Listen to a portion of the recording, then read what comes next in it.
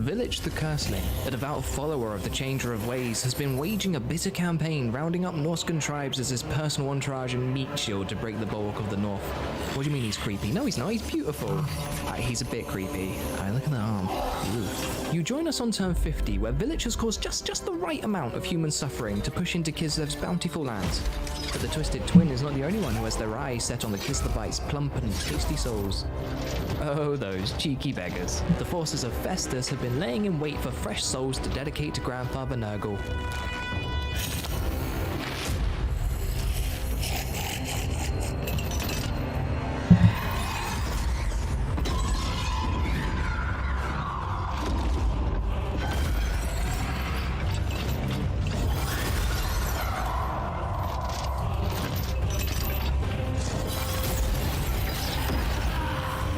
There's nothing sweeter than harvesting the souls of a rival's army.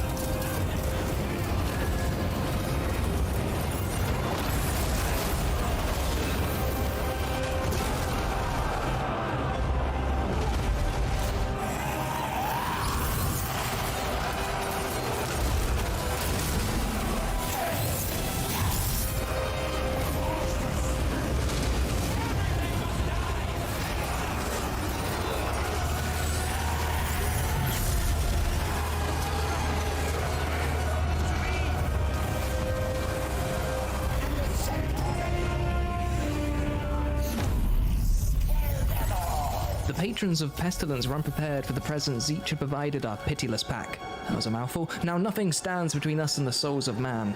But the Kislevite forces are not going to simply roll over. Kostautin of the Great Orthodoxy is pushing his armies into the land of our Norscan vassals. Fortunately, Hargroff Soul Shredder, that's quite the name, one of Vilitch's trusted lieutenants, knows how to deal with pathetic zealots.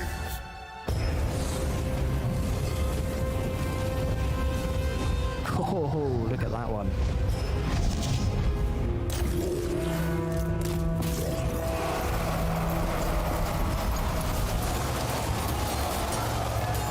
Armored Cossars are nothing before the burning breath of a Chaos Dragon. Grouped up units are a great target for the Penumbral Pendulum.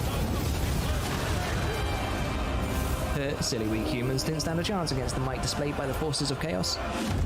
The souls claimed by Hargroff Soul Shredder has even impressed the Chaos Gods themselves, which, in all honesty, isn't too hard to do.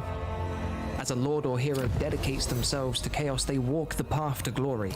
As they accomplish various tasks, the gods themselves will grant their servants boons. Each lord and hero will have their own unique tasks from the Dark Brothers to accomplish in order to gain their prize. Great champions of Chaos can even be granted the Mark of Chaos. The Mark of Chaos will inspire a lord or hero to become their best selves and hit the gym, where they'll fully devote their meaty mortal lives to their patron Chaos God. If they lift hard enough, they'll even ascend to demonhood as a direct servant of one of the gods, or to Chaos Undivided. But a Jimbro demon comes at a cost. Granting a lord or hero the Mark of Chaos will halve their rank and reset their skills to be chosen again. Worry not, through vigorous research one may find ways to mitigate such penalties. Now go, Curseling. Lead your armies towards the destruction of Kislev.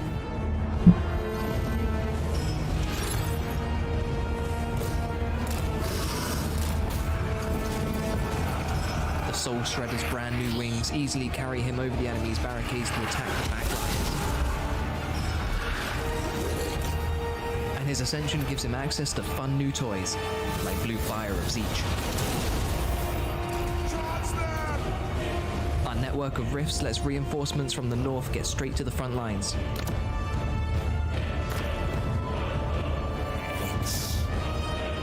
Is that all you've got, Kostautin? Unstoppable fate. Kill, bang, burn. Looks like the exalted hero and his manticore are eager to kill some fanatics. Get 'em, boys.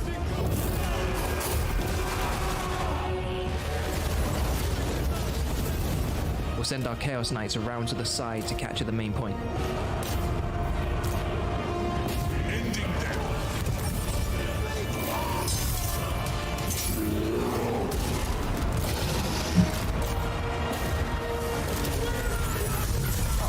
That is such a nicely organised group of Cossars to drop Zeech's Firestorm on top of.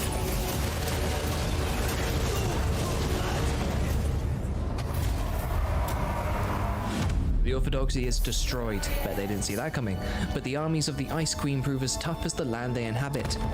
It would be a shame if something changed that. Using the changing of the ways, we can break the spirits of weak-minded mortals, allowing us to catch them on the retreat. I was a weak-minded mortal once. Still am. Our research into Zechian magics has allowed us to influence the relationship of these mortal empires. A rumor here, a bit of name-calling there, a gaggle of gossiping demons later, and old friends become strangers. Kislev stands alone. Ice Queen, more like...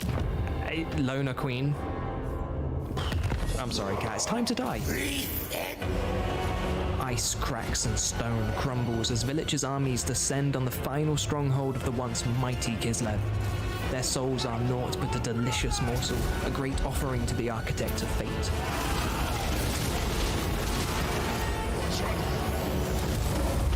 Obliterate them!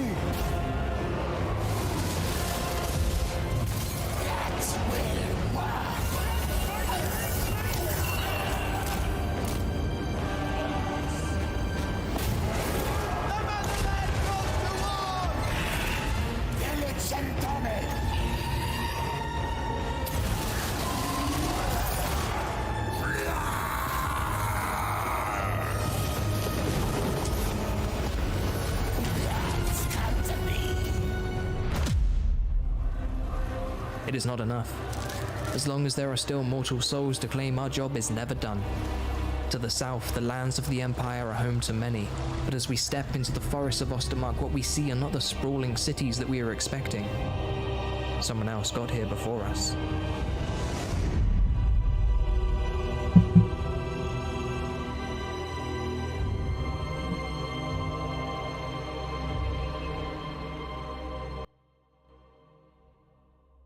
Wow, there you go. Vilitch Let's Play. Looks pretty awesome. Yeah, welcome guys. VS Authorial teaser. Maybe, or it could be Valkyr teaser, maybe is what I was thinking. Turn it down a bit. Just have that on like a smidge.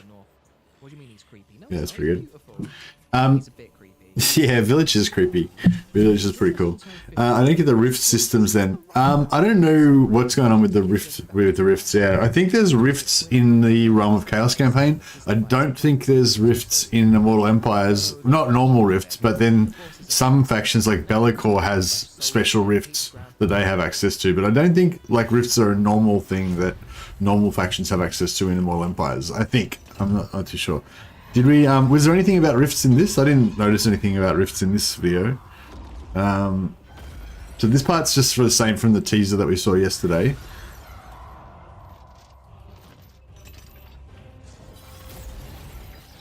I'll show the leaks after this.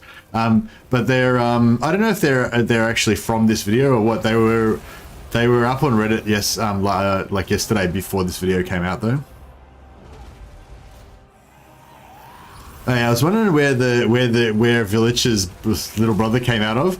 So he's got like a weird tail appendage that comes out of his lower back.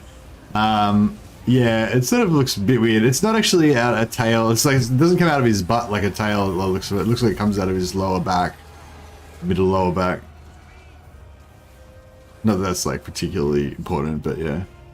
He teleported one army to reinforce another using a rift. Oh, okay. It's probably because this is from Realm of Chaos. All the videos so far have been in Realm of Chaos. Now nothing stands between us and the yeah, this is Realm of Chaos. Vilitch is the appendage. Oh, right. So Vilitch is the appendage, and the other brother's got a different name.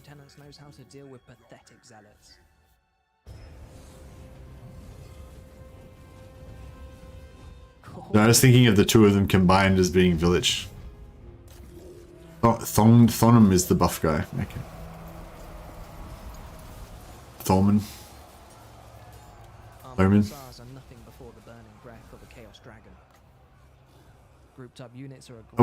How are we liking this narrator? He's pretty cool, isn't he? It seems like he's cemented his place now. He's like the permanent narrator now. For now, anyway. Until the fickle community like has the backlash against that. The Reddit community. chaos, they walk the path to glory. So this is a sorcerer. Finish various tasks, the gods themselves will grant their servants boons. Each lord and hero will have their own unique task from the Dark Brothers to. Yeah, so this is so he was saying like each lord and hero has a unique list of these boons of chaos to unlock with different tasks they need to do. So this guy had to like win 3 battles to unlock this one, and he would have had a different task to that. But yeah, an interesting thing is, unlike the ogre big boss big names, you don't, like, once you unlock them, you don't choose one. It looks like they just all become active. So yeah, I thought that's actually really cool, like, because yeah, like I said, you start off with your base trait, like this guy's got slaughterer's strength, not sure what that does, but then you know, once you do this, you get an additional +5 melee attack, +5, and then once you unlock this, you get an additional eldritch aura and spell resistance, and then once you do this, you get this extra thing of -50% up vigor. So you know, so each hero is getting all these different like unique traits that actually makes them unique compared to another, you know, like, because you have another exalted hero that's exactly the same, you know, model unit and everything as this, but he's going to have like at least 4 different unique traits that are going to make him different from every other exalted hero. So yeah, I think that's really cool. Like I love having unique heroes like that are actually all different from each other, you know. And normally, you know, you'll have like if you're collecting vampire heroes, you'll have one hero that has a particular hero like trait that you like Dread Incarnate. It gives you minus leadership to everybody in the local region in Warhammer 2. But you know, eventually you'll end up with 3 or 4 different vampire heroes that have Dread Incarnate. So then they're essentially identical to each other, you know. Whereas in this, because you're gonna have like 4 different, you know, random traits, it's like I don't know what is it like 4 to the, I don't know. We don't know how many traits there are, but it's like however many number of traits there are to the power of 4. Is that how it works? I can't remember how probability works now. But I mean, the point is, it's going to be like, there's like crap tons of different versions, you know, like you're not going to ever have more than one the same that's exactly the same, you know. Yeah, that's right, Dominic. Yeah, I noticed that. Yeah, the immortality skill is now automatically unlocked, like the mounts are, you know. Yeah, so it shows it somewhere in the video. We'll keep going on. I noticed here as well, he said that if you do like get a mark of chaos and devote to Tzeentch, or, you know, Slaanesh or Khorne or whatever, depending on which faction you're in, you know, you lose half of your levels and all your skill points are reset. But he said that in the tech tree, there might be a technology that can mitigate this. So I'm guessing there's a technology that you can unlock that allows you to, probably your skill points will still get reset because you might have a different skill tree once you change. But but you'll still keep the levels probably. Like, there'll be technology you can unlock so you don't lose half your levels, you just keep your same amount of levels or something like that. Which is fine, but like the problem that I had with it is not the like loss of power that you, like, you know, you level up to level 20 or whatever, and then you go back down to level 10 after you convert to being a marked hero. The problem I had with it was just the lack of continuity, you know, like you're putting skill points in and then all of a sudden you get to reset all your skill points again. You know, I feel like from a role-playing point of view, that lack of continuity is not awesome, but you know, it's not a big deal. I did have a bit of whinge about it like the other day, but honestly, it doesn't bother me that much. But yeah, I just feel like you know, if it was meant to be like a true representation, I guess, or whatever, like getting these extra big names or whatever, like that give you the different traits are really cool, makes them unique. Get this trait, get this trait, get this trait, kind of represents their path, you know, further and further into corruption, getting more gifts and everything. And then when they choose this gift of Tzeentch, that's like their mark of Tzeentch, that's kind of like the next level, which should build on what they've already got, you know what I mean? Like, not reset them. And the other thing I was worried about, I don't know if it's going to show it here, was if your traits get reset. I think they do, and that sort of really cuts to the part of my problem that I've got with that, you know, like if it does. I haven't confirmed that, so yeah, but like, you know, like this guy, he's got this trait Chaos Familiar, and he's got Partners in Chaos and Unswayed by Excess already unlocked. We'll see if it's going to show him actually taking the path. A lord or hero to become their best selves and hit the gym, where they'll fully devote their meaty. Yeah. So see, he lost his original trait that made him a unique person, and then he got 3 new big names, lost the 2 that made the 2 other big names that made him like a unique person. Yeah, it's just like, do you know what I mean? Like the whole, like when you get a mark of chaos, you don't become a totally different person. It should be like anything that adds on to or changes and mutates you from what you were before. So yeah, I just don't like this thing how your boons get reset and stuff. Obviously, like to me, I assume it's a technical issue. Like the reason it's this way is just because it was too hard to make them keep their traits. It's not like a thing that they wanted to do. Probably it was just the that's just the way it kind of works. Like when you do the choose path, it actually like deletes the character and creates a new character. It doesn't actually like change it, but yeah, if they could somehow later on fix this or change it so that you actually keep your original traits and build up, that'd be really cool, I reckon. So yeah, you do get this former adept of Shaman. I'm guessing that's something to do with like if you level up from being a non-marked guy first. Their patron chaos god. If they lift hard enough. Yeah, the couple of leaks that I had from yesterday, I think they were leaks from this video. They were just leaked onto Reddit a few hours before this. So yeah, so sorry about that. It looks like the leaks are no longer really leaks anymore. So if you're just here for the leaks, so far I think I've seen one of them was that thing of the Chaos Sorcerer. It just came out a few hours before the actual video. Oh yeah, one thing I noticed about this demonhood, so these look very familiar, right? These demon princes of Zeech, like they look like they're made out of the same sort of palette of parts that you could use for the demon prince faction leader in the Legions of Chaos. So yeah, I thought that was kind of interesting. You see that like Daniel, yeah, exactly. Like you could make a Daniel that looks exactly like this. I think I'm not 100% sure, but it looks very familiar. Like that head, that Zeech head looks like the head that you get for Daniel. So yeah, it's pretty interesting that they've kind of like created that demon prince interface that gets you to be able to use all those different parts and stuff. But then they've been able to reuse that because there's all of the like rogue armies and stuff like that wandering around, and they've all got these like unique demons made out of parts of Daniel. It's pretty cool. And then they've gotten to reuse it again to make these Zeech and all of the other faction demon princes. I wonder if you can get demon princes of Undivided. I don't think you can you? No, you can't be a demon prince of Undivided, can you? I guess Be'lakor is kind of a demon prince of Undivided, isn't he? But he's like kind of unique, I think. That's not Daniel. No, this is not Daniel. This is a demon prince of Zeech, Hargoth Soul Shredder. I think he was actually I think he'd actually be a human as well. I mean, he was actually a human before this. So yeah, that's kind of cool. Demon comes at a cost. Hey Dominic, go back and check what. Oh, you can go Demon Prince of Undivided.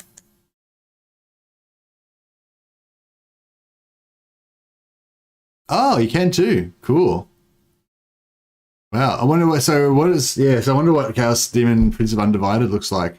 I guess it would just be like a random bunch of things, or I wonder if they're yeah, like I wonder if like every demon, because like demon princes are supposed to be kind of unique, so like each demon prince looks different. Like the greater demons all look kind of the same. Like a greater demon of Khorne, like Scarbrand looks a bit different from like a standard bloodthirster, but basically he's got all the same parts. He's got wings, he's got the same kind of head and all that kind of stuff.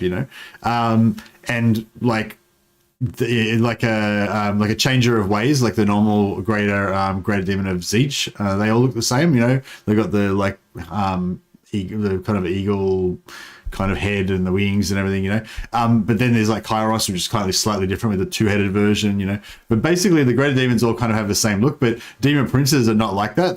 They're normally like a function of like the a function of the mutations and gifts that they had as they were kind of leveling up in Chaos's worship by the from the being the particular god that they're worshipping, you know, and then they would kind of become a demon and get a bunch more mutations. But they would generally like have like, you know, like just say they were a Chaos warrior and they had like the horns mutation and they had like the 1,000 eyes mutation where all their torso was covered in thousands of eyes, and they had like you know, spiked tail mutation or something like that, right? They're still human, but they've got these mutations. Then if they later on became a demon prince, then they get like crab claw hands and, you know, burning eyes and whatever, you know, they would still keep their like, generally they would still keep their like spiked tail, horns and 1,000 eyes as well, you know, and they would kind of go. So yeah, so anyway, long story short, I wonder if the demon princes, I don't know if anyone's seen anything about this, if the demon princes are actually unique. Because to my knowledge, like demon princes are unique. Like each different unit of demon prince would look different. So it'd be super cool if there was actually some kind of randomization system, so that when you ascend to Demonhood of Tzeentch, if you do the same thing with a different character, they'd actually have a chance to look totally different. So yeah, it'd be interesting to see whether that's the case, or if there's like a generic Tzeentch demon prince and there's a generic, you know, undivided demon prince, and they all are going to look the same when they level up. Servant of one of the gods, or to Chaos Undivided. But a Jimbro demon comes thanks for pointing that out about the Chaos Undivided demons, by the way, guys. So yeah, so you definitely can be a Chaos Undivided demon, confirmed. Like, that was where we got to see immortality. So it's got that automatic level up symbol, the same as the mounts have now. So you don't need to worry about spending your point when you get to level 20. You just automatically become immortal. That's pretty cool.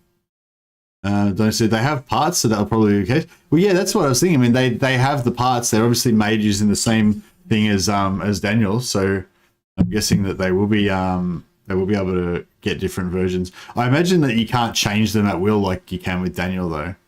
They don't have parts that they can equip, do they?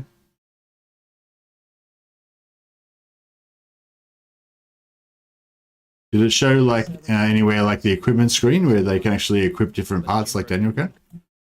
No. So they don't have parts like Daniel has. They've got item to equip. So Daniel doesn't have items like this. Daniel's just got like head, wings, arms, legs, you know, stuff like that. So yeah, so I'm guessing either they're generic to Tzeentch Lord and every Tzeentch demon prince looks exactly like this, or which would be really cool if they get randomly created each time and there'll be different versions of the Tzeentch demon princes. That'd be super cool. Maybe that's something they could do in the future if they haven't done it now. Comes at a cost.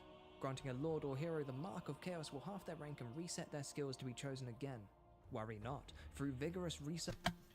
Path of Glory, plus 50% levels kept when devoting character to Tzeentch. Hero capacity plus 2 for Chaos Sorcerers.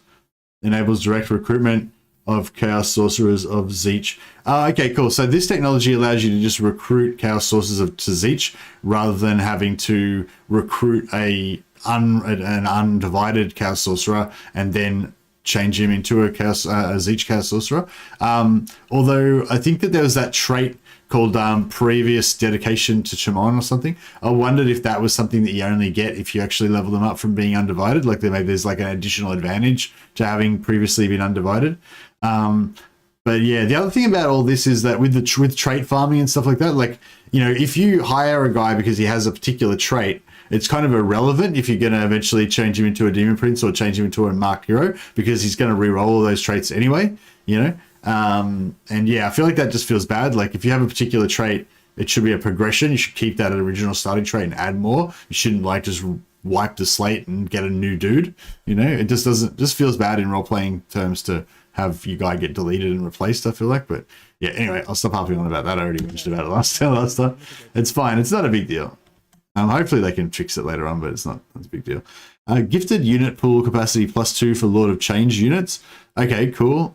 Path to Glory, minus 25% cost to upgrade characters to a Demon Prince, and Winds of Magic cost minus 10% for Lore of Tzeentch spells. Okay, cool. Devoting yourself to Chaos is give and take, so it's reasonable to change the person due to gifts.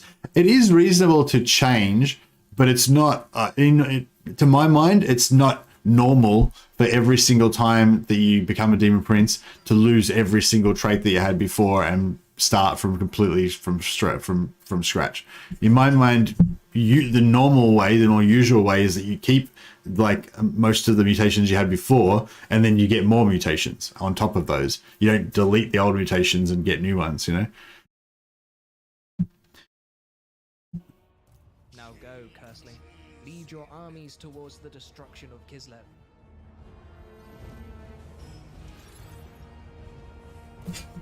Sorry, I'm just going to go through this again just so I can watch it all again and pick out little bits and pieces to talk about. There was a lot of stuff I wanted to talk about from the first go through, but I didn't really... Has he got a different weapon there, or is it the same? Probably just the same weapon, but... Yeah, no, it didn't look exact. It didn't look the same, did it? Oh no, it is the same. Yeah, it's just hidden behind his back there, but it's got that same blue, fluorescent kind of handle to it. And his ascension gives him access to fun new toys, like Blue Fire of Siege.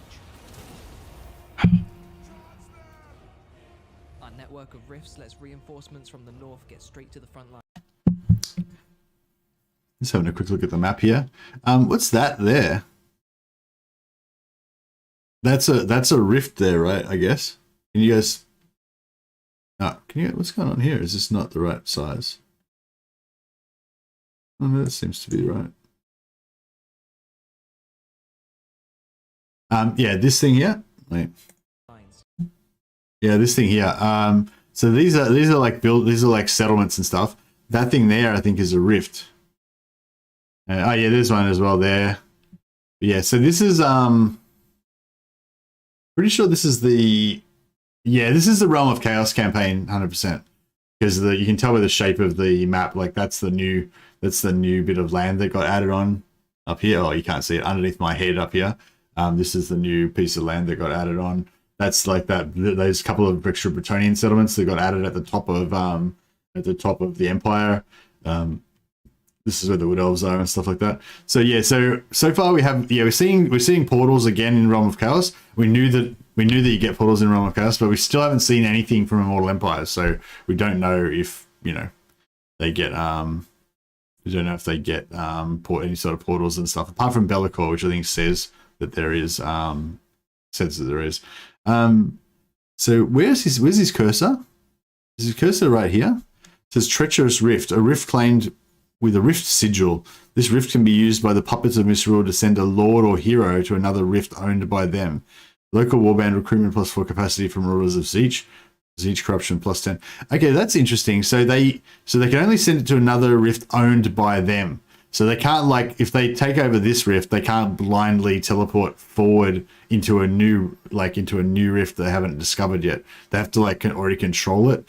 So I guess that means that the rifts just allow you to like communicate with your back line sort of thing. So like if your front armies are pushing forward into enemy territory, you can sort of like teleport troops and other armies from your strongholds in the back line like up to the front, as you conquer new rift areas or whatever. There won't be rifts for Immortal Empires, says Dominic.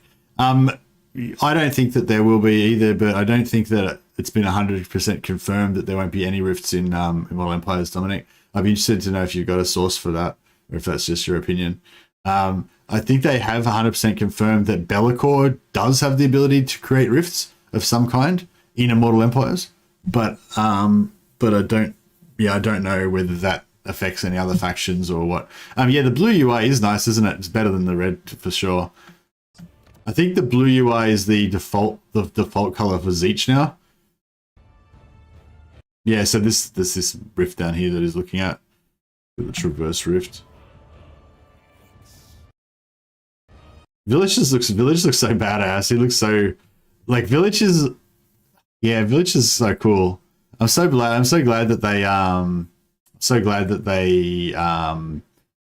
brought Vilitch into the Vilitch is the Zeech hero, because Vilitch seems like he's just like he kind of embodies like the version of chaos that I like, which is this kind of horror version of chaos, with just like, you know what I mean? Like having like a vestigial, well, actually, you know, losing your legs and growing out of your own, the back of your own twin who's been like kind of mind wiped or whatever.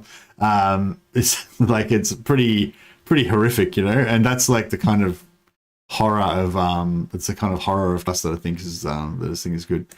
I believe they said that in the Q&A, says Dominic. Yeah, I think they said something along the lines of the Realm of Chaos campaign and going to the Realms of Chaos and all that is not going to be in Immortal Empires, including the rift stuff and everything that's in Realm of Chaos. But they did also separately from that, I'm pretty sure under Be'lakor, say that Be'lakor has the ability to make rifts. So I'm still waiting to confirm whether some or all of the Chaos Warrior factions have some ability related to creating rifts in the Immortal Empires, because like in Realm of Chaos, they all of the Warriors of Chaos factions have a specific ability to do with creating rifts and using rifts, right? That's kind of built into their faction. So, do you know what I mean? Like until they actually confirm it regarding Immortal Empires, yeah, I don't know. I mean, I think it did say that Be'lakor's ability to create rifts in Immortal Empires was unique, but I don't know if that means that no other Chaos Warriors can create rifts, or if it just means that he can do it in a unique way, or what. But yeah, anyway, yeah, I don't think that there's definitely not going to be like the same kind of like rifts popping up everywhere every 30 turns mechanic that's specific to Realm of Chaos. But I think there are going to be at least some rifts still in Immortal Empires like that Be'lakor can make, but I don't know if any other factions are going to be able to do it. Is that all you've got, I think.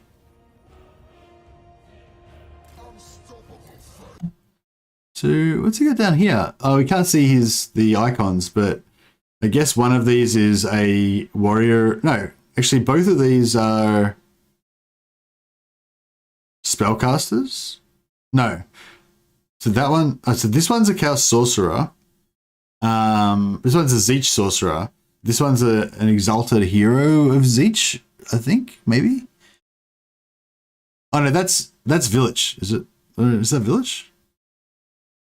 Confused.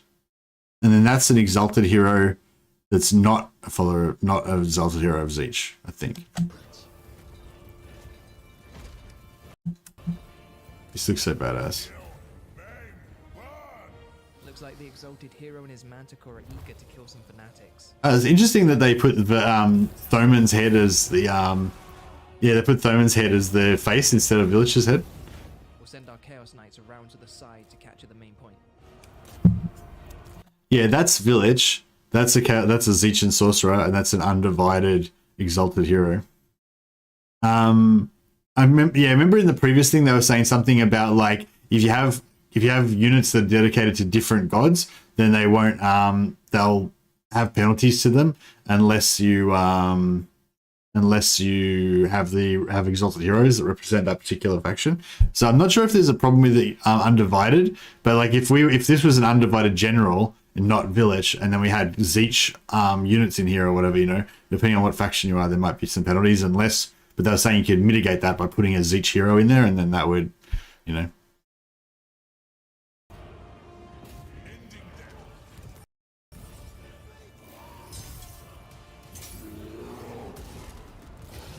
Yeah, this looks really cool. What's that? Oh, that's the Chaos Sorcerer. Cool cloak. That's like, yeah, Chaos Sorcerer of Tzeentch. That is such a nicely organized I turn off the CC. group of Corsairs to drop Tzeentch's Firestorm on top of.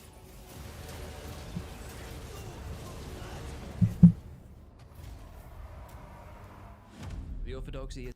What was the abilities that we had there? So we can occupy, sack, or raise, yeah, so... The orthodoxy is destroyed, but they didn't see that coming. It's techless. The armies of the Ice Queen prove I don't think it is techless. Oh, anything interesting going on here? Trade agreement with Slanesh, non-aggression is broken with Tzeentch. Highly devoted. I wonder if that's like the thing that pops up when you change yourself into when you give a mark to somebody. Chaos Sorcerer.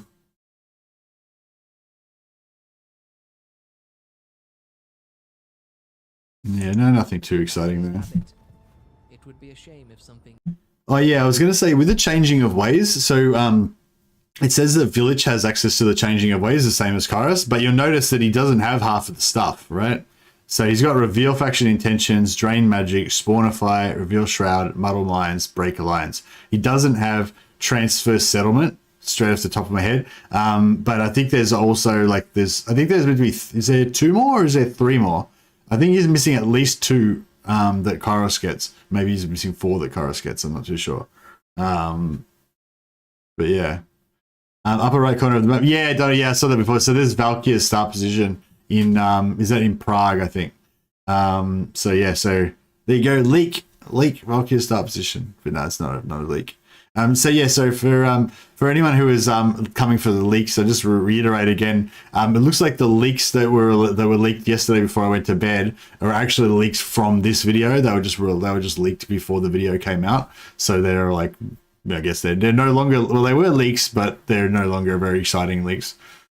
So yeah, so sorry about that. And I mean, there might be other leaks that I'm not aware of. If anyone else has found any other leaks apart from the ones that were posted yesterday from this video, be interested to see them. Change that. Open Gates and Force Rebellion. Oh yeah, Open Gates and Force Rebellion. Yeah, that sounds right. Inquisitor Chase, thanks, man. Yeah, Open Gates, Force Rebellion, Transfer Settlement. Is there one about wars? Dominic says it's not a star position. It doesn't have the extra stuff on the banner.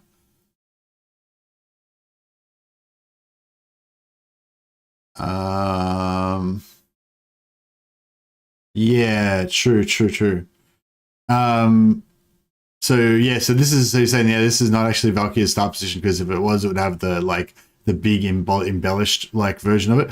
So yeah, it has this little skull thing on top or whatever, but I think that might be the Dark Fortress. Is that that's the Dark Fortress symbol, isn't it? Yeah, so sorry, good call, Dominic, good, well spotted, yeah. So that's not her start position, she's just occupying it. Our rival, our Khorne rival, is like challenging us for domination of Kislev. But yeah, that looks like a Dark Fortress. That's another Dark Fortress there. So interesting to see. There seem to be a lot less Dark Fortresses here. Like when they first explained about the Dark Fortresses, and they were showing that little section up near the north of Cathay, there was like 4 Dark Fortresses all in the one screen. So it was like 4 out of about like 10 regions, 4 of them were Dark Fortresses. So you can see here that, like, obviously in this part of the land, the Dark Fortresses are a lot less, like, they're a bit rarer, you know. You can only see 2 of them here. And you can see, like, Hell Pit is actually not a Dark Fortress. I'm actually kind of surprised by that like Prague is a Dark Fortress, but Hell Pit's right here and it's not, because Hell Pit's sort of like the faction capital for Throt, right? So it's interesting that he doesn't have a Dark Fortress.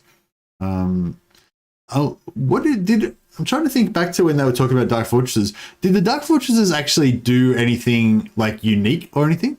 Like originally I thought that they could only settle in Dark Fortresses, but they can settle everything, right? Not just the Dark Fortresses. So yeah, so what I'm just maybe have to remind myself, like, what was the actual thing that made Dark Fortresses, you know, good? Like especially good. Doesn't Festus start in the Brass Keep? Looks like Midland took it away from him. Yeah. So there's a Dark Fortress here in the Brass Keep. Dark Fortresses vassalize the faction that they relate to. If it's Norscan, that's the thing. So there's no Norscan factions. There is, that's right. Because in northern Kislev, there's like those Bearsenlings or whatever they are that are just up to the north of Kislev. I wonder if you take that Dark Fortress, maybe it vassalizes those nearby Bearsenlings or whatever they are that are normally the Brotherhood of the Bear or whatever, those blue and white Kislevite minor faction, how they're at war with those kind of light brown Norskins are up here. I wonder if that vassalizes them. I assume that this one in the Brass Keep wouldn't vassalize no one, because there's no Norscan tribes around there. So yeah, what else does it? I wonder if it does anything else. Probably do with increasing the chance of certain regions units to follow up. Yeah, maybe. Dark Fortresses are probably like Ogre camps. They're the only settlements that can go to tier 5. Oh, yeah, that makes sense actually, Dominic. Okay, you've got a lot of good insights, Dominic. I'm glad that you're here. Yeah, that sounds likely actually. Yeah, I wonder. It'll be interesting to see if we get any confirmation on that. So maybe they can conquer anywhere, but all other regions are just like crappy tier 3 building, tier 3 maximum, and it's only their Dark Fortresses that can actually go up to tier 5 and give them access to their like ultimate sort of stuff. So yeah, that could definitely be reasonable. What does Muddled Minds do? I didn't see the probably already, people who are familiar with Kairos probably already know about this because they've reduced the movement range, ambush, defense, and leadership of targeted army. Oh, nice. That reduced movement range is really cool, isn't it? Because then, and then if you have a Chaos Sorcerer, is it Chaos? Yeah, Chaos Sorcerers get reduced movement, don't they? Not sure. What's the map ability for Chaos Sorcerers in Warriors of Chaos faction? Is it reduced movement? I'm pretty sure the Exalted Heroes get assault units, so they're the army killers. And yeah, I think that the Chaos Sorcerers get reduced movement, but I'm not sure. So that'd be kind of interesting if you're using your sorcerers to. Oh, it's steel technology. Bummer. Okay, bummer. So yeah, now thanks for that, for confirming that. So yeah, so they don't get the movement reduction. I wonder, so who does get movement? Like if you go into Demon Princes, do any of them get movement reduction? I don't think that the Heralds do.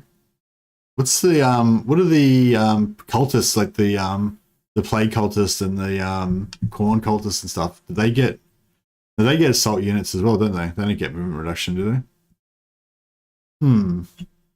Interesting. Yeah, I don't know if there's any movement reducing heroes for Chaos. But so basically you can use this if you're playing a Zeech instead of having a hero that has movement reduction. Cultist gets Hinder Replenishment. Oh, okay. I thought Heralds got Hinder Replenishment. What do Heralds get? Exalted Heroes get assault units. Yeah, but I'm saying in the Demons of Chaos faction, what are like the plague-ridden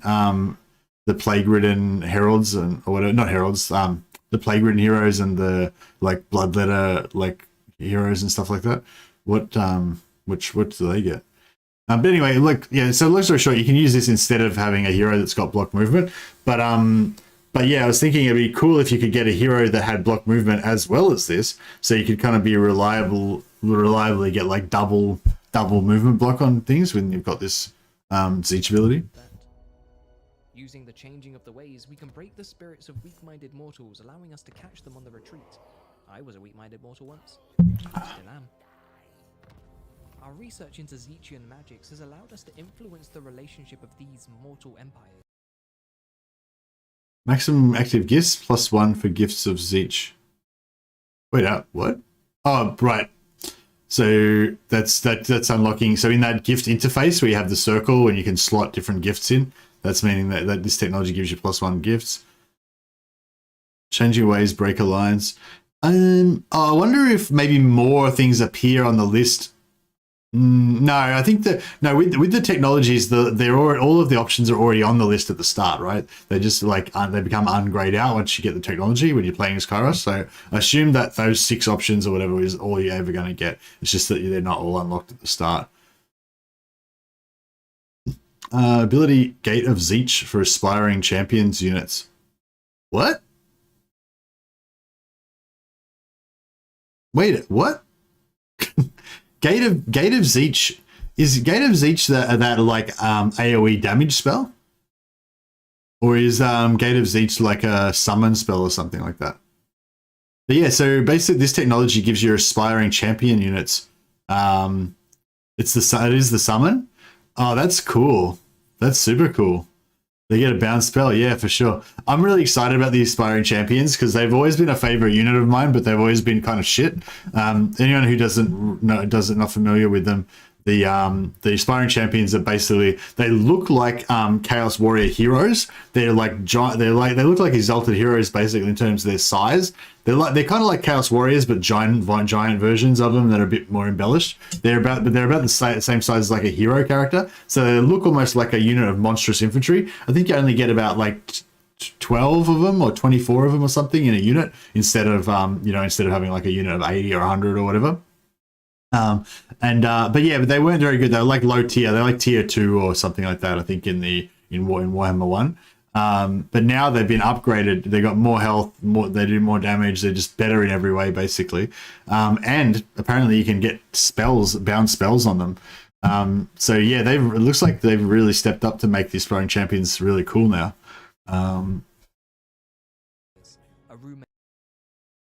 They're quite good, but not on their own. Yeah, I'm thinking that they're going to be good as a hero, as hero bodyguards, perhaps as well.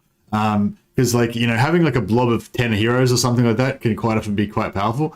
But sometimes you might want to have like a bodyguard for your hero blob as well. And having stuff, if you've got healing, having stuff that has high health per unit, per model, is really good. And I suspect the Aspiring Champions are going to have very high health per model, like probably like 500 hit points per entity, So if you can keep healing them, or you can put buffs on them to give them more tankiness or whatever, or if they have barrier, which they do, if it's each ones, then they can be quite tanky, as long as you don't let them just die. But yeah.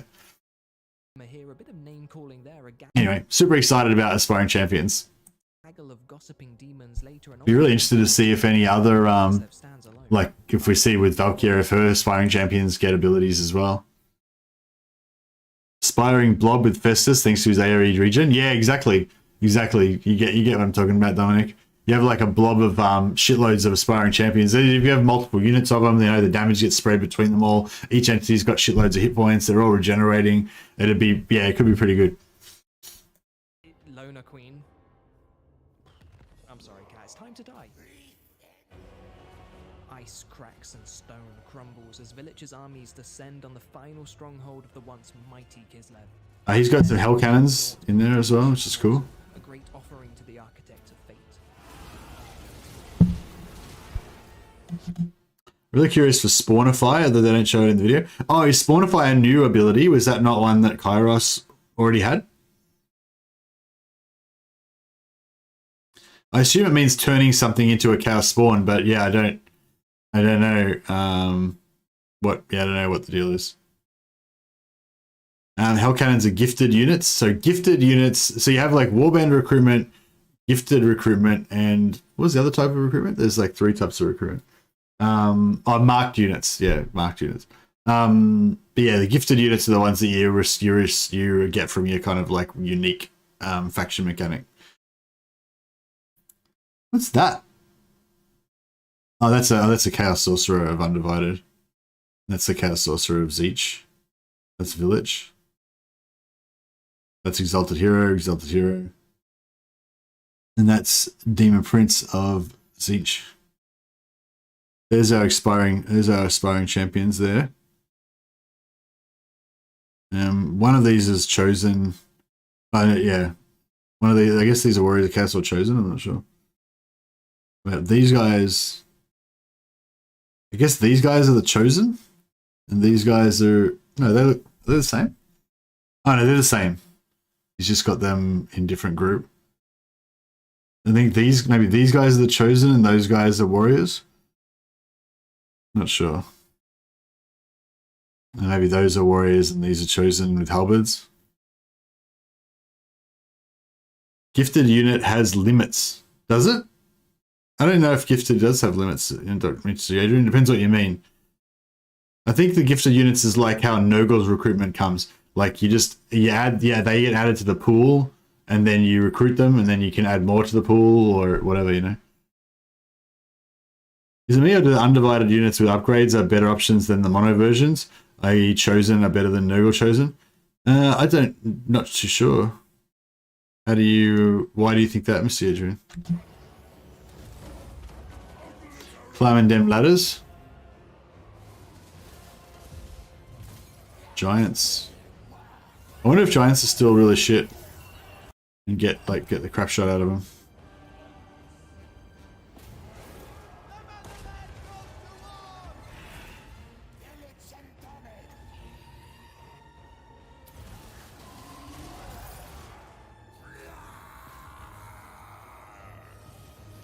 Oh yeah, Zinch giant with barrier, that'd be interesting. Gianta? Is it like Giant Santa? As long as there are still mortal souls to claim, our job is never done. To the south, the lands of the Empire are home to many, but as we step into the forests of Ostermark, what we see are not the sprawling cities that we were expecting. Someone else got here before us.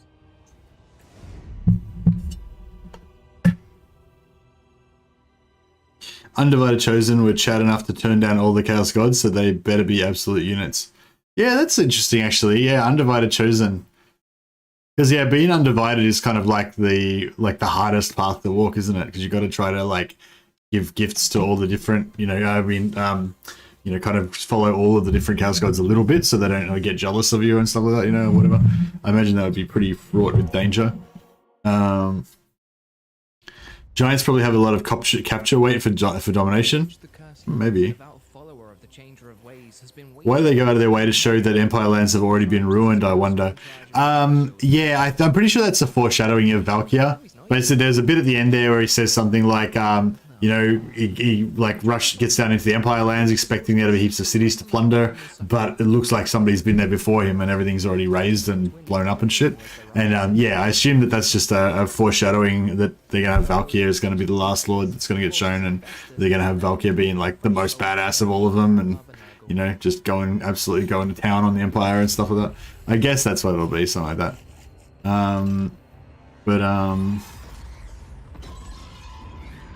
But yeah, yeah, I was just gonna have a quick look at Reddit. We'll just let this play in the background while we go. There's nothing sweeter than harvesting the souls of a rival's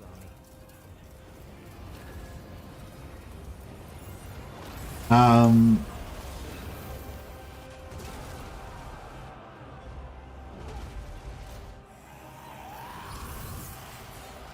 Yeah, so this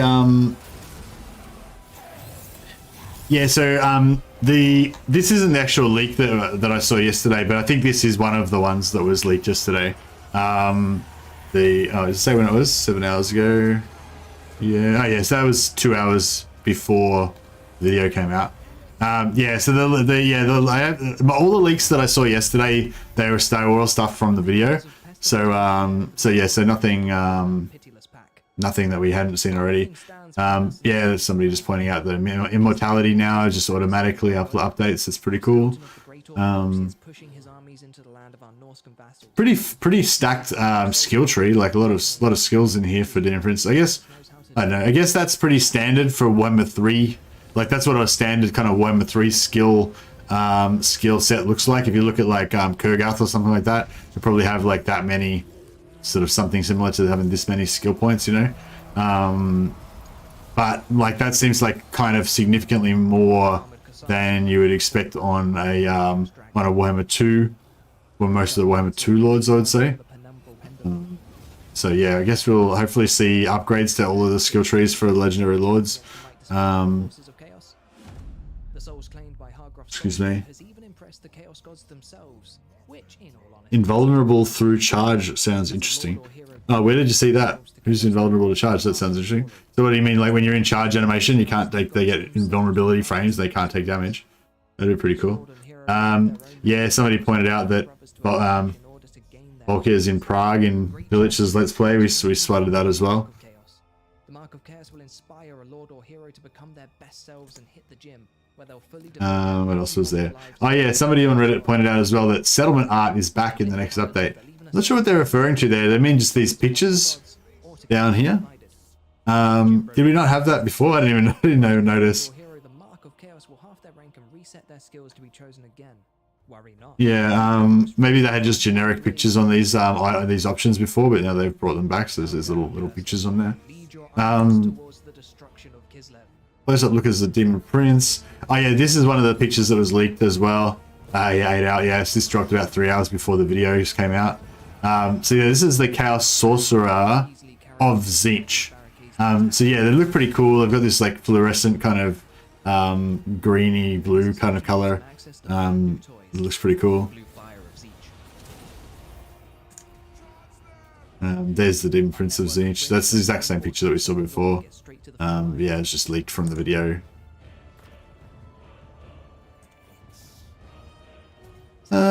Interesting technology you have a Vilitch. Okay, this is all stuff that we already saw in the video, but change your ways, break alliance, gate of Zeech. Yeah, that gate of Zeech for aspiring champions is cool. We already picked that up. I'm just seeing if Reddit picked up anything that we haven't seen already. Daniel body parts used for the Prince of Zeech. Yeah, exactly. We've already noted that. More new settlements spotted. Okay, Lair of the Troll King spotted. I didn't notice that. So, I wonder if Lair of the Troll King is going to be... Oh, no, actually, we already know where Throg's starting. It's not there. But, yeah, I thought that Throg's actual starting position was supposed to be in the... Prague. But, I remember when before Throg came out, there was some question about whether he was going to start in Prague, because the Troll lands or whatever, but I don't know what the background is in the lore, but yeah. Depth Guard getting a buff. Okay, cool. Immortality. Yeah. Vilitch is changing ways abilities. So yeah, so Vilitch has got new abilities. Maybe is that right? So like some of these. So I was just saying that that he's only got 6 abilities instead of the 8 or 10 that Kairos gets. So I was just thinking he gets like the same ones Kairos gets but less.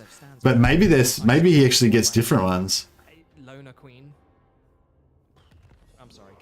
Drain magic actually drains up to 40 winds of magic from the target and transfer the portion to you over time. Haven't seen what Spawnify does, but I'm going over the video again.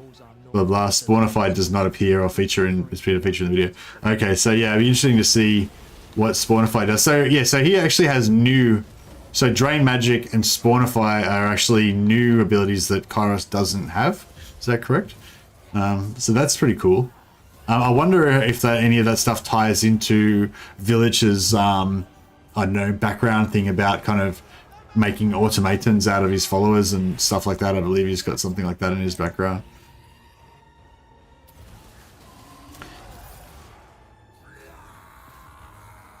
Oh, yeah, just a close-up of the helmet. Okay, cool.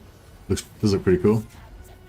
Legend broke the game. Good work, Legend. Full map completion. It is not enough. Congratulations. As long as there are still mortal souls to claim, our job is never done. To the south, the land. Everyone's smiling. We'll see if Valkyrie. I don't know if Valkyrie will smile though. I feel sorry for Daniel. I hope he gets a bit of love. Yeah, I feel like Daniel is pretty not great. 3 are new, are they, Dominic? Okay, what's the other new one? Good if Daniel could collect Lord's body parts to enhance himself with. Yeah, that kind of fits in with his mechanic. I'm not sure what the background reason would be from the lore though. Chaos Halberd Warriors, Chaos Warriors of Zeech Halberds. Vilitch the Curseling, a devout follower of the Changer of Ways, has been waging a bitter campaign. Leadership 111 is pretty solid. Melee attack. What's that symbol? That's a new some kind of Zeech's fire effect or something? And they also do magical attacks.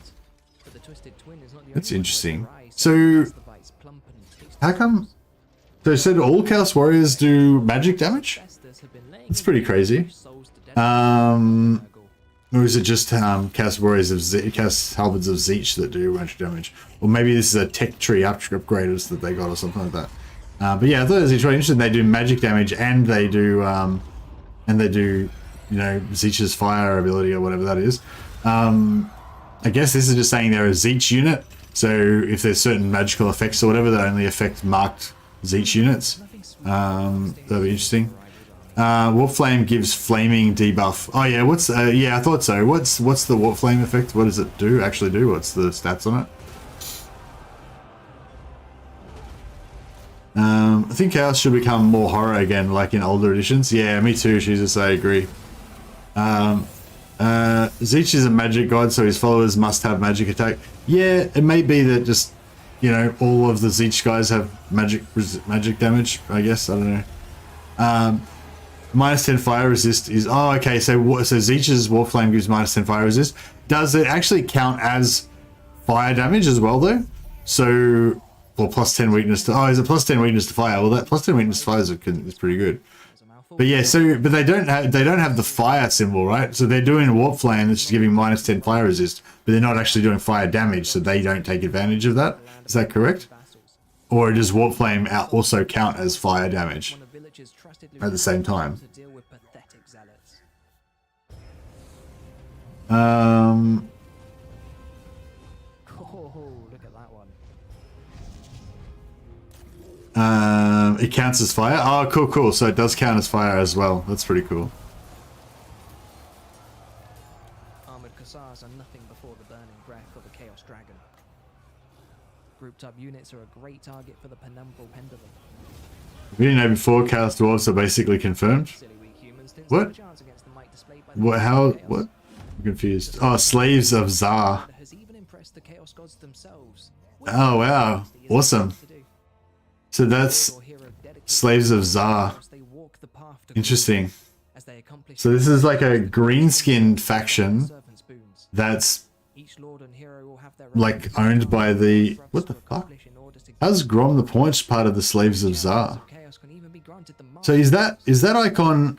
That icon's what greenskin... Yeah, that's a greenskin icon, right? So this is a greenskin faction, minor faction, I'm guessing, called the Slaves of Tsar, which is a reference to the Chaos Dwarfs, as if this whole race is like a vassal faction, maybe to the Chaos Dwarfs or something like that. I wonder where this came from. I guess this came from the Vilitch video somewhere. Vilitch stats normally versus buffed up. Okay. So what's his melee defense? 67. Melee defense 75. Okay. So this is that twins ability, like once he's been in combat for a while, I guess. He gets buffs to melee attack, melee defense, and he gets the magic, whatever it's called, enhanced magic damage. And his ascension gives him access to fun new toys. So it's only plus 10. Still, I mean, that's pretty good. Our network of rifts lets reinforcements from the north get straight to the front lines. Is that it? We finished? Alright, well yeah, it's cool. I think that's pretty much it there. We already know Vilitch's start position. He's a melee and casting lord. Yeah, Vilitch is melee and casting, so yeah, it's pretty cool. Some memes. There's a meme somebody made about Vilitch having being growing out of the back of Clement's back. Get 'em, boys. Pretty cool. Most likely a multiplayer option for switching up banners for Slaves of Tsar. Oh, okay. Maybe it was a multiplayer. Oh, okay, yeah, maybe you have different color options. You can choose from minor faction color options and stuff like that. And one of them's the Slaves of Tsar. Interesting. Is there any are there any greenskin like lords from tabletop that are kind of like have a background like something like that? The orthodoxy is destroyed. Bet they didn't see that coming. But the armies of the ice Like something related to Chaos Dwarfs or It something? would be a shame if something changed there. Not too sure. Using the changing of the ways, we can break the spirits of weak-minded mortals, allowing us to catch But yeah, was there any other news that we didn't have a look at? Does his spell mastery stack infinitely? No, I assume not, Sin, because well, I don't know if that Reddit post was like, you know, the complete picture, but it looked like it buffed his melee defense and melee attack by about 10. So I'm guessing it gives him like maybe just like 1 or 2 stacks of spell mastery. Doesn't go up infinitely, like. But I don't know, that's just purely based on the fact that his melee defense only goes up by 10, but that doesn't necessarily mean that those things aren't necessarily connected at all, you know. Can you show Orphanage being burned or something so we can cleanse our palate from Reddit? Alright, sorry, being sarcastic about Reddit. Sorry, I was tricked into thinking that you made a comment that was actually relevant for a second there, dash. Pretty much all the Black Orcs are related to Chaos Dwarves, right? Yeah, well, the Black Orcs were like created by the Chaos Dwarves originally to make Orcs more like disciplined and controllable, but it kind of fucked up and made them actually just more organized and dangerous. But yeah.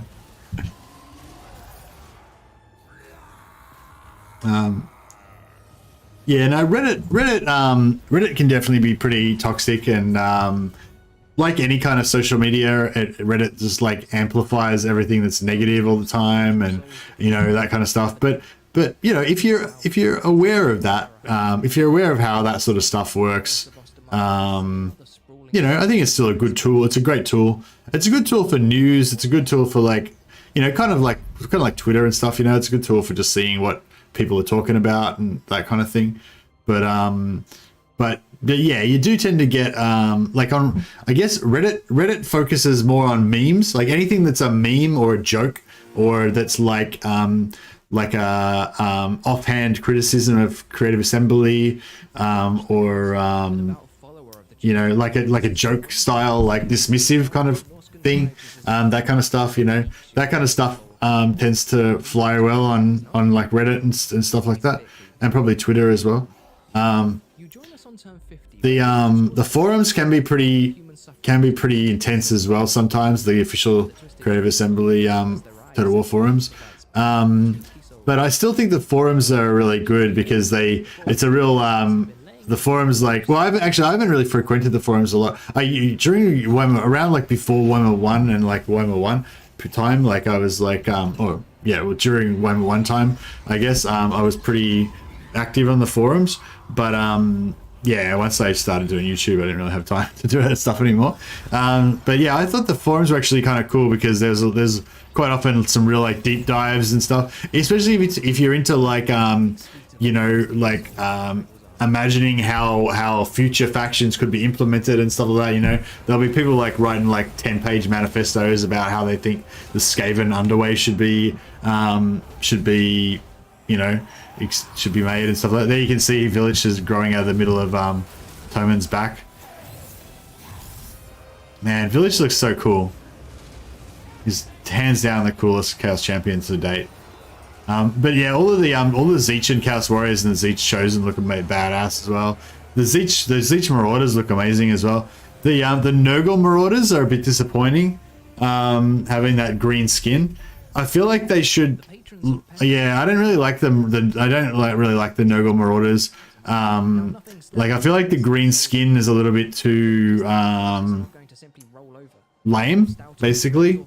Like it's a bit too cheap, you know. Like I know there's limitations, and they got a lot of stuff to work on, and probably the Nurgle version of Marauders is not the most important thing that they had to work on, you know. But yeah, I feel like to have done them properly, I think instead of making them all like green, like a green Incredible Hulk Nurgle Marauders, they should have put like a different skin on them that gave them little pox marks occasionally, like, so they basically look like normal humans, but they've just got like occasionally have a few little poxes here and there and stuff, and that would have been better. Like having them all kind of green is a bit like weird, I reckon. Considering that the like a normal Marauder is just, I don't know. Yeah, they're fine. They're fine. I don't really want to be critical about it. I don't have a problem with them. They're fine. They have some pox marks. It's not just the green skin. Yeah, but you don't really see it though. They just look green, you know. I feel like if they were still like white, but they had pox marks, they would look cooler. But yeah, I'm making too much out of it. I'm not trying to make it. I'm not really trying to say they're bad or anything, you know. I'm just sort of saying it would have been cooler if they were more poxy and less green, basically. But yeah, that's just my opinion. Nurgle heroes and Chosen look really clean though. Yeah, that's basically my problem as well. I wish that Nurgle warriors, Chosen, and Marauders in general were like less green and more like slimy, tentacly, and bubosy. You know, I'd like to see like neck bubos and fucking bits of intestines hanging out and like weird tentacle arms and stuff like that. You know. But it's kind of the same with all the Chaos Warriors, I guess. Looking forward to Nurgle factions being updated and such the most, but as far as their look goes, I'm pretty disappointed so far. Yeah, I think that Tzeentch, like if you compare the Tzeentch Warriors and the Tzeentch Marauders and everything, they look pretty cool. Whereas the Nurgle ones look, you know, they look okay, but they're nothing to write home about, you know what I mean? And like all the Khorne Warriors, you know, they look quite cool. Although I'd like the Khorne Warriors to be more darker and more like blood and bone and less like fire motif. But yeah. And I really like the Slaanesh models as well. I think we haven't really got as much of a. I feel like we got a much better close-up look at the Tzeentch Warriors and Chosen in this than we did with the Slaanesh ones in the Azazel Let's Play. Man, he looks so cool. I wish they could just make it more like, yeah, I wish they could just make more champions that look like Vilitch, you know, like with that same kind of vibe, you know, like not with a guy growing out of his back, but like with a tentacle arm, with like just weird mutations that make them horrific, you know. That's like the coolest part of Chaos, is like these horrific type characters, you know, and like that's kind of like all Chaos is like that. When you look at it close, it's just terrifying, you know. It's just horrific, and that's, yeah, I think that's the vibe that doesn't come through enough. But I'm hoping to see, but yeah, again, I'm sounding really critical. I'm really in general, I'm really liking all of the Chaos stuff. The Mono Gods, the Chaos Warriors, I think everything looks actually really good and is really well done. And is very correct, very on the money, very correct and on point, you know, for Chaos. In general, I think it's really awesome. It's just more like everything's really awesome, but the Nurgle Marauders are not quite as awesome, and the Nurgle Warriors are not quite as awesome. But in my general vibe on all of Chaos is everything in Chaos looks awesome and is pretty much exactly spot on. But yeah, I would like to see a little bit more of those horror type characters. That'd be cool. Is it a bit worrying that the new Chaos War factions seem to surround just the Empire? I think that Chaos is the Empire's like main sort of matchup, you know what I mean? Like if dwarves like natural enemy is greenskins, you know, and high elves natural enemy is dark elves, then the Empire's kind of like main like big bad ultimate enemy is Chaos, like I would say, like, but that's just to my mind, you know. But yeah, so I think like lots of Chaos versus Empire matchups happening in Immortal Empires is cool. Clearly tentacle arms, etc. will be another DLC like the blood pack for the ratlings. No, I don't think so, Finesse. But I think there'll be some extra units, though. I think there'll probably be more units that will be added that will start showing off that part more. Like, yeah, I think Nathan was saying that there's the Blight Kings unit for Nurgle, which are kind of like, I guess they're like ramped up Nurgle Chosen. They're going to be more like what I want, with like tentacles and like intestines coming out and the bloated fat bodies and stuff like that, but with heavy armor like a Chaos Warrior, you know. So yeah, I think there's like more stuff coming that will be like the kind of stuff that I'm looking for, and when you mix those other more horrific units in, it'll like overall bring up that horror vibe of Chaos a little bit more, which will get them in a good place. They did good with the horror style when they made the Mongol Haunters. Nah, that's not really the same thing, Gary. I wouldn't say. The Mongol Haunters and stuff, they're more like spooky ghost heroes and stuff, you know. It's not the same as the like Chaos has got this like moral horror vibe, like it's just shit that's just wrong, that just shouldn't fucking exist, you know, and like your mind can't comprehend it. You know, like I don't know, like I love the stuff in the books where it deals with Chaos in that sort of gothic horror, like H.P. Lovecraft sort of writing style, where it doesn't actually even explicitly tell you like what they say. It just has like a little story about a dude who just went mad and they found him like, you know, having scratched his own eyes out or something like that, you know, and shit like that, you know, and it just, you don't even know what it is, but you just know it was fucking horrifying, you know, like that's, you know, that's the shit. That's the shit that you want. Yeah, the flail looks awesome, doesn't it? Man, Vilitch's model is so cool. I like, yeah. Like, basically, Vilitch, everything that I'm hoping for Chaos, Vilitch basically personifies it, like his model. Yeah. Like, I just want more Vilitches, basically. The patrons of Pestilence are unprepared for the presents each are provided a pitiless pack. Lovecraft is brilliant. Yeah, Lovecraft is brilliant. Yeah, it's just really, if you haven't read any of Lovecraft's stuff, or if you haven't read much gothic horror, like and you like, you know, fantasy and like horror kind of stuff, then definitely recommend it. Apparently he was a pretty fucked up dude. Like, but you know, sometimes messed up people make the best art. He definitely did some pretty scary, cool stuff. Nevertheless, Vilitch or Festus are my first picks to be played in Immortal Empires, while Vilitch is first pick for On Realm of Chaos campaign. Yeah, I don't think I'm going to play any Realm of Chaos campaigns.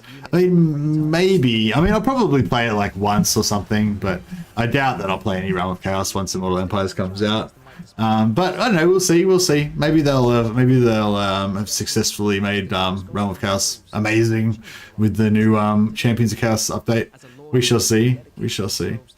I love the Chaos Warrior models. Like, they look cool, and the Chaos Heroes. But I feel like they kind of look. These models, like, they look a little bit less crisp than the ones in Warhammer 2, but maybe it's just because they're so zoomed in. We get early access to Immortal Empires. Yeah, I did get. I am going to get early access to Immortal Empires, but not the partners will get it first. So I'd say the first stuff that you'll see will be Let's Plays from the guys, the partner level guys like Dame Offensive and Legend of Total War and Indie Pride, Anticity, Lawmaster Sotek, all those guys. So you'll see some stuff from them first, and then like probably a few days after that, then the verified guys like me and Logic EU and those guys will be able to start showing stuff. But that'll still be a bit before, a bit before you guys get access to it. I don't know if I'm allowed to say the exact date or anything, but yeah, pretty cool stuff. Don't know if there's much else to discuss about this. I mean, there's still. I mean, we could probably keep talking forever. Yeah, I might just get back to the other campaign for now. I'll keep this in the background, so if anyone brings up anything that we need to, wrong thing. Brings up anything that we need to urgently go back and discuss again. I've got those windows still minimized in the background, ready to rock and roll. But yeah, this if anyone's interested in just chatting while we play some more Warhammer 2, this is my one army, one province campaign.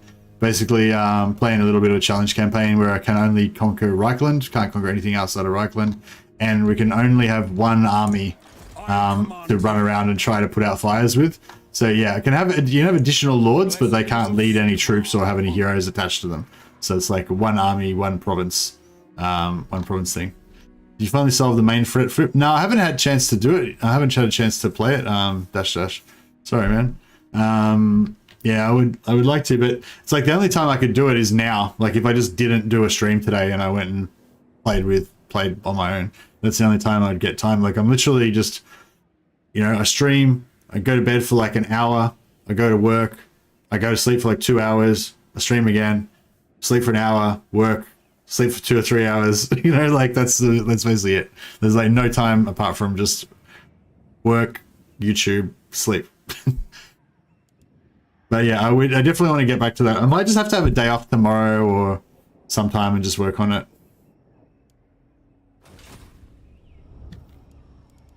But yeah, so we're working on trying to figure out exactly how well, we're not going to get it exactly, but working out and figuring out more about how the confederations work in Warhammer 3. I feel like we've sort of gotten a fair bit of got a fair bit of understanding of it now. Just need to confirm a bit more about exactly how it works and stuff. Do a bit more testing. So where were we here? In the name of Magnus, I will. I don't know if I want to get. I don't think I want to get Vlad's trait on Karl Franz because if we can avoid it, because I don't think he's got it yet. Oh no, he's already got it. We're in recovery time -4. Yeah, never mind. I was trying to avoid getting that on Karl Franz because I don't really need it, and look at all the heroes we got. Show me the accused. Direct me. Bring me to battle. Onwards. All right. Karl Franz is nearly max level already, so we don't need to get him any more experience. We'll put the XP on. Fuck off. Fuck you. Sigmar watches over. What the absolute fuck? You serious?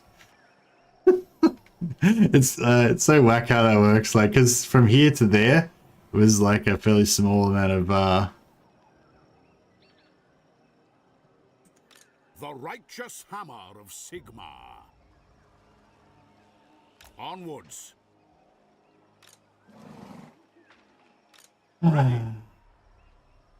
I wonder if... Insolence. Step to it. Hey, Heimdall, how you going, man? Bonus challenge, make this is Total War campaign. And I think we've got enough challenges already, but no, that would be not in line with the, like, the whole point that I want to do it is to, the whole point of this is to make it like a defensive campaign where we're the hero of the Empire, you know, even though we've only got one army, we can like try and keep all of the army together and stuff like that. Oh yeah, no, I did not put your name on yet, sorry Milo, and I just started a minute ago, so I haven't had a chance yet. But your name is right there on screen to remind me until I do it. So we won't miss you out. We'll get you in there. See, the vampire corruption is messing here with the Empire. Oh yeah, like the vampires just wiped out half the Empire. Like they completely wiped out Avalanche, Sturland, Ostermark, and Ostland, and they took out Hergig, the capital of Hockland. And I've just managed to go around and free all of those factions and bring them all back to life. So currently, every single elector count is alive and on the map, thanks to the heroic efforts of Karl Franz and his crusading army. But yeah, just a couple of episodes ago, like half the Empire electors were destroyed. So yeah, so we've definitely made some good progress. Ready for battle. Missiles ready. But yeah, the challenge is to try and keep it that way. I think since I freed them, some of them have already been wiped out again. So yeah, it's a challenge.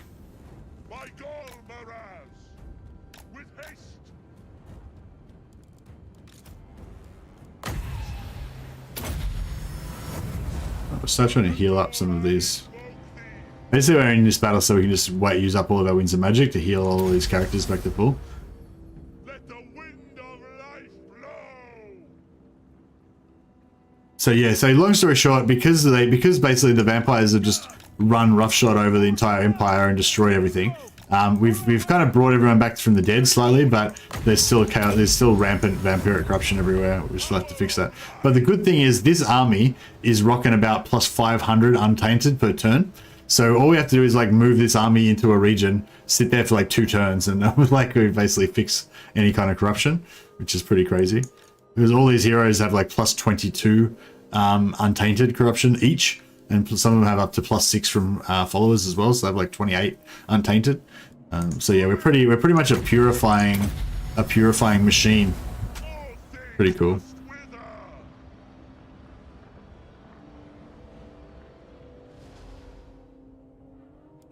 Yeah, I'm just sitting here trying to get this healing up.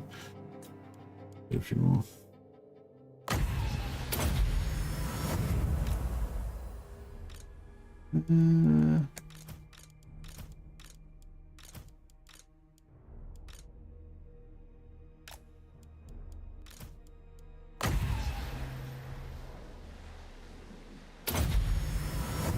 We're getting there. We'll probably start moving up. Get this battle done.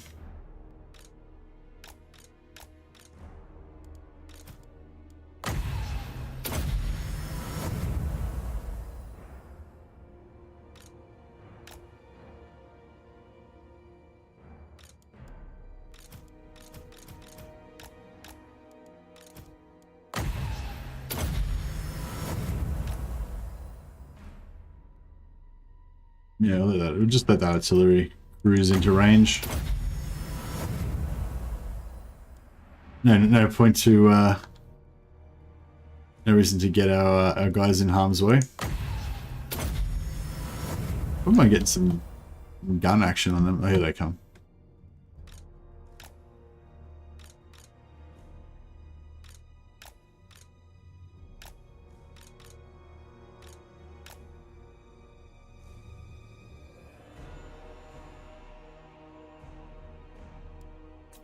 We are Sigmar's heirs. Everybody slows, unfortunately. Quick march. Okay, here comes the guns. I wonder if this won't stagger this guy, will it? I don't think it'll do anything to him at all. Nah, it didn't stagger him or anything. I'm not sure if the guns are staggering him or not.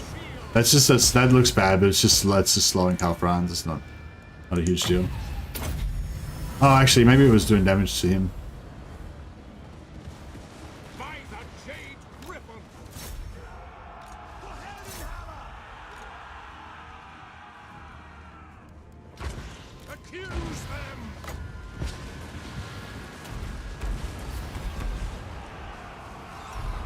He's dead.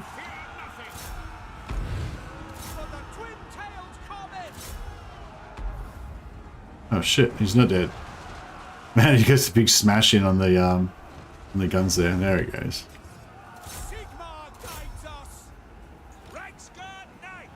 I wonder if these Reiksguard are going to take a little bit of damage from Vlad. Ready for war. That's an order. Take the ground. To combat. Sigmar speaks. The Empire endures. Get these Reiksguard away.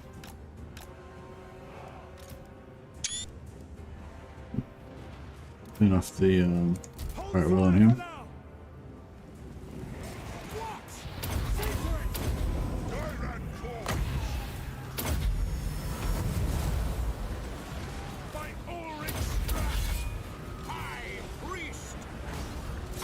Alright, Vlad's going down. Put the holy team on him.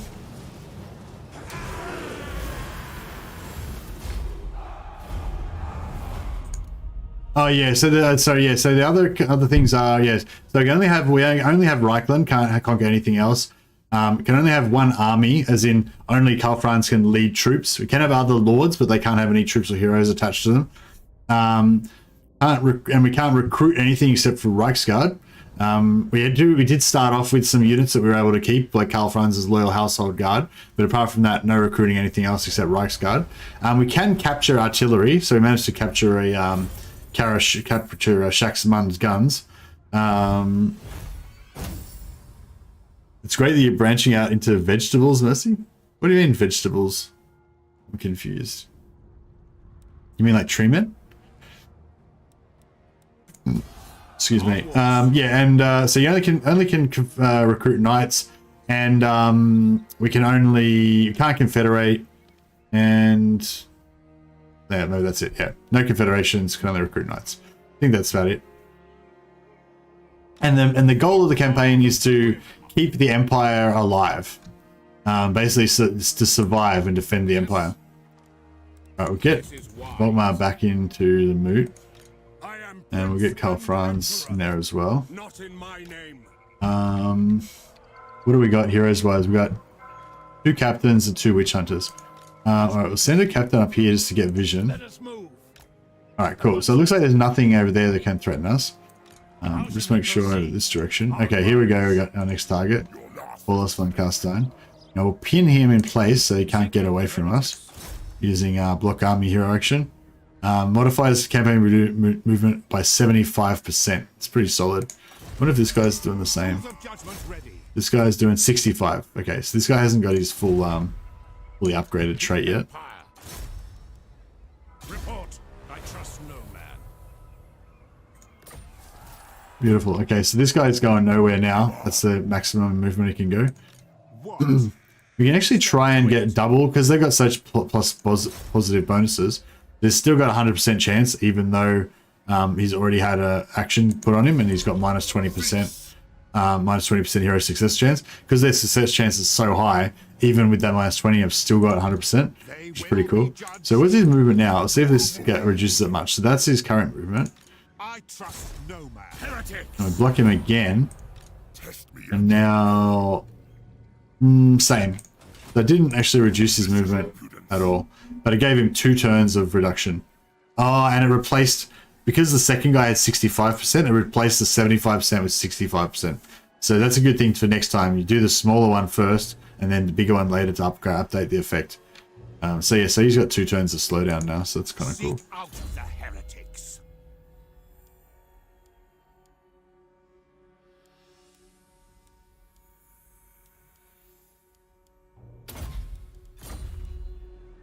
Who calls?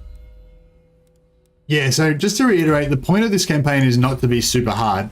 The point of it is to be fun and different, you know? It's like just a really different style of campaign from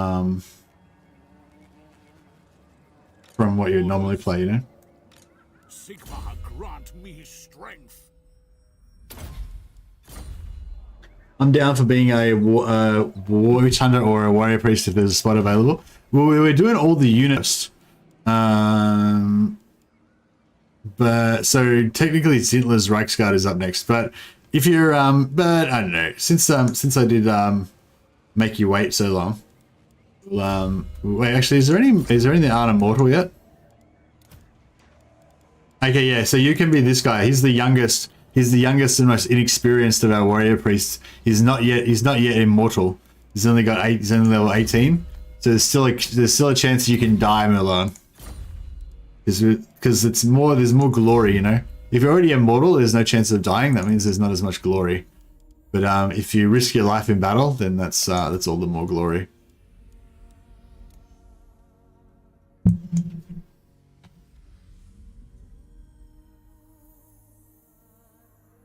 Yeah, you have the best name for renames. Just works for everything. It works for humans. It works for chaos. It works for, well, it doesn't really work for orcs actually. I'd say probably, but yeah, it pretty much works for everything. It's pretty good fantasy name. WP's warrior priest, yeah. Yeah, so you're a cunning warrior priest. Death embraces me. Yeah. Well, hopefully not. Hopefully it doesn't embrace you, but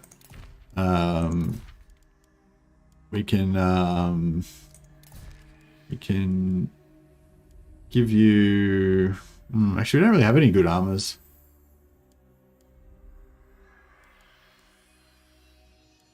Yeah, we don't really have anything good to give you right now. Oh, we can upgrade you. We can give you a weapon upgrade and give you the brass cleaver. That's pretty cool. Hopefully you don't die and lose it for me. What's your pet hedge wizard called? He doesn't have a rename. He's called Hans Baron. We've got a rename on Inquisitor Chase though. This is Inquisitor Chase, our famous Inquisitor, recently chastised for wantonly burning people in Hockland. But we've got him back under control now. Hey, Chase, there you go, man. Pigeon chest talisman. Lol. Alright, cool. I think our work here is done. We're still on the mission of farming heroes over here. So I'll just see if there's any new heroes that we want to farm this turn. Strong. No, I don't want strong. We're looking for like noble. Just stack up nobles in here. I think most of these are nobles. Or we want some maybe like map heroes. Like probably giant Monster Hunter is probably my favorite one because it gives you both campaign movement rate, and it gives you campaign vision range. Like, yeah, this one, Monster Tracker. I think that's the best trait that you can get for a campaign hero.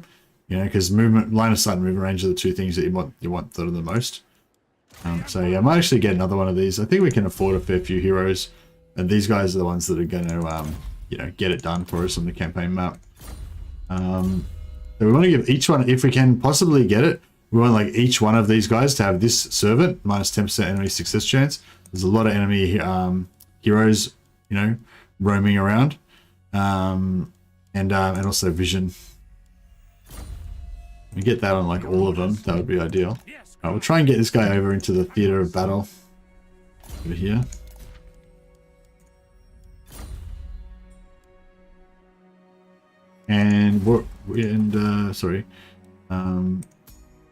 Yeah, I mean, like the disciplined and confident are both good ones to have as army followers, but I don't want any more warrior priests in our army. We're kind of full, so yeah. I'm trying to get another noble wizard of either a beast wizard or a shadow wizard.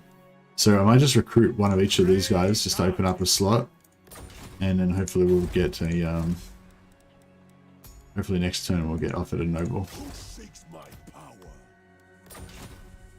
How do you win with only one city as the Empire? I don't have much experience with one city games. Hey Gary, basically, so I'm not actually going for the campaign victory conditions, but if we were going to go for the short campaign victory, We have to control all provinces of the empire either by direct ownership or through vassals and military allies.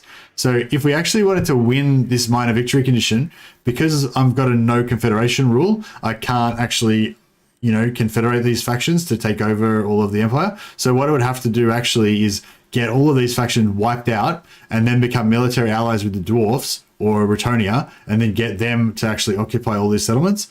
But I'm actually not going for a campaign victory. The victory conditions for this campaign for me is to defeat Archaon. So if we can somehow defeat Archaon, even when we've only got one army, then that would be victory. But I think it's going to be extremely hard. I don't know how the fuck we're going to defeat Archaon. The way I did it last time, I had two armies, I think, and a lightning strike killed him in one turn. But the thing is, this army is not very strong. Like, this army won't be able to lightning strike kill all of Archaon's armies, I don't think. Maybe it will. We could try. We could, like, suicide our immortal heroes into him and see if it works. But, yeah, I don't know. Just so we can get military access on Midland. I mean, I've been pumping up their relations, so... No. They just don't want it. I wish you could get the deal evaluation. See, in Warhammer 3, you get deal evaluation. It tells you like what the reason is why they're not doing it, you know. But in this, it doesn't.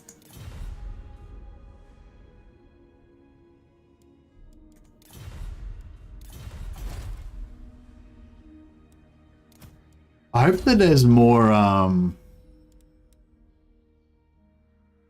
I hope that there's more reason to use more of the roster in Warhammer 3. I'm not really sure what would affect it, but yeah, it'd be good to see a bit more usage of the roster. Like, I think certain units like what do I want to do here? Certain units like the Pistoliers and stuff can be really good, but you don't tend to use them in campaign because they're a bit too fragile and they tend to get shot and die too easy. But you definitely can use them if you're willing to micro them really well. Okay, I definitely want the missile resistance. And I'm kind of thinking I want to hold the line. Then you have 5 melee defense for me and also everybody else. Or we could drop one of the warrior priests and put a captain in the army. That could be a good move, maybe.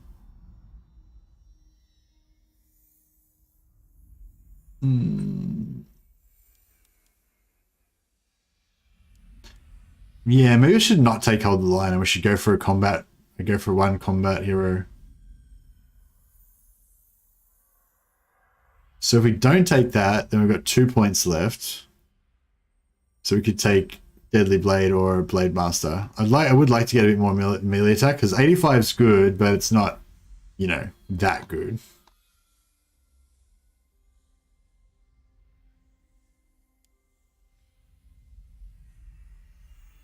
Yeah, it would be good to get Deadly Onslaught as well.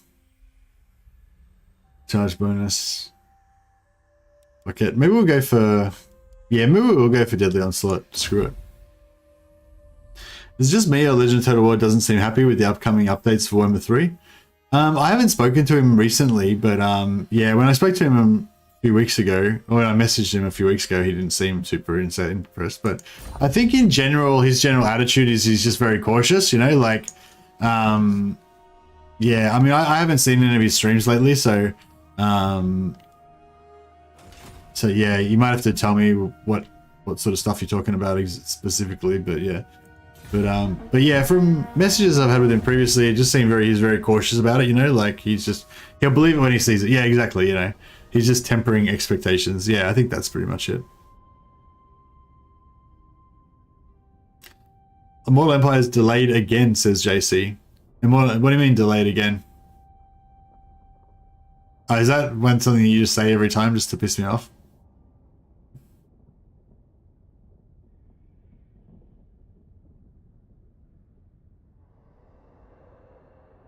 I don't think Legend feels happiness anymore. He's dead inside. I hope that's not true. It does sound pretty good. It sounds funny though. It's funny to say. Maybe it's because I've got a dark sense of humor. They call me the instigator. They call you a troublemaker, JC. I've got your number now. This is the dance we do. You try to trick me into thinking that there's some more You try to trick me into thinking there's some news that's a lie, and then I have to try to remember not to believe you. It's the eternal back and forth.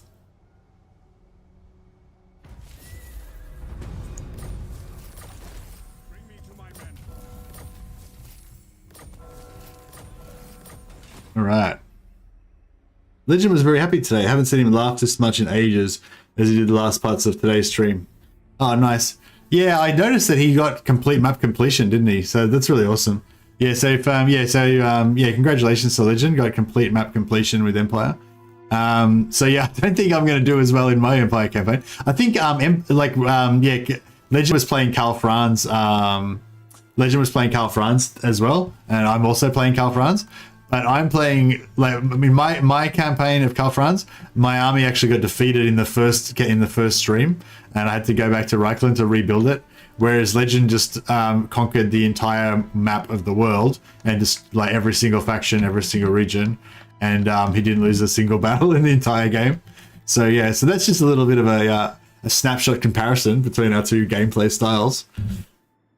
Will you cover Nagash, Wulfhart? Oh, when Nagash is released in the game, I will, yeah.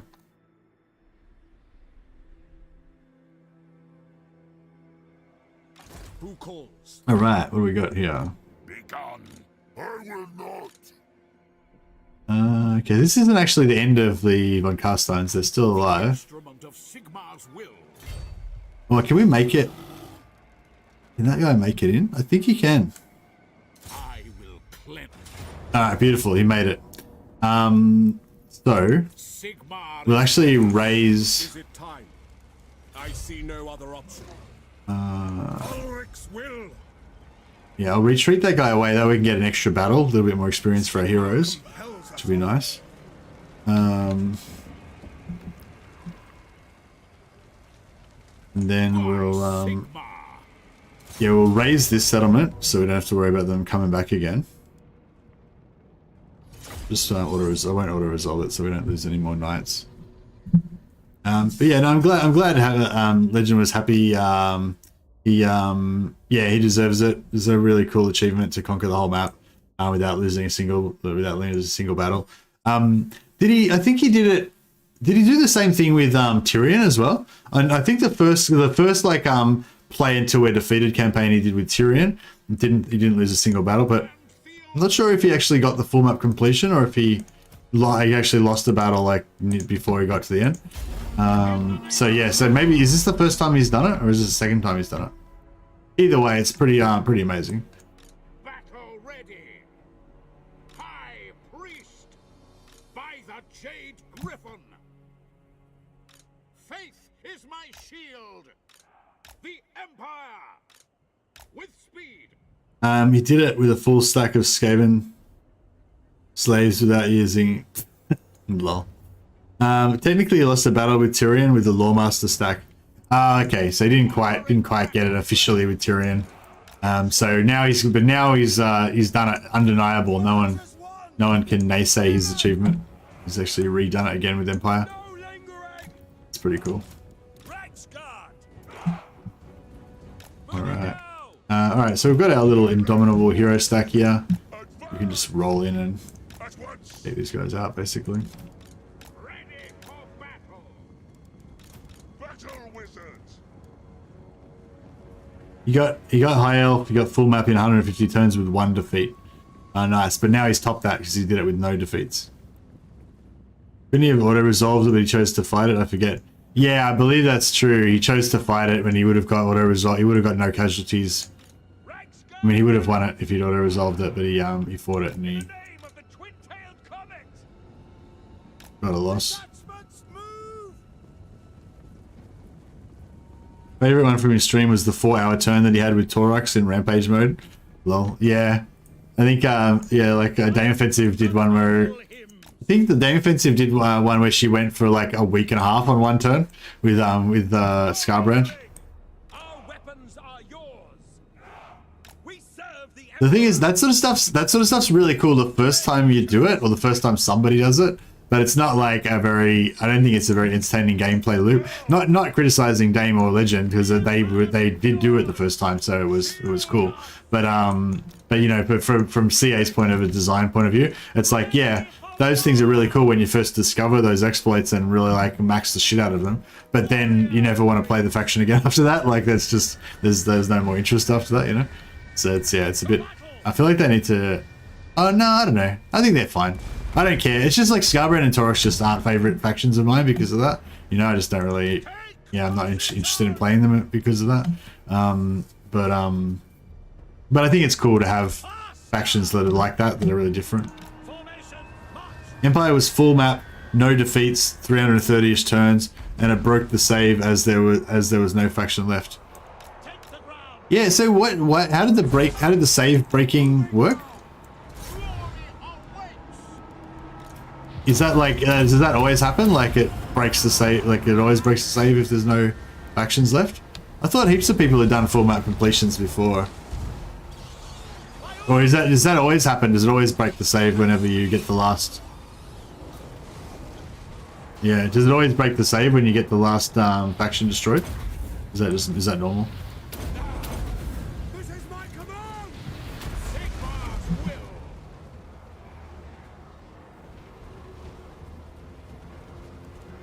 The Empire! Ready to strike! Sigmar!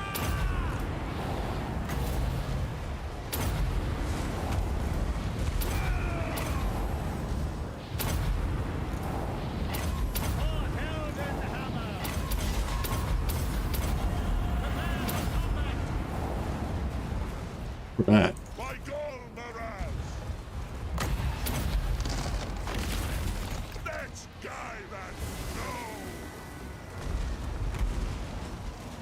You fought a quest battle after there was no factions left. That might have been what broke the save. Okay, that's cool. Curse the foe! Couldn't load back in. Couldn't end his turn either. Okay, that's interesting. There's a lot of Holy Wrath, isn't it? Where's Vlad? Let's drop this on him. Should we get that guy? Battle awaits! Pump up their morale a bit more. Why not? Get some shields up. Sigma! Get them! By God! I don't think we're really going to need these knights, but get them into position anyway. Charge! Victory! Battle awaits!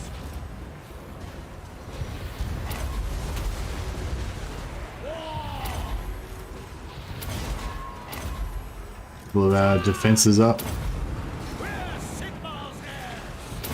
Ready to smite! The Empire is yours! Yes, General! Attack! Warrior priest! We're taking some hits. Get them!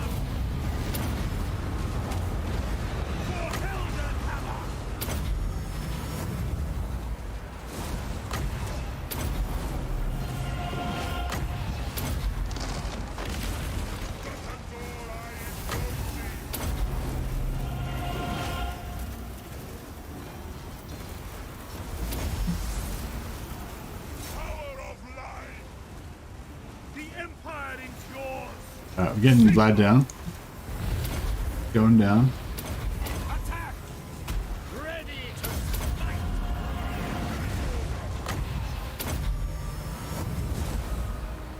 We get more mages for the extra wins? No, I don't want to. I want to try to keep the. I want to keep a solid force of Reiksguard to try to use them a little bit. It's a bit. I know it's a bit hard to use them because they're so fragile. They take. If I ever send them into combat, they take damage, and I can't really replenish them and stuff like that. Warrior Priest always so useful, or just after the free update with Thorek? No, Warrior Priests were always really good. By Ulrich's wrath! Because I think my first Warhammer video was actually about Warrior Priest being overpowered. Or one of the first ones I did. The guard of the Emperor. Yeah, that's right. He's got like a holy guard led by Karl Franz, Uncle Volkmar. I like how they get to just sit there watching their leaders fight instead. Yeah, that's right. The body, like the Reiklanders, the Reiksguard are just there to keep the peasant throngs back, you know, so that Karl Franz can just duel with Volkmar without interference from scum.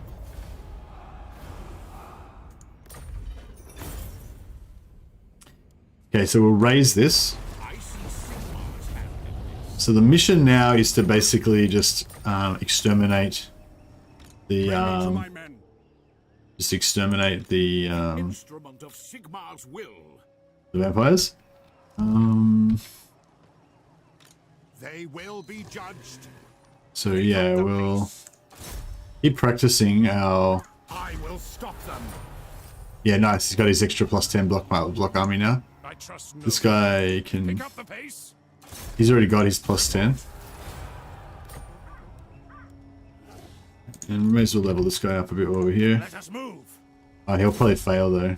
I know 41% is still pretty good. Oh, got him some experience anyway. And oh, did this guy get taken out? Wounded. Oh yeah, wow, they assassinated him. God damn it. Exterminate us. Indeed.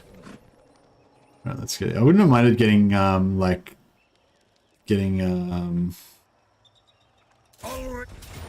some replenishment after this, but yeah, it's not to be, unfortunately.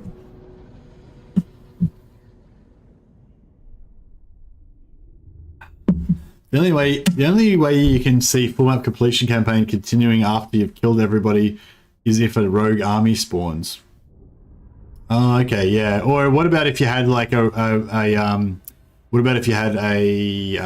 horde faction that was still alive on the map? Well, I suppose if you killed everybody, then there's no horde faction, yeah. But I suppose if there's a rogue army, then you haven't killed everybody as well. Technically. Or you're saying if the rogue army spawns, like happens to spawn on the exact turn that you finish the game, I guess.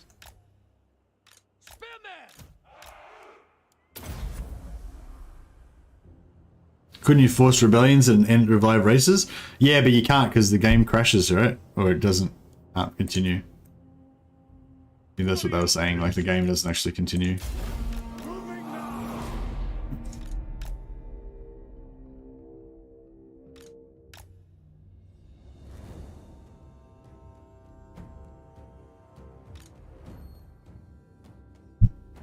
Oh yeah, maybe if you, yeah, actually that's a good point. Maybe if you forced a rebellion in another province before you killed the last faction, then you took over the last faction, and then you would actually control every single settlement, but there'd still be some rebels left on the battlefield. Yeah, on the map somewhere. I guess that would work.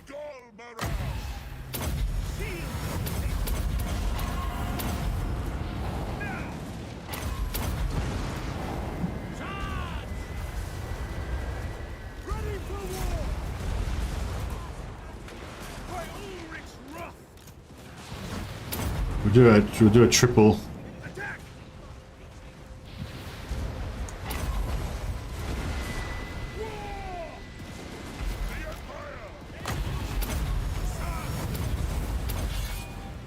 Attack! Reiksguard Knights! Which target, General? Stop! Reiksguard Knights! Take the ground!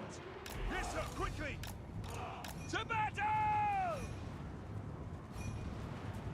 Sir, to battle! Go! Sigmar calls! Reiksguard Knights! Sigmar calls! Strike them down! Or sandwich, motherfucker. Probably gonna get like no experience out of this because these zombies are worth this like absolutely nothing. But hey, why not?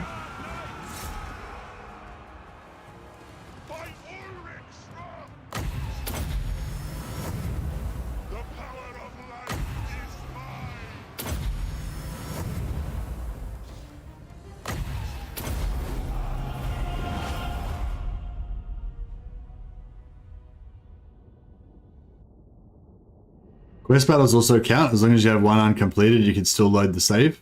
Oh, okay, cool.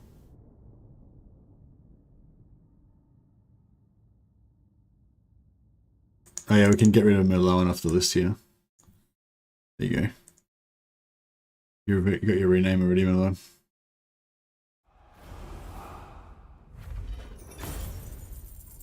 This guy got 34 kills. That's pretty good out of like basically one charge and a bit of a follow-up. Sigmar compels us on. 47. Yeah, can't quite replenish. Taking attrition, but I command here.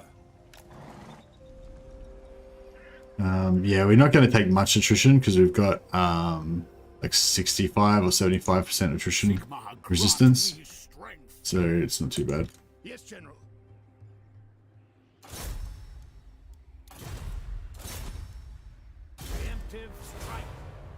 Ah, here we go. We got Dryker coming back again. We got these dickheads wandering through our lands. Tribesmen, gather. Sir? Let us move. We're going to start. We'll start leveling this guy up by fighting the garrison over here. And we'll see if we can farm up some other heroes. Disciplined. Nothing. Still looking for noble. Battle wizard.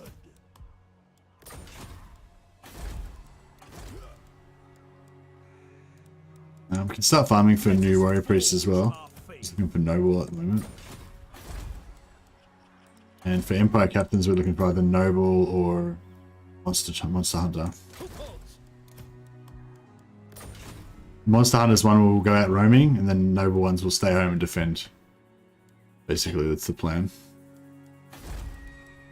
And witch hunters, we're just looking for, yeah, noble or monster hunter, basically. Monster tracker, monster hunter, whatever. The one that gives you plus 10 vision and movement range, anyway. Death is not Still got to get this guy up to level 10, just so that he can get his maximum.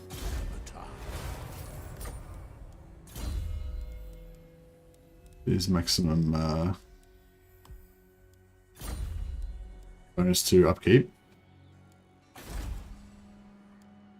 I don't know if there's any advantage actually to getting this up to max. No, there's no advantage to getting that up really. I don't think there's any advantage to getting this up either.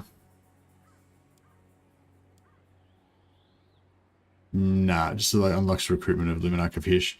And there's no advantage to getting this up either. Nah, not really. We want the warrior priests. We want the witch hunters to be lower level if possible. It's more ideal. Death wizard named Ben Toddbringer. Irony of that wizard is hilarious. Yeah, it's pretty good.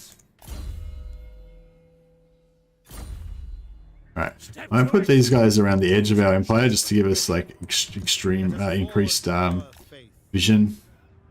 You need fire? Vision. What do you want of me? We travel the winds of Hish. I trust no man. They'll probably occasionally get assassinated, but you do. At once, sir. By the comet.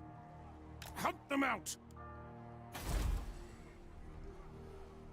How many empire captains have we got? We've got 5 out of 6. So if we get rid of this and we build another barracks here, we could get 7.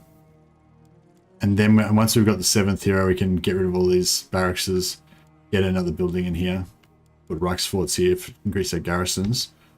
That'll be like basically maxed out as much as we can possibly get. Melee attack versus vampire counts. I don't know if we really need that. I think we need to get this one. Weapon strength versus chaos. Melee defense versus greenskins might be good actually. Just so that if we get attacked by greenskins, we can't destroy our home. I want to replace it with this one. So we have Castle Reiksguard. in the main in Altdorf.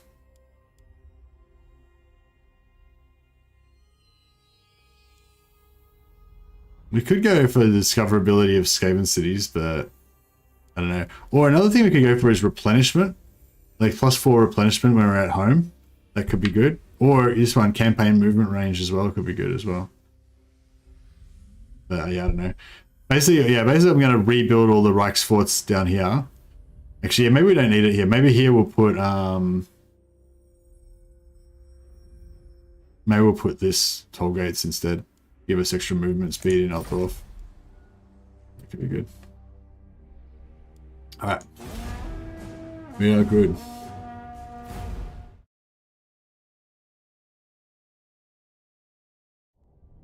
That's the fun challenge, only recruiting Death Wizards. Death Wizards somewhere between garbage and trash. No, Death Wizards aren't that bad, I don't think, are they? I don't know, I haven't really used them much, but once you get the, whatever their Vortex spell is, it's like, it's not as good as the other Vortexes, but it's still, like, usable. You still get, like, you know, once you got, like, 140, 200 Winds of Magic, you can still just spam Vortexes on stuff and same shit. Yeah, Purple Sun. Yeah, Purple Sun basically does the same job as all the other Vortexes, doesn't it? It might be a little bit less efficient, but, you know, you have, like, 200 Winds of Magic and you just spam a few Purple Suns on shit, it'll kill stuff. Yeah, I think Purple Sun is pretty good. I think it's just expensive. Yeah, it's just a bit more expensive. Vampire Conflict, yeah, that's what we're out for. Alright, we've got melee defense versus Greenskin Lizard Man. What turn is it? 75. Yeah, I think the Chaos Invasion's about to happen soon, so we need to deal with that. Oh yeah, I just remembered that we've got Dryker coming in over here. So we need to stop having our heroes all over the fucking map and get them over here. Would have been really good if I could have blocked army with him earlier, you know, further away. Actually, it's alright, we got this guy. Oh, I just realized I should have used this guy to bash him first.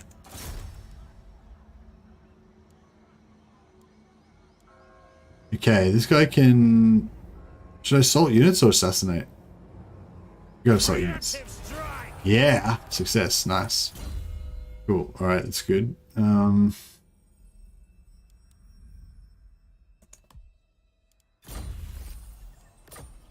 army's pretty crap, but... I mean, it's only a half stack, but... I mean, we've got a shitty, really shitty garrison here. Rumberg's just like this. And we just deleted our Reikland. We just deleted our Reiksguard that we had here, so that sucks. Kind of sucks. Yeah, see, 8% extra replenishment is kind of cool, but I don't think we'll go for that.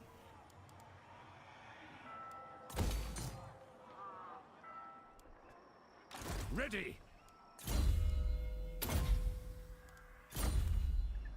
Yeah, we need some more. There is power within prayer.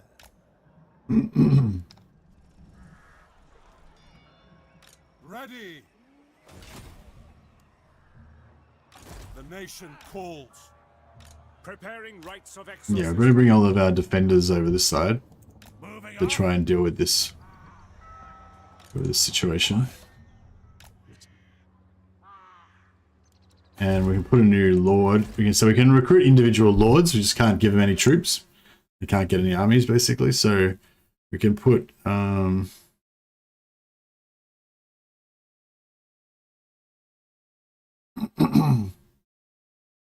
oh yeah, see, there's an elves technology, isn't there? Let's recruit that. Purge the Knife Ears. Missile resistance versus elves.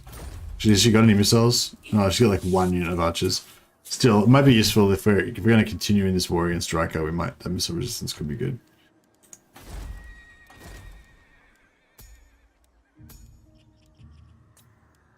The nation calls.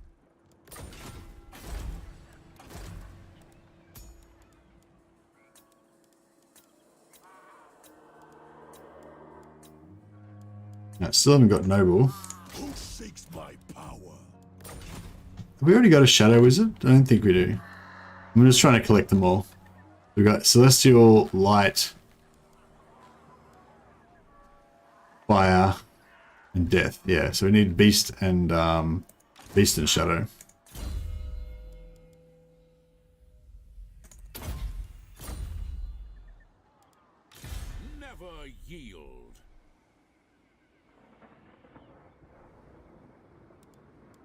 So yeah, so unfortunately, Gotmar's not going to be able to raise it. So we'll have to use Karl Franz, which means that we're going to lose... Oh, Brother Maloan. Immortality achieved. There you go. No longer do you need to fear death. And this guy also has achieved immortality.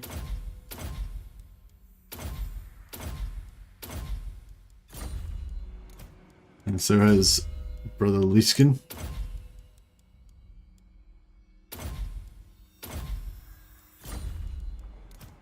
So just level all these guys up, I guess.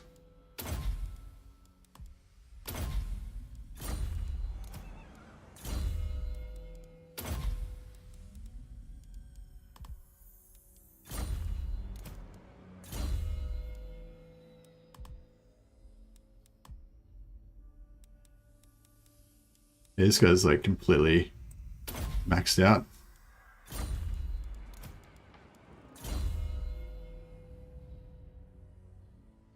I wouldn't mind getting all of the warrior. Actually, I wouldn't mind getting all of the warrior priests with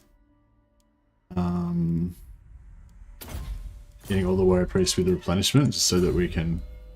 It doesn't matter which one's like left the army or whatever. That like they'll always have it. Yeah, we don't need augury on every single guy because only one of them actually works. So we could go for a couple of hinder replenishment guys. Karl Franz's last point. We could get stand your ground, but I feel like I don't know if we need it really. I suppose it is good with this particular setup that we're doing. Especially if we want to go for Reiksguard, because we've got the Barded War, so you can actually ride with his Reiksguard if we want to. So yeah, it'd be kind of cool. Yeah, screw it. Let's do it to him. There we go. He's got all the skills.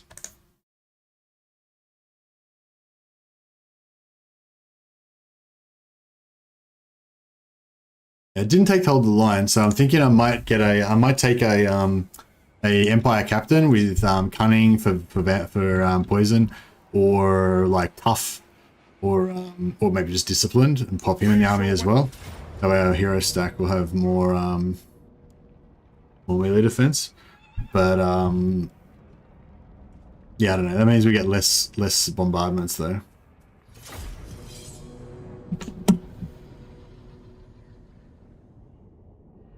But it might be a bit more in line with the vision that I had of having lots of Reiksguard. But yeah, I think the Reiksguard thing, it's sort of like, it only really works when we're at home. Because when we're at home defending Reikland, we can use the replenishment. But when we're out, like, it's extremely slow trying to use replenishment. You know, if we could shift units around between different armies and stuff, you'd be able to make use of replenishment a lot more. But just having that rule of like only one army, like only Karl Franz being able to have his troops, means that he's the only one that can have artillery, so he's the only one that can do siege attacker and launch attacks on major settlements. And he's the only one that can have the troops in it, so he's the only one that can go into defensive stance, in camp stance, sorry, to actually get replenishment. You know what I mean? So it's like too many jobs. So you can either, yeah, you have to either move super slowly, or just, you know, just give up on having any replenishment. Volkmar clearly needs to be given Sylvania and some warrior priests to train. Yeah, that would be pretty cool. Hey dog, my friend is a big fan of your content. Could you maybe give him a shout out? His nickname is Curb Stomp Blex. Alright, how you going, Curb Stomp Blex? Thanks for being a fan. Much appreciated, man. Moving out, sir! Swiftly!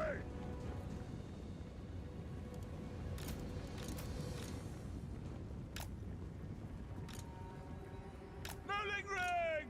Taking position! Mortar! I'm not sure what a good shout out is. Is that what a shout out is? Just literally saying the person's name? I'm not sure. I haven't really done any shout outs before. I'm new to this. I'm new to the shout out game. Heading out! As you say. Immediately. Throw it!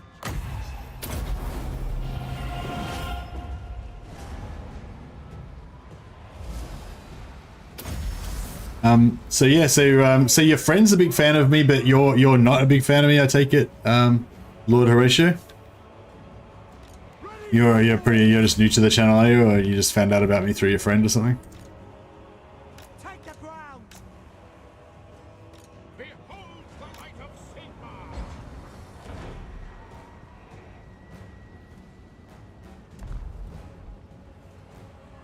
Those treemen are going to make a pretty valiant effort towards caving in your head.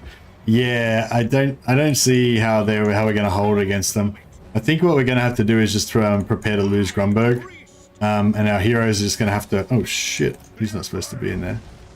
You're not supposed to be in there.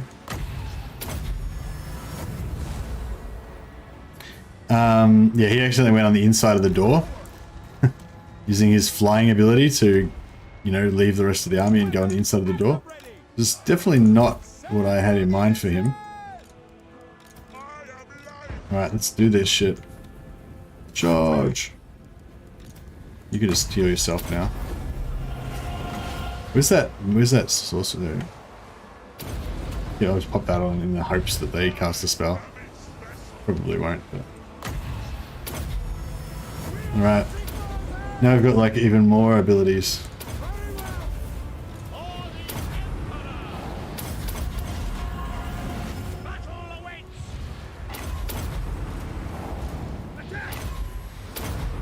Okay, now we've got all of them leveled up, so they've all got the same abilities, so we can this is like 10 bombardments at once or something. Pretty cool. With that, just drilled them all.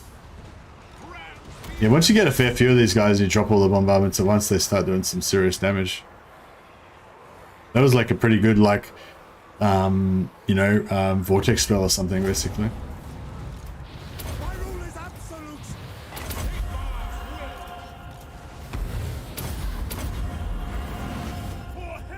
We could probably actually get these crossbows to shoot over the wall, maybe.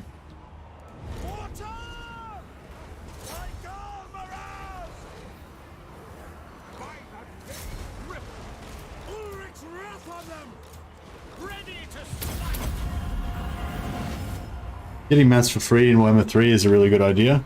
You think? I don't know. I don't know if I agree. I kind of liked having to buy them in a way. It just gives you more skill points, basically. The thing that well, okay, I don't have a problem with getting the mounts for free. That's no problem at all. That's totally fine. The thing that I have a problem with is them equipping the mounts automatically, and you can only equip mounts once per turn. So basically, as soon as you level up, you automatically get the mount equipped, and you can't change it until the next turn. So if you have to kind of manage it. So if you level up at the start of the turn, then you guys are going to be on a mount. And then that's going to screw you up if you're trying to like do this kind of thing where you need them on foot with extra tankiness. So yeah, I don't know. On the other hand, like I guess like, you're not really, maybe you're not intended to play the game this way. Maybe Hero Hammer is not really meant to be a viable, you know, way of playing. Not too sure.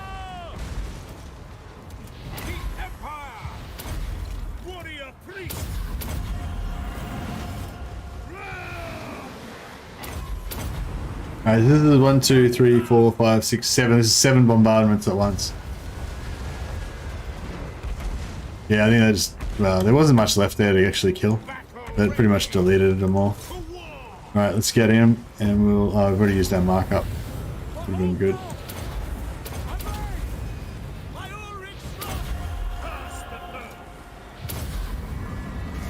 This vampiro should go down pretty damn fast.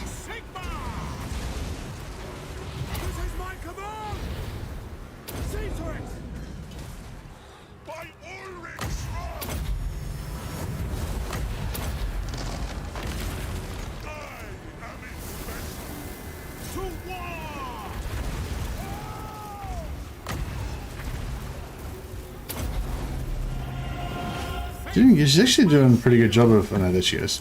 I was going to say, she's holding out pretty well. But then she did. She did.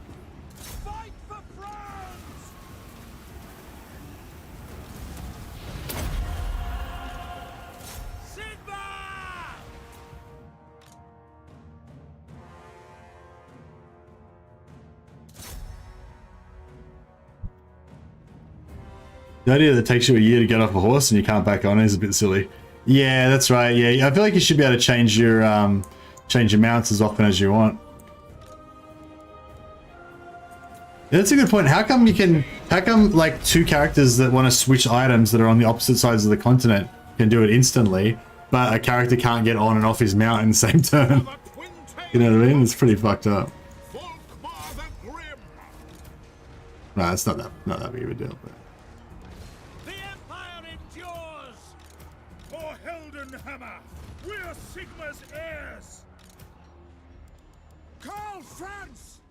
Is one of these guys on a horse or what? Oh, Karl Franz is on the horse, right? Attack! Yeah, I need to get Karl off his horse. It's not ideal. Offering battle prayers!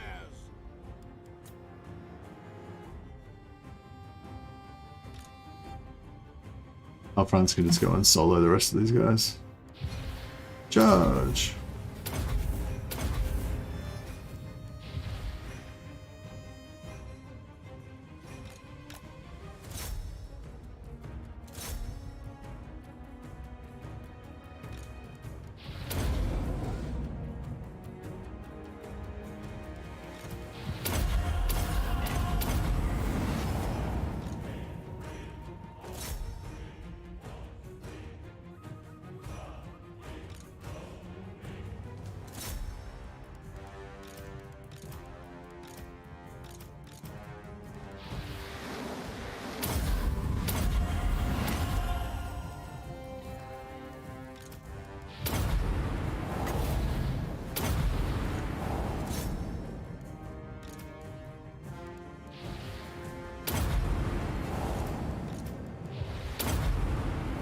A big bombardment in there, yeah, that should have cleared it out a bit. Yeah, done.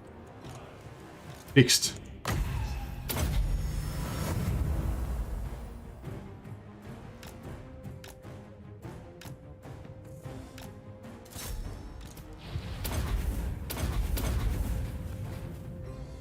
Should have pretty much neutralized them.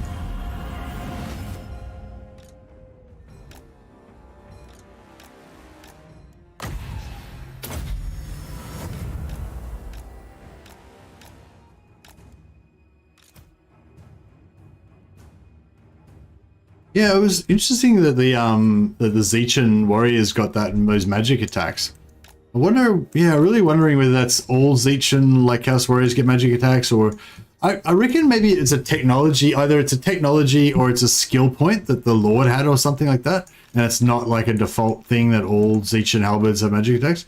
I don't know. I mean, it's hard to know. I mean, it's like, yeah, I mean, it definitely could be a thing that all Zeichan Chaos Warriors have magic attacks. So I guess it fits in thematically. It's a possibility, but well, actually, yeah, maybe they do. Maybe they do, because like if they're going to go out of their way to make a marked Zeichan Chaos Halberds, then they have to do something to them to make them different, right? I assumed that it would just be the barrier, but I mean. Yeah, like you have to do something for Nurgle and Khorne and Slaanesh as well, right? So they have to all have special abilities, I suppose. Wonder what Slaaneshi Marauders get that makes them different. Raised. Didn't I already raise this previously? Did they resettle it, or did I just never actually raise it? Summon the Elector Counts. Cease. Tools of judgment ready. On march. There's plague up there.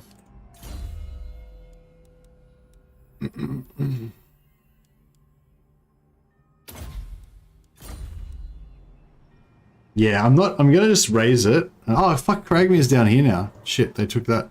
Oh, they took this as well. Oh fuck. God damn it. I didn't realize the Skaven were gone. Now I have to go down and raise that crap as well. Do you think they're going to be marked units for the previous games? Like Skaven being marked by the Horned Rat, Empire marked by Sigma, Ulrich and Tal? No, no reason to think that. I don't think ML11. Interesting idea, but no, I don't think there's any reason to suspect that they'd actually do that.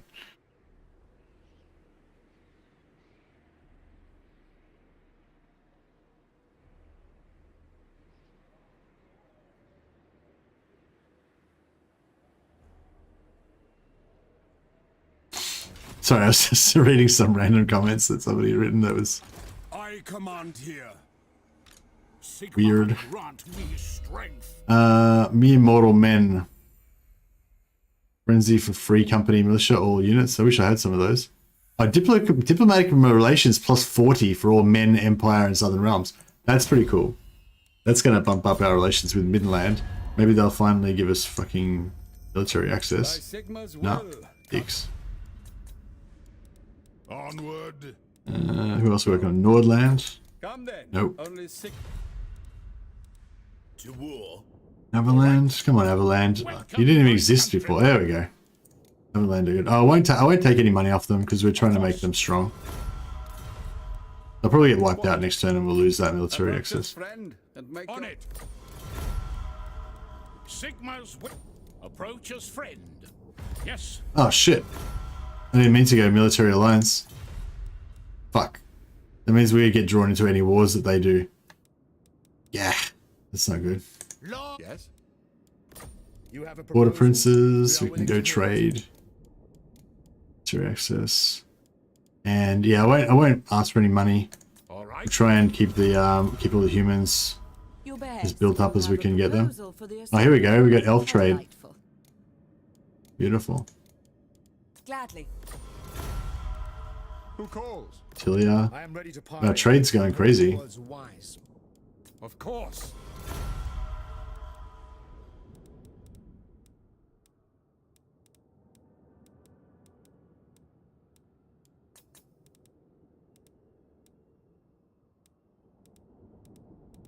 Oh, Kedron give us military access? To my throne. Beautiful.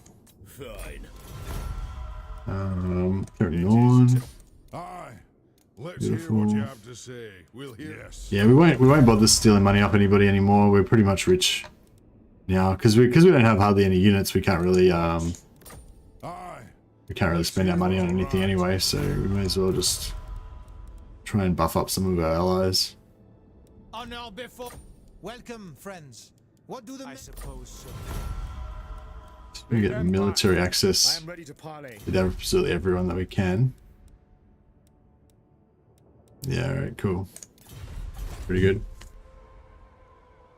The marauders start up already marked, or do they become marked after stage 1? You can recruit normal marauders, and then you can either upgrade the normal marauders to be normal Chaos Warriors, or you can convert the normal marauders into Slanesh or Zeech or whatever marked marauders, and then you can upgrade the marked marauders into being marked Chaos Warriors, marked Chosen, etc. I believe that's how it works. Ready. What? Tools of judgment ready. March on the witches. Don't fret, they'll be open.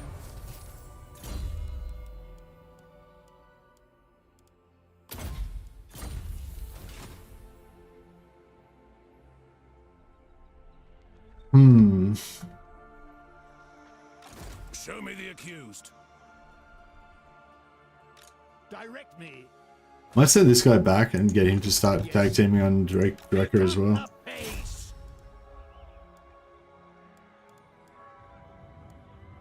We can take out another one of these heroes. That would make a significant difference. Let us forge our faith. Yes, General.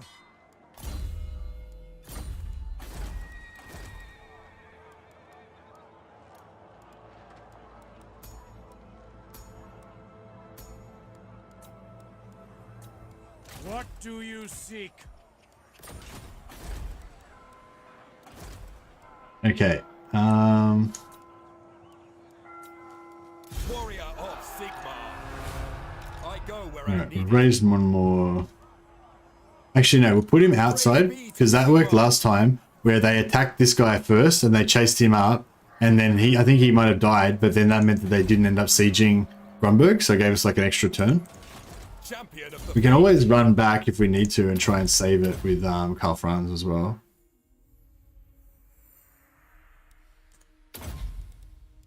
And then we'll just give him melee stats.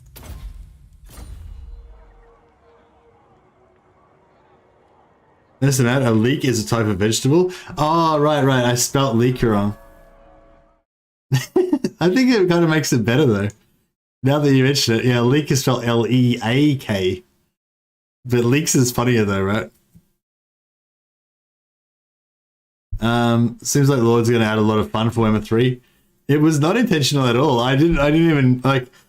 I just woke up. Immediately before I started streaming, right? So I was still half asleep and I don't know what's going on. Yeah. Well, actually, no, I did that before I went to bed. Actually, just come to think of it, so I don't even have that excuse. Although, to be in my defense, maybe I was really tired before I went to bed, so I was operating at a reduced capacity. Although probably my reduced capacity is actually what you guys would think is normal. You probably have never seen me at full capacity. Sleep's pretty glorious. It's pretty funny. All you need to do is sleep, and then the next day you wake up and you're like a fucking genius. You can think about 3 things at once, and you can like do maths in your head. It's crazy. Is it time? I refuse.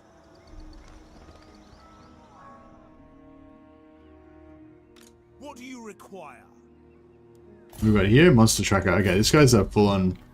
He's a full-on hero, map hero.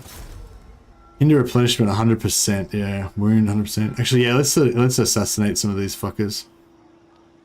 They're not getting any replenishment anyway. Who's going to be the most damaging? Probably get this guy's got magic. Let's just eliminate him. Boom.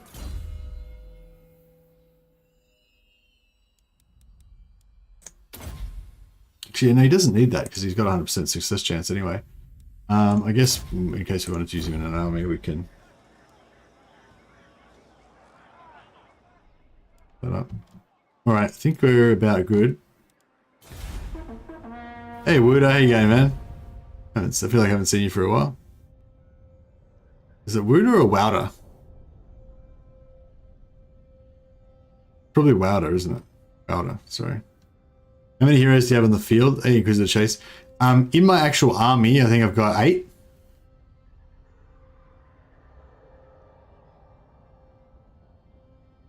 That's interesting. They didn't move much.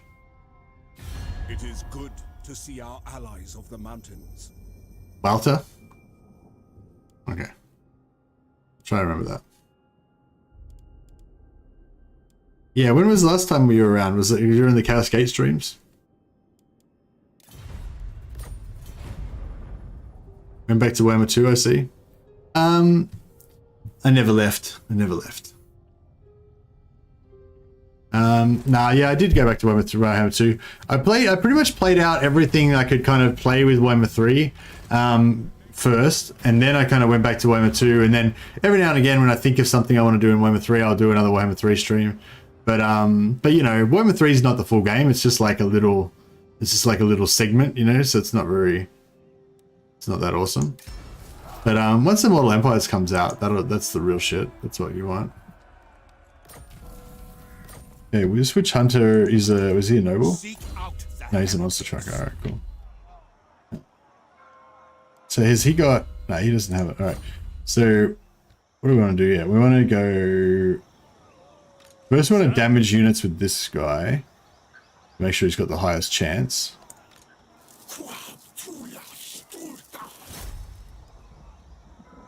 59%, yeah. Cool, it worked. Good work. I don't know. Soul Garrison, I suppose. What are we looking at now? Yeah, I only did a little bit of damage to these. Some units wasn't that great. And then this guy can have a crack as well. I don't think he's gonna be successful, but he did it. He got it. He landed it. What a beast! All right, we busted him down a little bit more. Didn't really noticeably. Not sure what he did. It didn't really notice anything, but I think he doesn't have any points in it, so he's a bit shit. Okay, cool. Now I trust no man. we'll get like the warrior priest to assassinate another hero. Righteous fury of Lamb. And then this warrior priest is going to assassinate another hero. Lamb. Then this, oh shit, this guy could have done more wounds. Assault units, 29%, boom. Oh yeah, right. Didn't work that time. That's alright. So This guy can block army.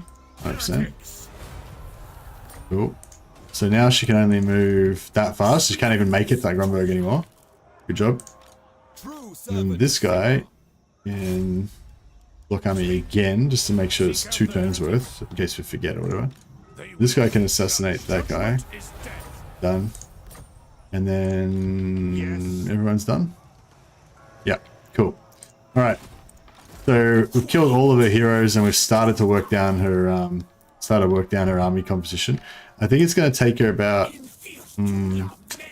yeah, she can still get to here in 2 turns, which is not super ideal. from the heavens, I have chosen a path. Oh, they killed my fucking dude again. Is he dead or is he just wounded?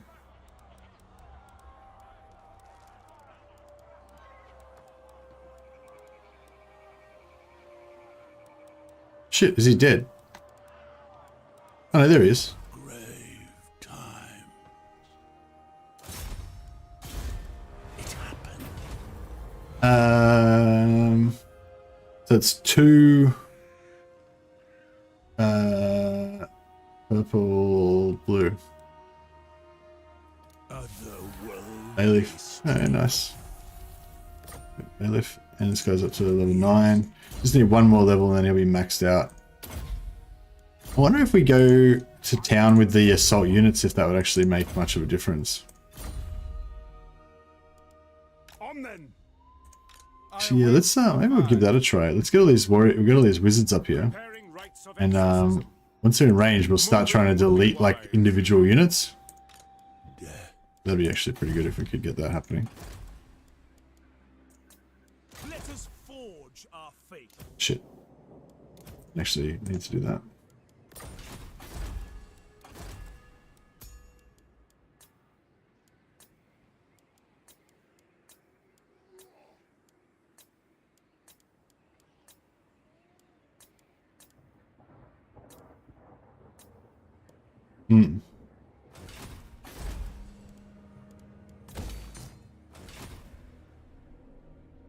Can you react to Goofy's trial animated by Shiglu? I don't know, Mitrix? Mitrix? I don't know how to say your name. Yeah, I don't know, man. If it's related to Warhammer 3 or Total War Warhammer or related to Warhammer 40k or Warhammer Fantasy Battles, then I could, and you think it's cool, I could. Imagine all the disciplined hunters you could spawn in with. What hunters? What's a hunter? I was in a few streams in between, just been a bit burnt out of Warhammer. No, that's fair enough, man. You could be farming heroes for Immortal Empires. Nah, I don't think I've gone off farming heroes. It was cool the first time that we did it, but then it's like, yeah, I'd rather have the game be harder than easier, you know? So total heroes, we got 9, 15, 20, 25. 25 heroes out of a potential maximum of so the maximum amount of heroes we can end up getting is 7 Empire Captains, 6 Battle Wizards, so it'll be 13, and 100 each of the Warrior Priests and Witch Hunters. So we could get a total of 213 would be our absolute maximum, but we wouldn't be able to afford that. We'd have to run bankruptcy attrition, which should be, you know, doable, but not great probably. If you've got a healer, then you can basically run bankruptcy attrition, but it's not, you know, it's not awesome. I'm just going to spend these skill points, even though it won't actually make them any more, it won't make it much more effective. It'll make them, apparently makes them count as being a higher level. Empire Captain's Captain 7, or you mean with your campaign limitation? Yeah, I mean with my campaign limitations in place. So you get 1 Empire Captain at base, then I've got 1 for each of my 4 regions, so that's 5. And then I get +2 from Karl Franz, I think. So 7's my maximum that I can get in this campaign. And I can't confederate as well. Normally I can just keep confederating and get more and more and more. But yeah, I can't do that in this campaign because there's no confederations, so. I don't know if I should I am Prince and Emperor. go here or maybe we should replenish. Onwards. Maybe we should replenish. That could be a good idea. Sigmar's will. Yeah, alright, we'll take this out. We can raise this. We can raise this using Volkmar. And then we can restore replenish with Karl Franz, so that'll be alright.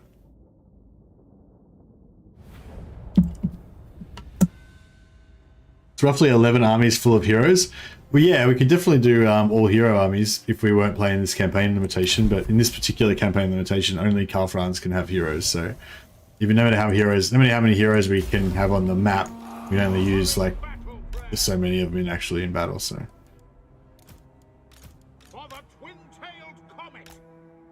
Hey, I want to put all of my heroes on horses. No, it's probably going to make them a lot less good. It'll be, I mean, yeah, actually, no, maybe the horseplay is just for home defense, I think, basically. If we're out in the field, we have to go for foot heroes, sorry, for maximum toughness, and don't use the Reiksguard at all if we can help it. The Reiksguard are basically just a reserve that are there to defend the artillery. If the artillery is not under threat, then basically the Reiksguard don't get used. It's basically how it works.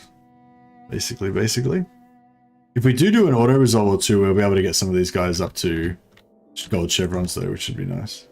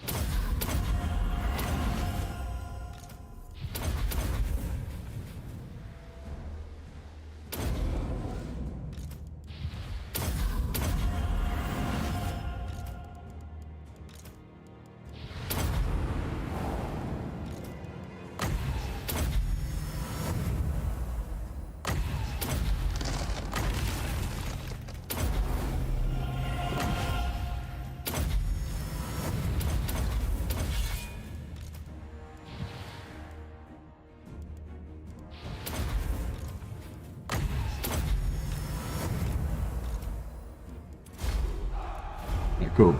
So we got over that without taking any damage.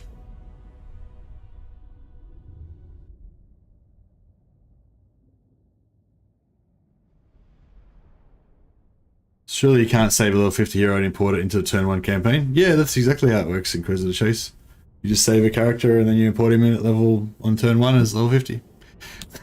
That's what I mean. It's kind of bullshit. I don't really like it. I think it's a cool thing if, like, I imagine if you like just started playing the game and you started playing a campaign as Kislev or something, and you were like leveling up your guy, and then and you really liked him and you gave him like a assassination skill or something, you know, and you're like, I like this guy, I've renamed him and shit, and then like you're losing the campaign, or maybe you've learnt, it's like your very first time you've ever played Warhammer, right? And you play Kislev and you play about 20 turns, you get your hero and you level them up a bit, and then you're like, oh, I want to restart because I didn't understand how economy worked, I didn't understand how, whatever worked, so I want to restart and do it perfect this time, do it better. And then you can like save your hero and reload that same hero back into your first campaign, and I can understand that might give some people like a better like player experience, they might enjoy the game more by doing that.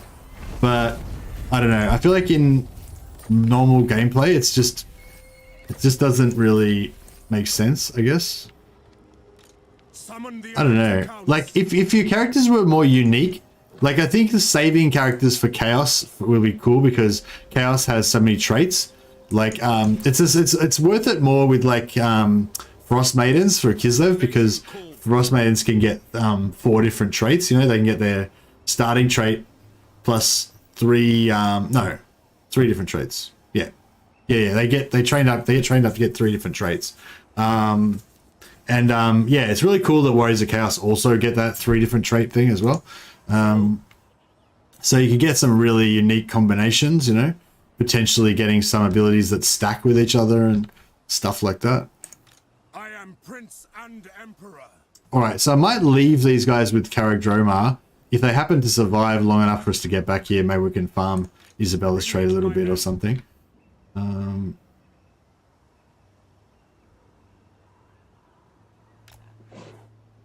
Okay, so if we can camp there, Can we still make it to... It looks like we can still make it to Castle Tempelhof. So that's cool.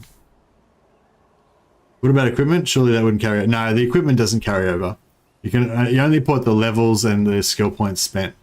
So yeah. So I think you can actually level them up and not spend their skill points and then import them in with the skill points unspent as well if you want. Yeah, I'm not 100% sure on that, but I think that's how I remember it working.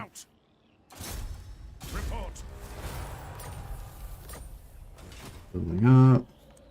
Tools of judgment ready. Heretics.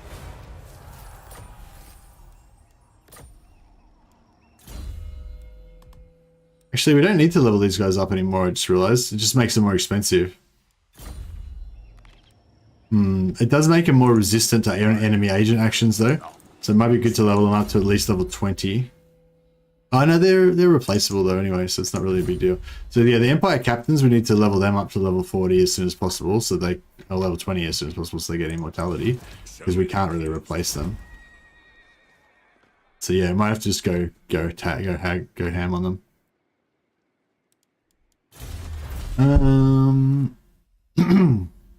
Don't need that. Don't need that.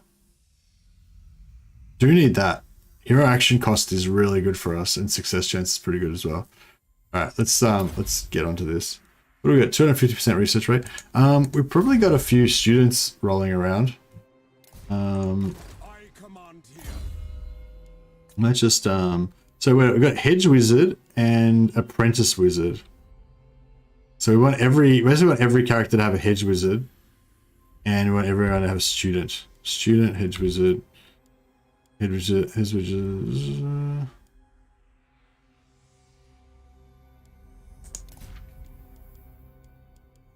Student, apprentice wizard, hedge wizard, yeah. Student, hedge wizard,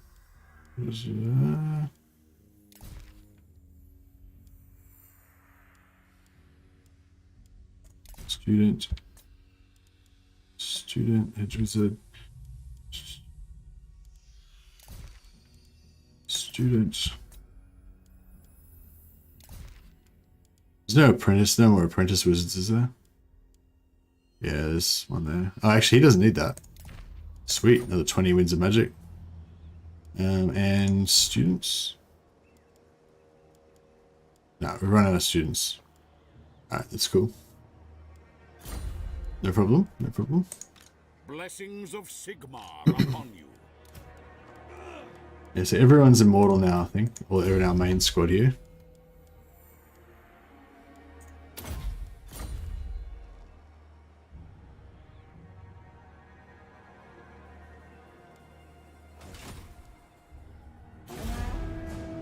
Alright.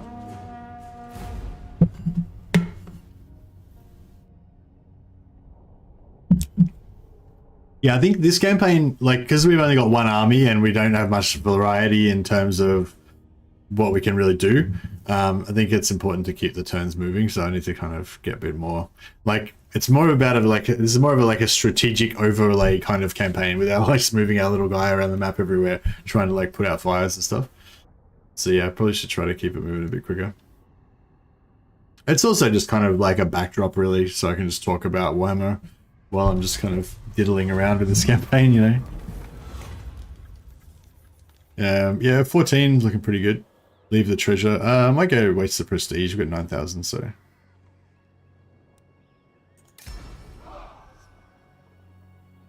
How are we going with elector counts at the moment?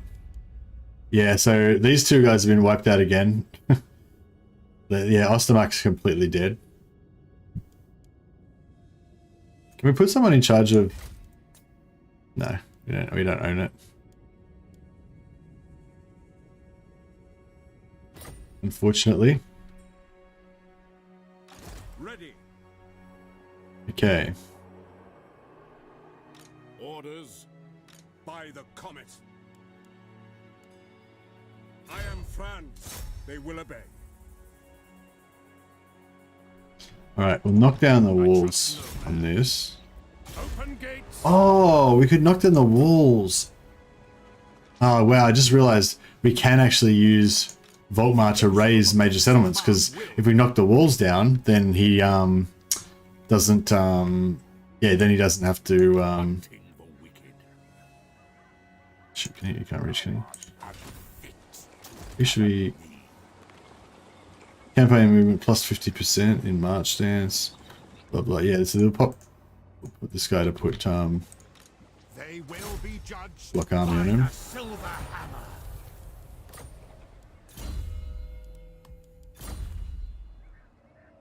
Now, I'll send Schwartz Helman.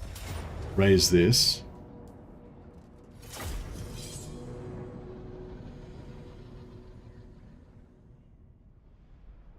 Like his campaign. So far I got one discipline trait, turn 110, and I recruit and disband all the time. Oh, nice. I mean, unlucky. But,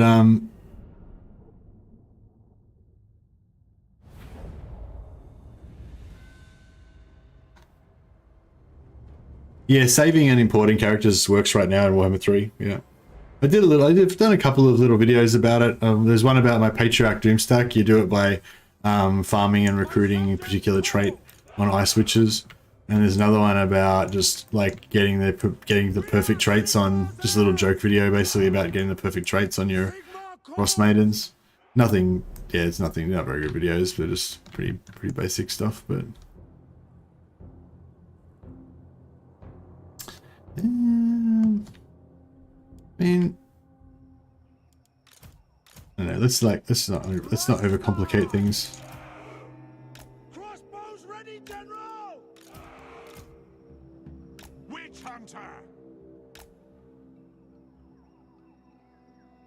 Our weapons are yours! For the twin-tailed comet! Sigmar calls! Ready to hunt! Fleet! For the Empire! Now!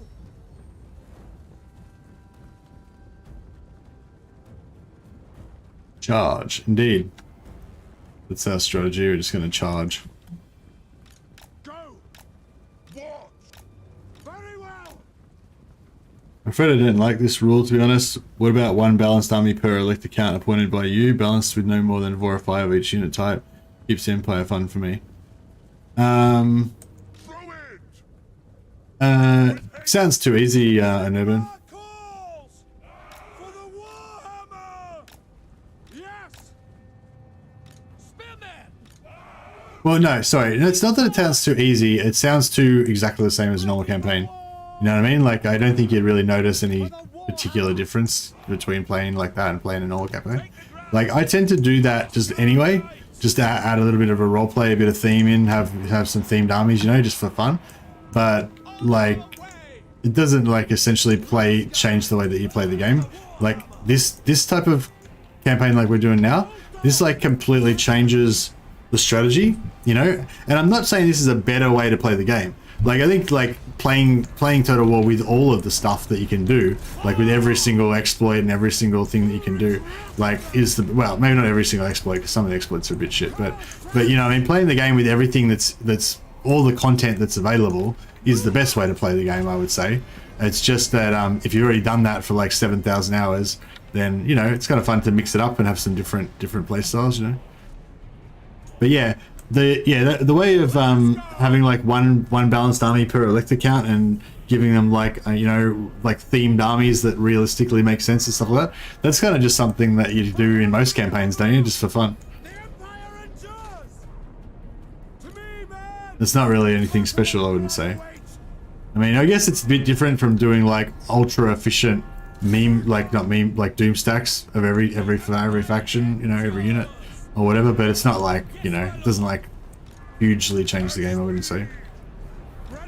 Whereas if you do like a no recruitment campaign or a one city campaign or something, it like really does change the, like, you have to, like, you'll notice like a lot of the strategic decisions you make are different, you know, like in the tech tree, anything that's to do with recruiting units, just don't recruit it because it's irrelevant because they can't recruit units, right?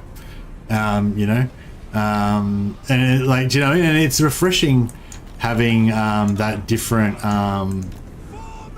it's refreshing having that different rule set, I guess. Okay. Reiksguard knights! Sigmar guides us!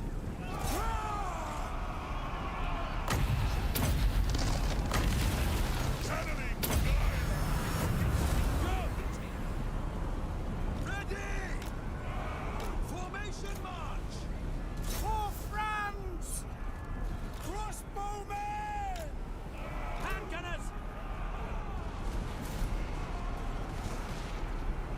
My subjects call! This is my command! Reiksguard! Yes, General! Take position! Stop! Crossbows ready, General! What? My rule is absolute! We're Sigmar's heirs! Fear them! Can't wait for Immortal Empires to drop so themed melee armies are at least somewhat viable because less melee cheats. Yeah, there's a lot more melee stuff going on in Warhammer 3 for sure, which is pretty cool. Ready to smite! Prepare for combat! Sigmar! Now! Formation! March! Reiksguard knights! No lingering! For the Warhammer!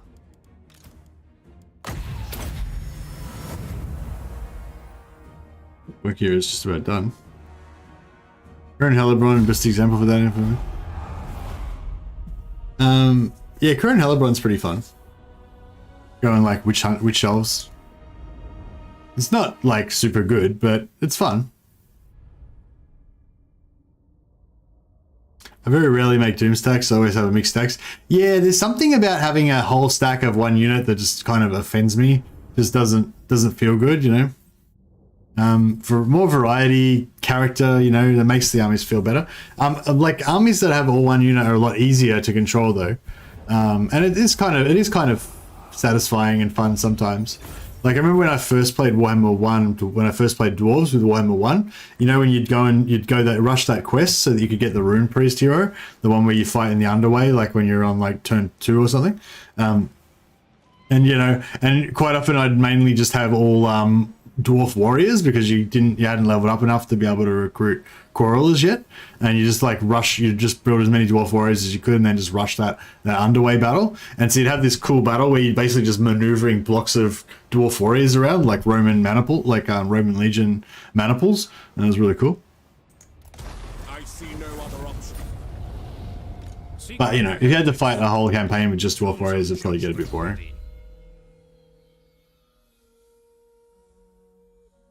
Actually, that's a good idea. Maybe we should do a dwarf all melee campaign. Bring me to my men. I really want to do, like, not now, like this campaign's are pretty much this is basically a hero, focusing on a hero hammer sort of campaign and making it like defensive and stuff like that. But I would like to try and do a campaign sometime where it kind of focuses on like, I don't know, just like realistic empire, kind of how I imagine realistic empire battles to go down. So I want like a front line of like halberdiers and swordsmen that are going to hold the line in, you know, as melee infantry.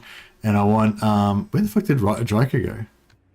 Shit, I should have targeted her. If you target her with a hero that's out of range, then when they move, you can like follow the trail to figure out where they went, you know? Shit. Alright, maybe she was... Show me the accused. Oh, cool, these guys took that back. Or did I? Oh no, I think I gave that back to them. Maybe. March on the witches. Over there. Show me the accused. Okay. Onwards. Tools of judgment ready. Where the hell is she? Cleanse the empire. Where could she even make it to that would be... like, over here, I guess? On march.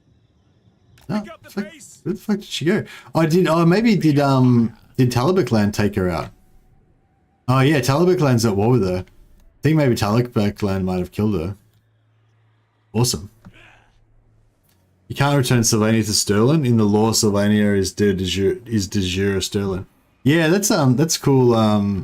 That's cool. And yeah, no, you can't give it back to Sterling, but that would be really cool if you could.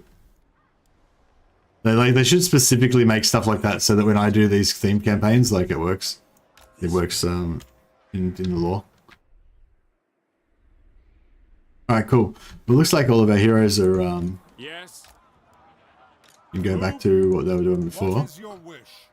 This guy can Protector disband. of the weak. Actually, we can give him Guildmaster. Get a bit more trade income. Maybe. Maybe we don't have any high tradesmen.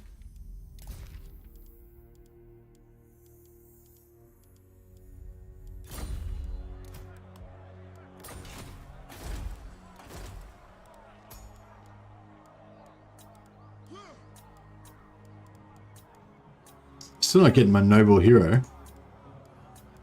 What do you seek? The Empire!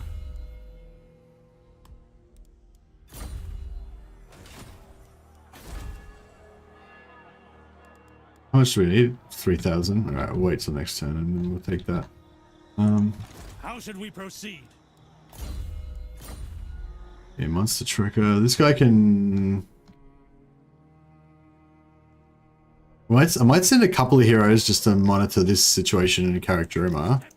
Keep that under control. Send a Witch Hunter over there as well. Yeah, this is basically how it's going to go down. We're going to send like Witch Hunters to go and investigate problems. Send a Warrior Priest to provide some faith. Yeah, this guy's noble. Actually, no, this guy stays. This guy stays, yeah. Your orders?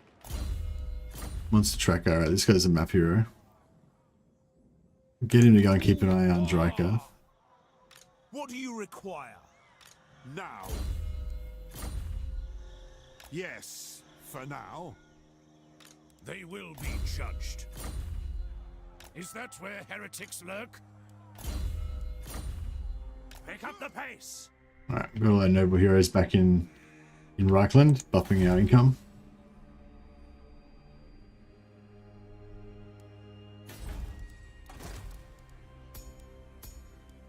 Oh, noble. Shit. Need another 600 gold. Alright, let's scab money off everybody that we know. Greetings, Always a good choice. honorable ally. I don't know how much cash though. Let's go for 2,000. Sure Yeah, I feel like I should have asked for more. Aye. God damn it. Let's hear what you have to say. We'll hear it before Oath Gold. Not by me. What about 800? Not likely. No. Oathbound. I feel like this is going to be pretty lucrative. You're going to get a fair bit of cash out of this. Oh, maybe not. Of course. The Empire. Approach us, friend, and make Oh, your yes. offer. Agreed? Finally got military access to Midland. Thank God. Yes. Who calls? It is Been good working to on see that for a fellow while. Sons of the Empire. Might start buffing our relations with Nordland now. See if we can get the Who calls? Welcome to my private study. Wine see if we can get the Yes. military access with these guys as well. Welcome, Oh, here we my go. countrymen. I will. Boom. Nice.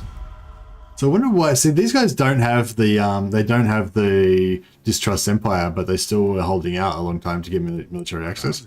Yeah, I'm not. It's really yeah, really kind of hidden, like how you get military access in Warhammer 2. But in Warhammer 3, we should be able to figure all that stuff out. Yeah, I'm really looking forward to delving into the diplomacy in Warhammer 3, and it seems really interesting so far.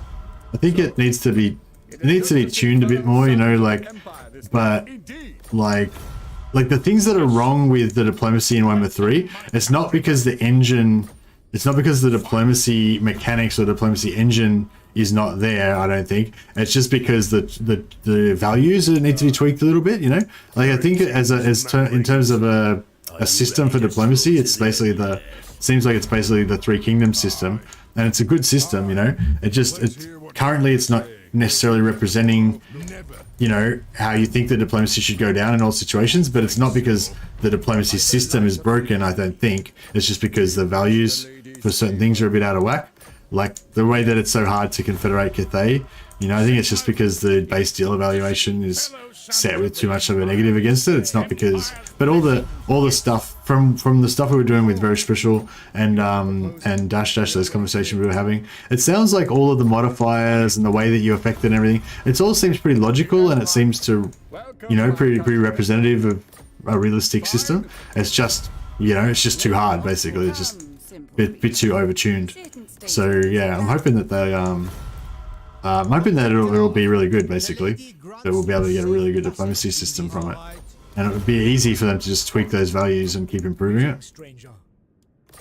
Right. I hope. Alright, how rich are we now? 8,000 gold from diplomacy. Boom. Excellent. That's what we were looking for. So yeah, we'll recruit this guy so we can potentially get a noble next turn.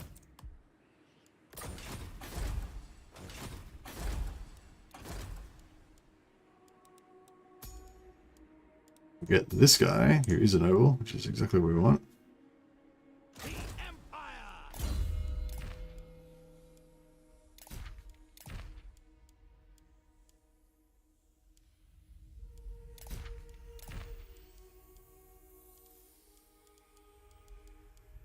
We have a student.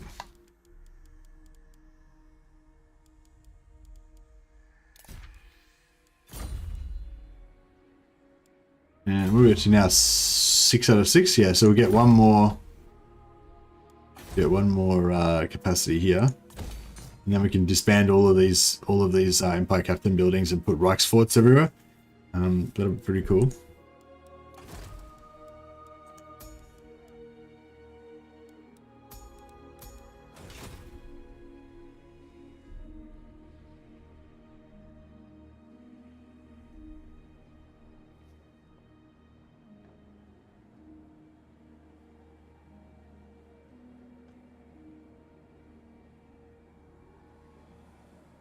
The end times is a prank. They'll acknowledge that any day now.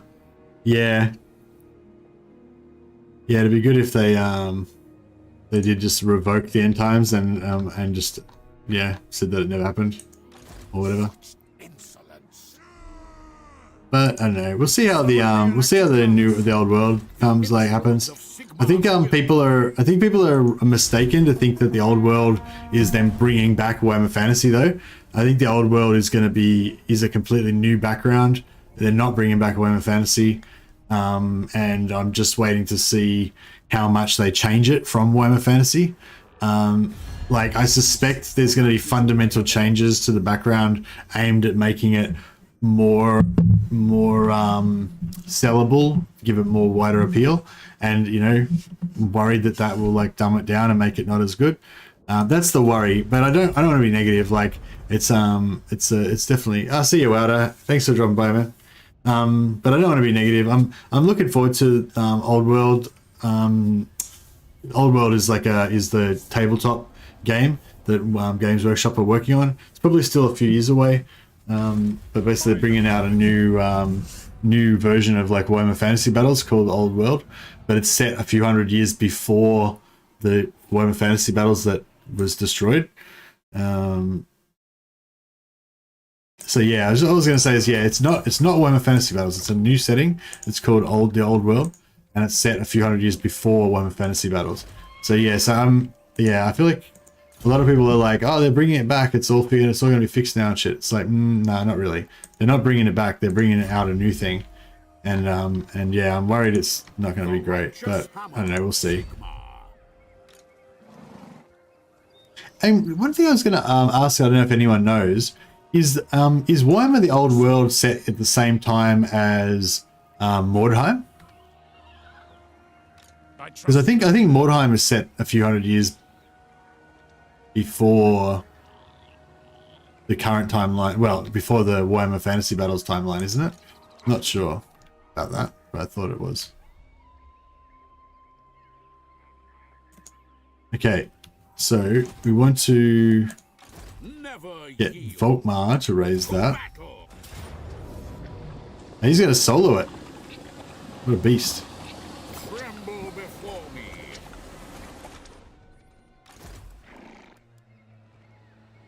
I wonder if we could actually... Step to it.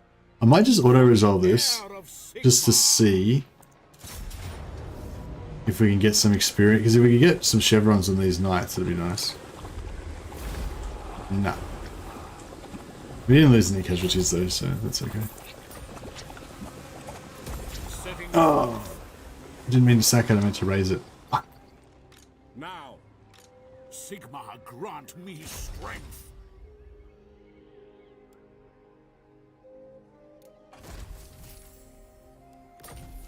Sigmar watches over me. Okay, we'll just move him I am slightly, They will obey. so he's on that side. On march! No. Bring me to my men. Move Volkmar, just to make sure he's slightly on this side. Moving out. So, Yeah, that should be very good. So Volkmar's got the plague. seek out the Keep- heretics. What have Keep him you locked to down say? there. By the comet. By the silver hammer, yes. Crap, which one is it?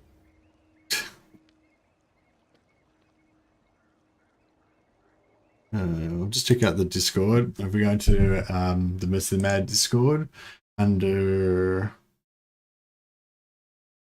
Warhammer 2 resources, I think. Warhammer 2 resources, yep. And then we should be able to find Wallet's guide to all the puzzles. Yeah, if any of you guys are interested, this is a link to the guide to all the puzzles. And this one is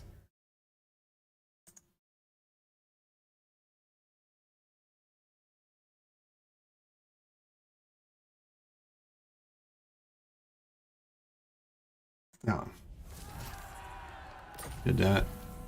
Third one, yeah, you're oh, you're probably right, I don't know. I didn't check. Who calls? Mordheim is 500 years before Warhammer. Yeah, but when's Old World set? Cockmonkey, do you know? Is that also 500 years before Warhammer at the same time? Because the reason I was asking was just because I think the Sisters of Sigmar that are in Warhammer, the Sisters of Sigmar that are in Mordheim, I think they got wiped out or something. They don't exist in Warhammer Fantasy Battles. They only exist in the old timeline. So I was sort of thinking like that might be one positive to the old world. Like the old world's like not going to have Karl Franz because it'll be like hundreds of years before he was born. Like basically most of the characters that we know, or a lot of the characters that we know from Warhammer Fantasy are not going to have been born yet in old world. But yeah, that might be one bonus that we might get. Sisters of Sigmar, which maybe didn't exist in Warhammer Fantasy. Right. Yes, General. See, wiping out all of this faction without any with only one army is fucking hard work.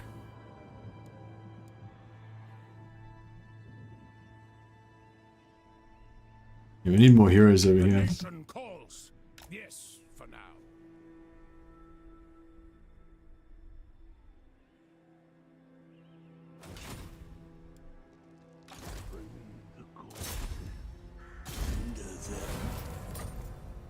Well, he's nearly there. I don't think he's one more level.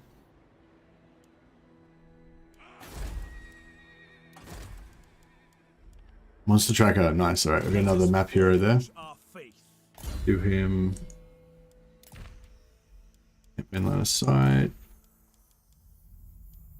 Movement range, sure.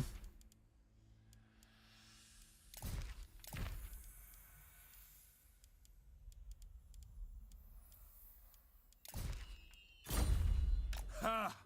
My faith burns bright. Who calls? We're gonna get another noble captain. Or a monster tracker. Ah, here we go, noble. Alright, we found our final wizard. Beast wizard with the bear With the, not bear. Is that a bear? Oh, that's weird. So he's got a bear's skull with fur on it, and he's also got antlers on his back. That's an interesting fashion choice. Alright, we're going to max. If you say so. Mordheim is set in 1999. Six to Sigma around then. Oh yeah, yeah. If you could find out when the old world is the new old world setting that's coming out, when that's set, if it's the same time, that'd be interesting. I imagine the Sisters of Sigmar existed a little bit before and after Mordheim time as well. Sir? I'm not sure about that, but they may have.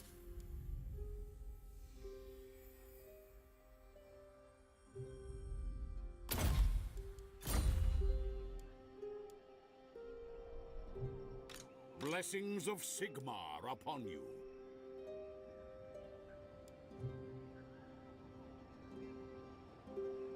How far can she move? Okay, so she actually can't make it into range of Volkmar. So what I could do is actually put this bad boy into melee range, to range with Waldenhof. Yeah, I'll see how that works out. The nation calls. Bears can have antlers as well if the changes of ways wills it. Silence, heretic! Burn, heretic! We are allies of the mountains.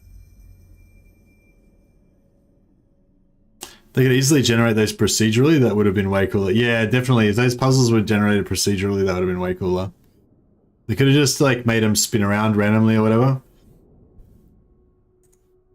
And the same with the Sudokus and stuff. They probably wouldn't have even need to figure it out themselves. They could probably find, like, probably Google it and find like a random generator. They would just have to program it. Chaos will never be satisfied with something looking normal. Yeah, I think Sigvald's the only example of that. Actually, does Sigvald have any mutations at all, or is he actually completely perfect? I think he's just completely perfect. He doesn't have any mutations. But I'm not 100% sure on that. Demand Krugenheim's return. Ah, beautiful. Yeah, because Talabek land is alive, we can demand Krugenheim's return.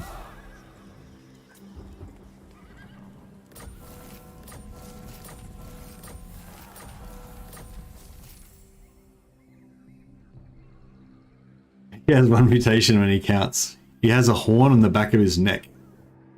He's just messed up on this. Okay.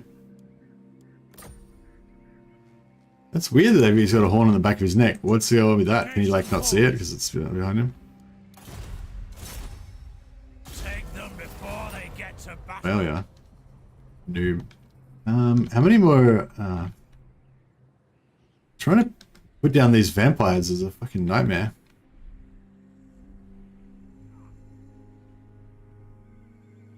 Yes.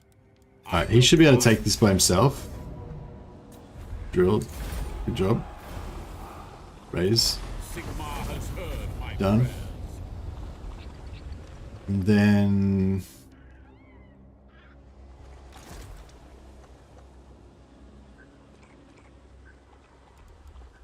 Yes, to unite the provinces. He's gonna run away. Then we'll... Oh, I should have sacked this first. Yes. Didn't think it through. Alright, so we'll sack this first.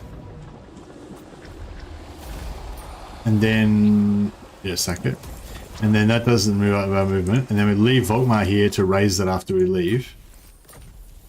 Yeah, maybe we need to get a second army up in here. That would be a good idea as well. And then we'll... Yeah, Roxor...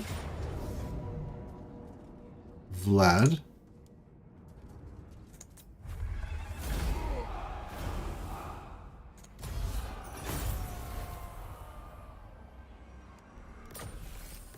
Well, and then we've got just enough movement left to take Orson.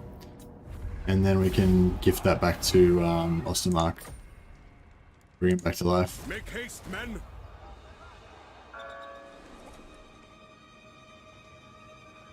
Where's all my messages? Ostermark emerges. There we go. So we've brought Ostermark back to life.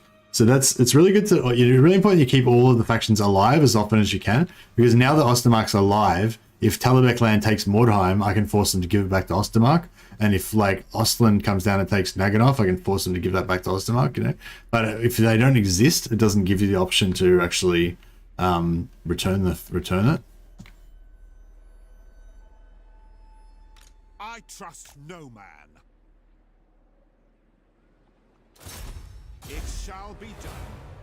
Lots of ruins to search. That's good. Question marks below the snake. Says triangle. Steel standard. Yeah, whatever. It's fine. Send this guy over here. Search the ruins there. I need a witch hunter on this guy. Your orders? Keep him under control. What we got over here? Yes, General. Okay, then. I think we'll keep more heroes down here. Preemptive strike. Who calls?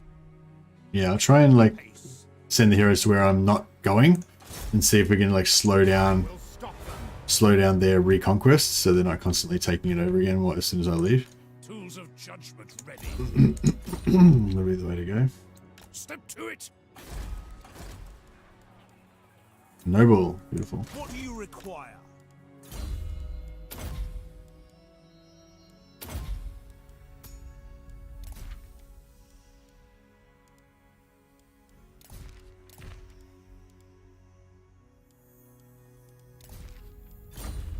Disagree with that. How many Empire captains? We've got 6 out of 7, yeah, so we need one more Empire captain. Ideally a noble or a monster hunter. Who calls?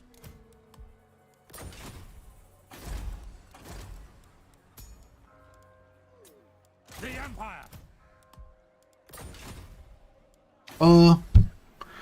Actually, should we make a should we get an Empire captain that's got cunning, maybe poison? Yeah, I'll take a cunning Empire captain. This guy can be potentially join our army. So make him a combat hero. Oh, sorry, the whole point of him was to have hold the line, which I could have already taken, but I didn't.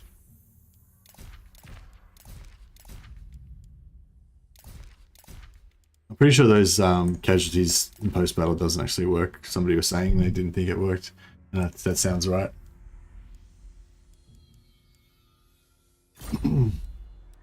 Yeah, okay, so this guy can head up to probably about Hergy by the time he'll catch up.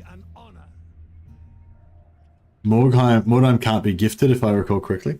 Really? I think it must be able to because it's part of the thing. Oh, maybe because it didn't start off as theirs. Okay. That sucks. Fuck, I wish they had have taken this. I wonder if we can experiment with trying to do like a one-man lord army that just cruises around, what do you call it? Just cruises around with a shitload of heroes. Just as like a swarm of heroes killing everything for him. I serve Sigma.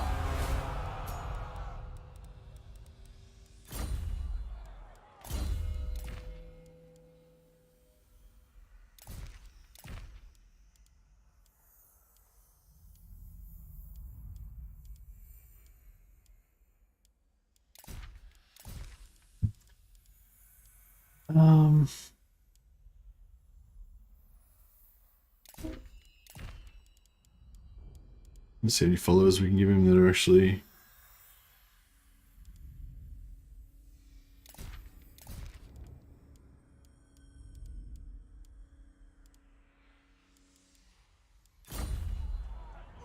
Not 100% sure about Sister Sigma. Around several centuries after the comet hit Mordheim, but fizzled out when Mordheim fell. The convent fortress was based there. Okay. So what time period is what time period is Old World set in?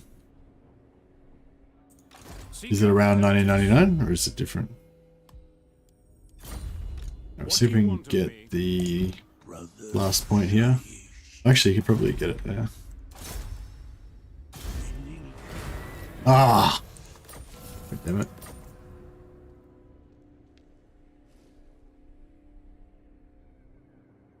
Karak Raziak can be gifted back to Ostermark. What the fuck? This can be given to Ostermark.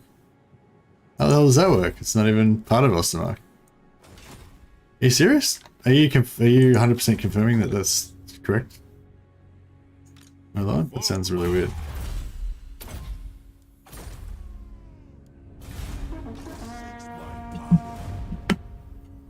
They own it at the start of the game. Oh, do they? Okay. Cool. That's really interesting. That's okay. It's not part of our objectives right now. Our main objective right now is just to kill Manfred. It's hard work though.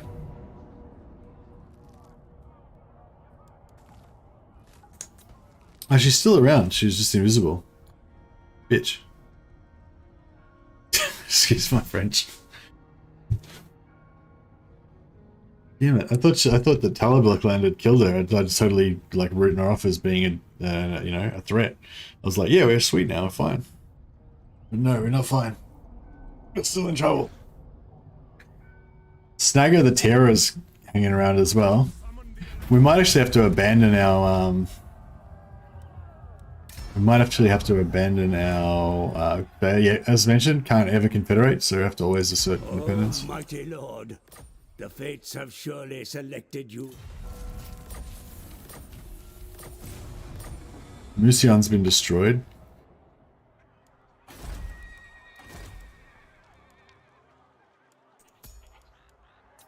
The nation calls.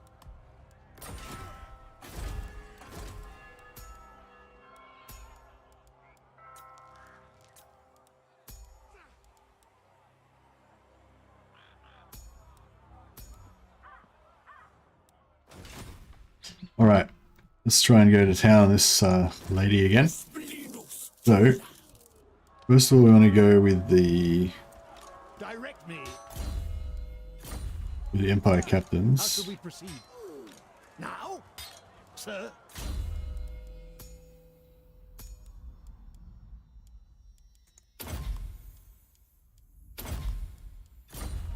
So this guy's level 7. We got the best chance. Step to it. Hit 'em hard and fast. Nailed it. Didn't actually notice any damage at all. But Direct that's me. okay. And we get this guy. The Empire. Strike. Oh yeah. Okay. And we get this guy. Is it time? Yeah, that guy's got to go and join up with Off we go. go and join up with our army so he can step out. This guy. Direct me. This is level 17. He should have a decent chance. 24. Preemptive strike. Nailed it. Good job. Okay, now we're getting somewhere. We damaged the other Zotes. It's good. Alright, who's the highest level wizard we've got? Let us forge our fate. The comet. This guy's level 12, I guess. Salt unit's 11%. 11%'s not super high, is it? Maybe we should just leave that. Then again, it's a good way to level them up, I guess.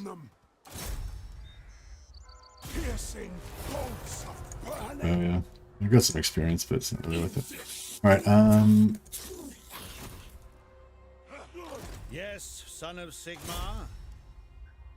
They will know who they face. They will be judged. Speak. I trust no man. right, where's she? So sort of, yeah, so she can't actually attack anything next turn. So Is it that's time? good. Yes.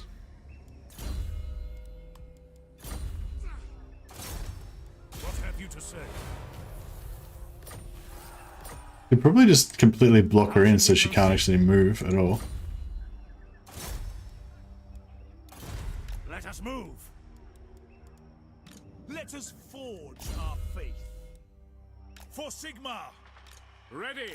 Let us try again. Moving would be wise. I have chosen a path. Step to it. Wulfhart. Moving.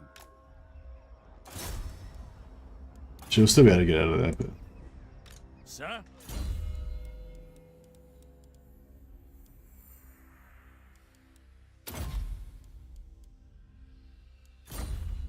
Drake is showing it past. Nah, she'll still pass, but hopefully we'll slow her down a little bit at least. Sing battle hymns.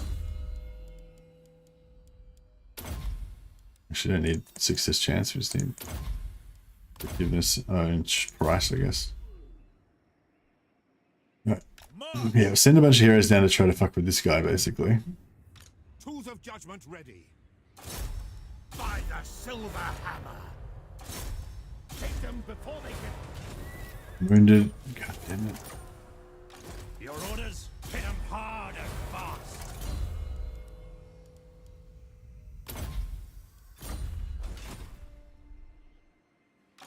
The instrument of Sigmar's will. Get in there. Heroic victory. Good job. I see Sigmar's hand in this. He's just raising stuff left and right.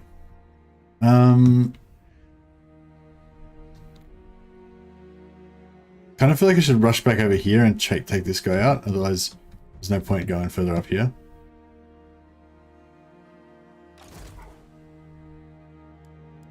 In the name of Magnus.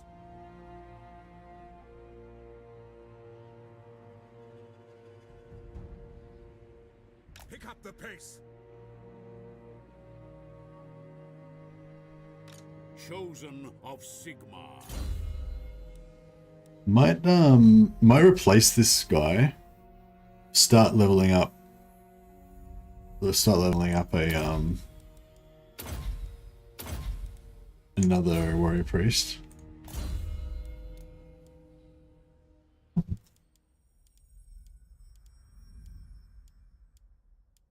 And the problem with this is this other guy's not going to be immortal. 2 turns till we get that guy.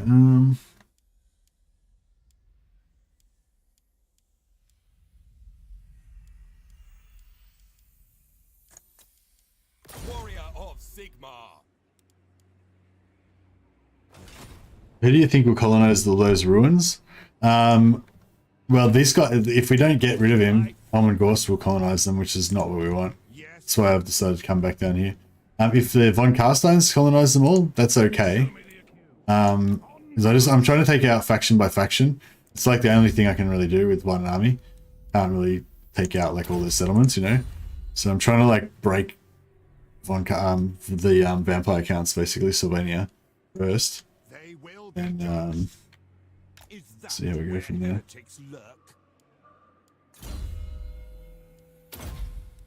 Actually.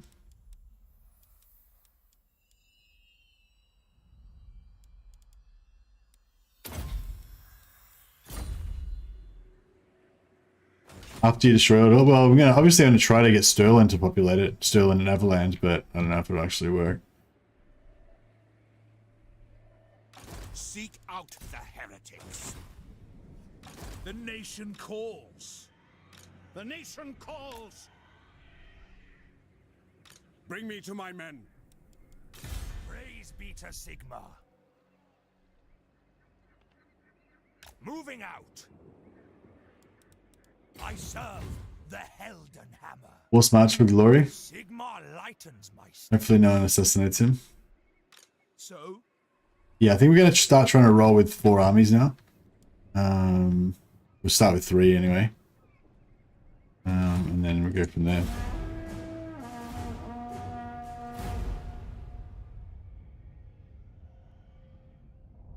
Force march warning from Merlon. That's right. The danger alert. Force march me to the fog of war.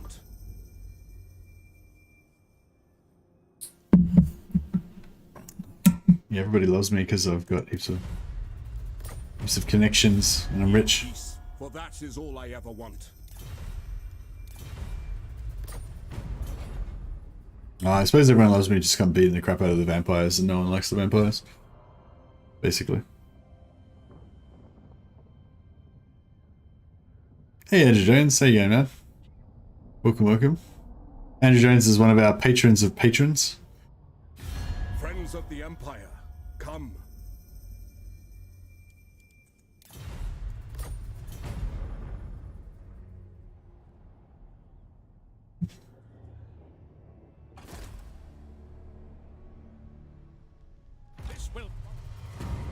Yeah, I'm going pretty good, man. Pretty good. Just need more time. Not enough time in the day. That's the only problem. We'll go send military force. Defense Fort Sol. Beautiful. Order resolve that to victory.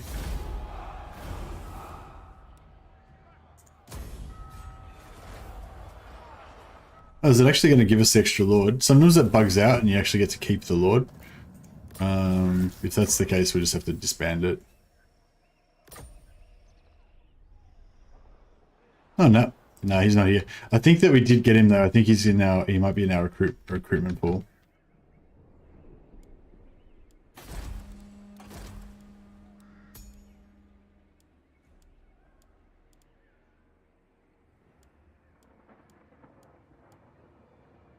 Oh no, he didn't. His name was Heinz Floss, I think, and he's not. He's not here. Okay, that's weird. I don't know where he went.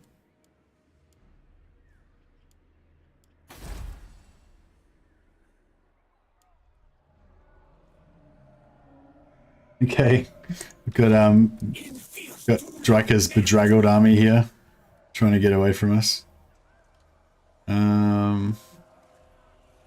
Yes, General. Wonder if my bright wizard's level 12, right? So let's see if he can have a crack. He's got 36%. That's not great.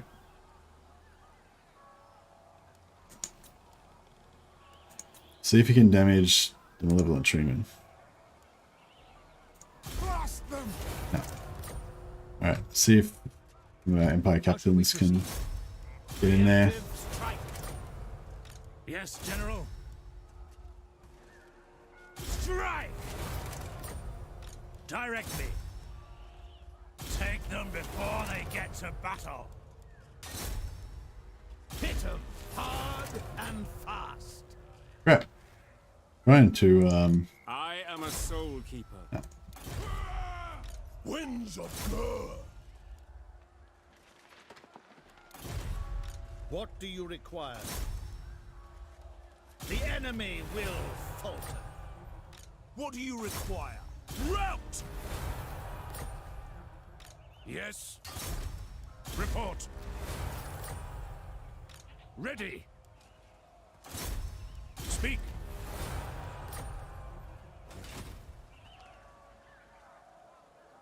I serve no master.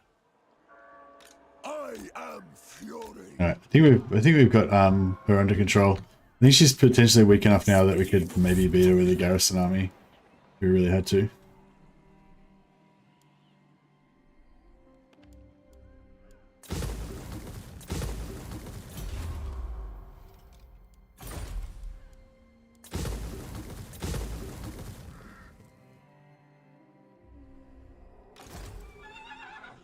Yeah, these guys haven't moved, so far so good.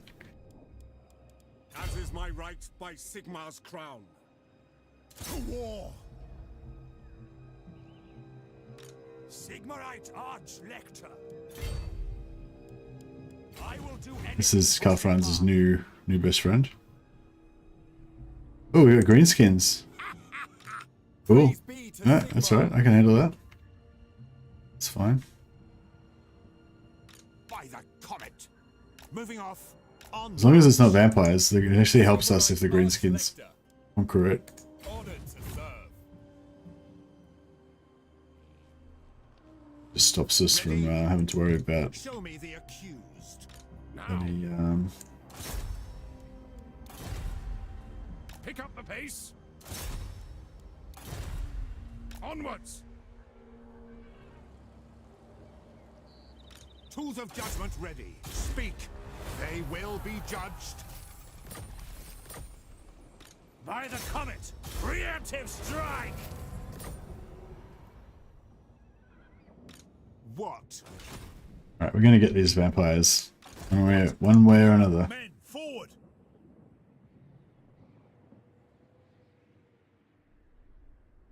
Last thing in the old world, orcs will be again called orcs, not aurochs or whatever the fuck they are. Yeah, that's bullshit. Yeah, the aurochs and the augurs and augurs and the elves and all that whack shit.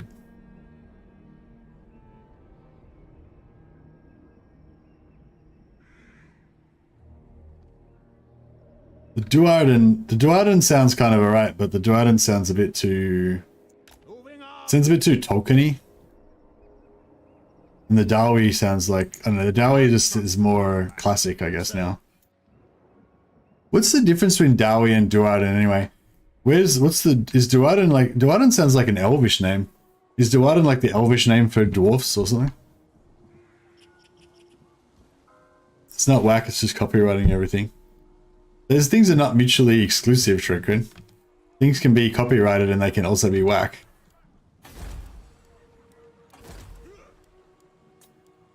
Let us forge our... Okay, so this is a prime example.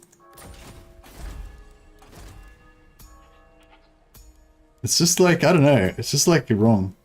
I was trying to explain this the other day. It's like, what the Warhammer background is cool because it's like, there's a certain... You can, like, pretty much anything can be in the Warhammer universe. Like, there's not really any, it's really hard to define what the rules are. But once something gets created, you just know whether it's right or not, you know what I mean? And, like, it doesn't even have to be created by Games Workshop. Sometimes people make up, like, homebrew army, like, homebrew Space Marine armies, or they make up, like, their own, you know, homebrew Avalander general leading his army or something, you know, and just the background and the look and the customization and everything, it's just all that's just spot on, and you're just like, yep, that's correct, even though that's never existed in a Warhammer world before. He has correctly created something that's Warhammer, you know. But then you also know when something's just not right. And yeah, I feel like aurochs is one of those things. They're not aurochs, they're fucking orcs. You know what I mean? But, you know, Age of Sigmar is a different setting, so who knows? Language changes over time. The Empire. Yeah, I guess that's a good point. Yeah, they're orcs in Warhammer. Seek out. They're not orcs in Age of Sigmar. That's fair enough.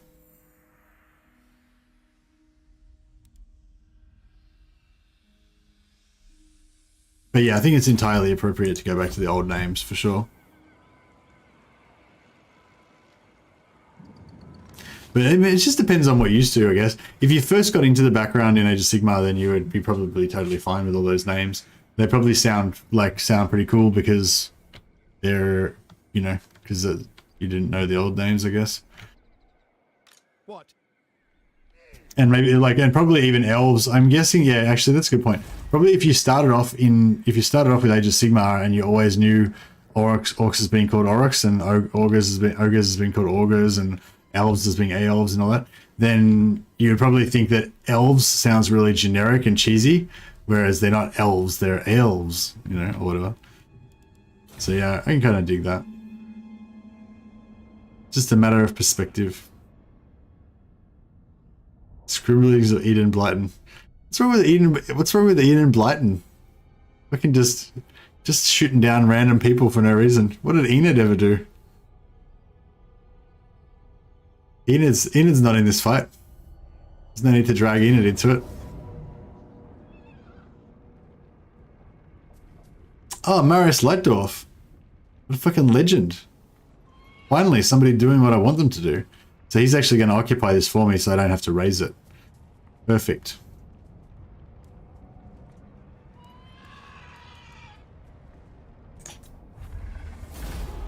I hope he occupies it anyway. He might sack it. You did.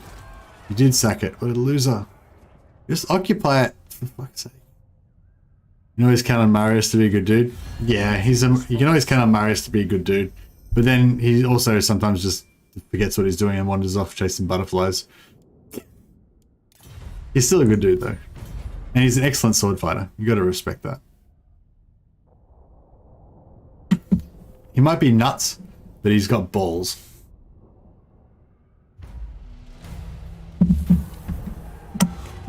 Bit absent-minded at times. Yeah, that's right. At least, but yeah, but he's no coward though.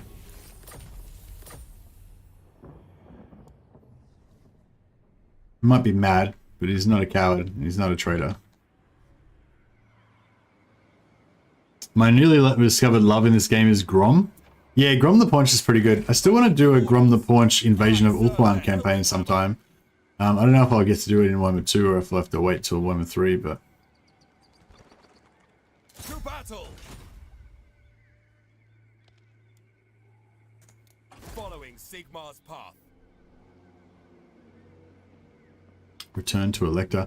I wonder if we could get these guys down here like tag team. Interesting. I wonder if a couple of Elector counts could tag team sack citying. Because if we get this guy in there, we could potentially start sack citying this with assault garrison and stuff. Maybe. Cleanse the Empire. They will know who they face. What do we need? We need one witch hunter, 2 captains, and a warrior priest. Should do the job. And then up here, we need to execute this prick. Piss off. You offend me. And then KF can go... Actually, we need to keep traveling up this way. Make sure there's no more vampire no more Sylvania guys coming. Prince and Emperor.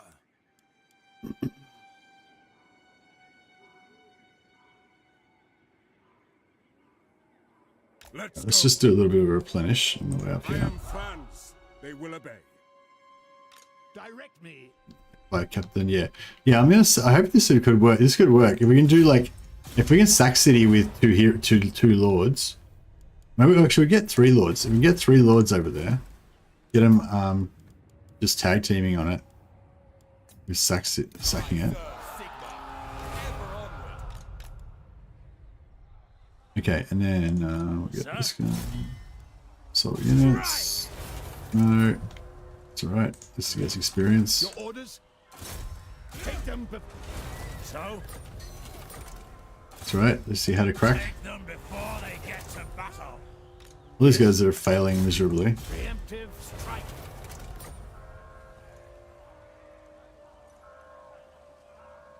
Tools of judgment ready. Who calls? What have you to say?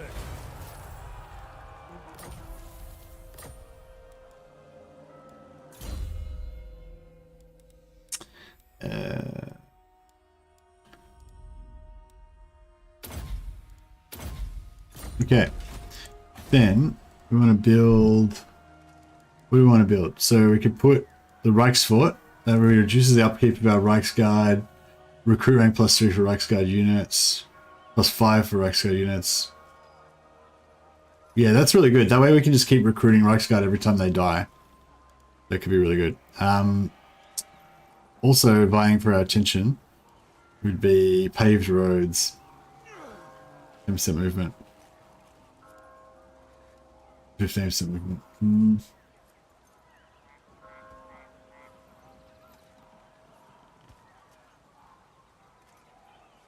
What we could do is Right Wizard. We need those.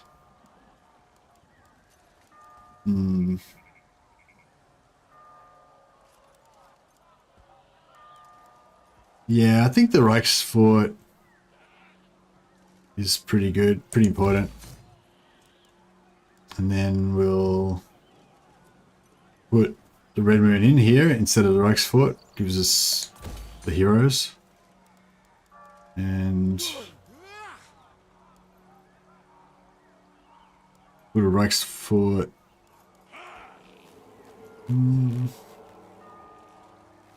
Nah, we'll go to the Reiksfort, more garrison. Alright, we'll just move these noble heroes back across the border into Forward! Grunberg. Where heretics lurk? I await to advise.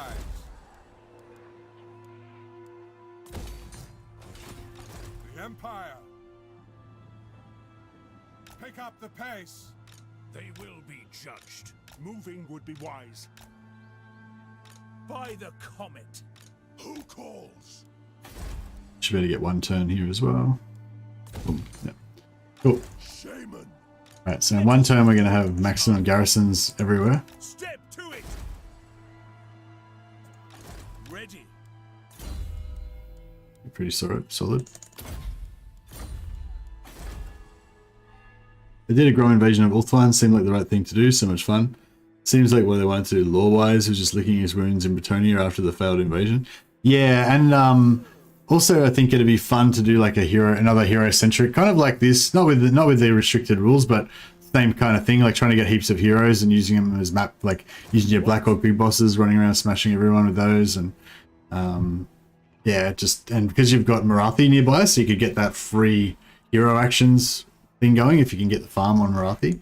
And then, yeah, just create like this crazy like Grom's Gestapo type thing with heaps of like Black Orc big bosses and Goblin big bosses just going around wrecking everybody. Kind of fun. Okay, this guy got perceptive? No, this guy we're going to replace anyway. Guided by Sigmar. Servant of the faith. This is impudence. Archlector. My journey begins. Champion of the faith. Yes, General. Is it time? Show me the accused. Alright, I think we're good. And we get hero action cost and hero success chance. Nice. Actually, maybe we should just get this. Maybe the melee attack would actually help us in auto resolve. Nah, I suspect it wouldn't actually help us at all.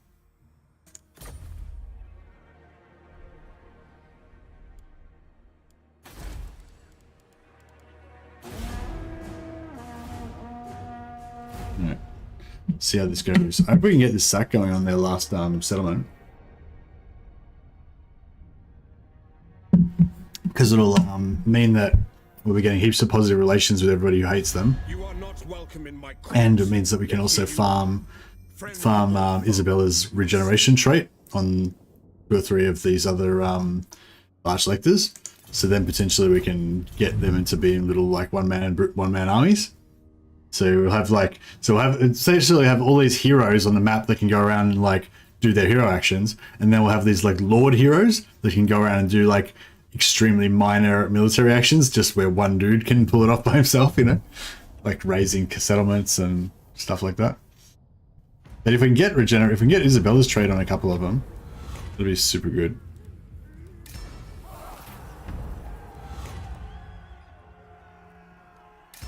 Get 18 Imperial Authority, 9,000 prestige. I think that's the highest I've ever had it. How's our diplomacy going? Military access with everybody. I accidentally did that military alliance in Rainbow. I didn't even mean to. Yeah. It's the mark. It is good to see fellow sons of the Empire this day. I think the only reason they didn't have it already is because they ceased to exist. Yes. But they're back now. Greetings, stranger. As you say, sir. Wow, wants to trade with us. Before the rightful lords of the as you say. Here's a more cane. More vampires. Damn it. I was about to try an ally with them, but it wouldn't be roleplay appropriate. Always imagine his hero actions as follows. You got your hero, a charismatic leader, leading a small group of followers. So the blow up a dam, assassinate vanguard, etc. Yeah. Yeah, I mean, it doesn't, like, the hero is just kind of representing, you know, the hero is just like an arbitrary representation on the map, you know. It could be just one guy, or it could be, you know, like if it's a witch hunter, it'd be a witch hunter and his, like, entourage, I guess, you know, he'd have his retainers and stuff with him. Witch hunters, oh, I don't know, some witch hunters, I guess, would be solo, and some would be more like witch hunter lords that would have entourages, I guess. I command here. I see no other option.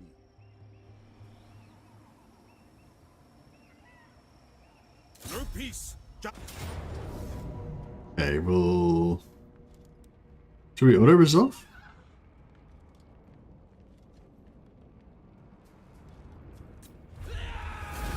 Quick and easy.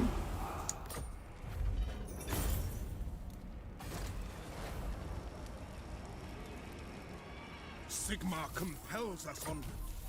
Didn't get rid of that, unfortunately, but that's okay. Okay, we just need to make sure that we don't let any Sylvanian armies get behind us and come back down and start settling this shit before I can go up the top and wipe them out.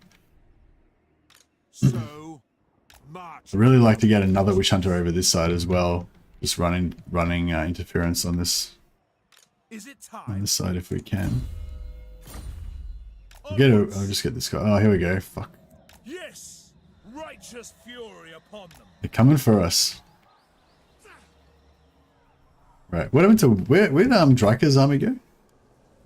It's fucking somewhere around here. Alright, Ready.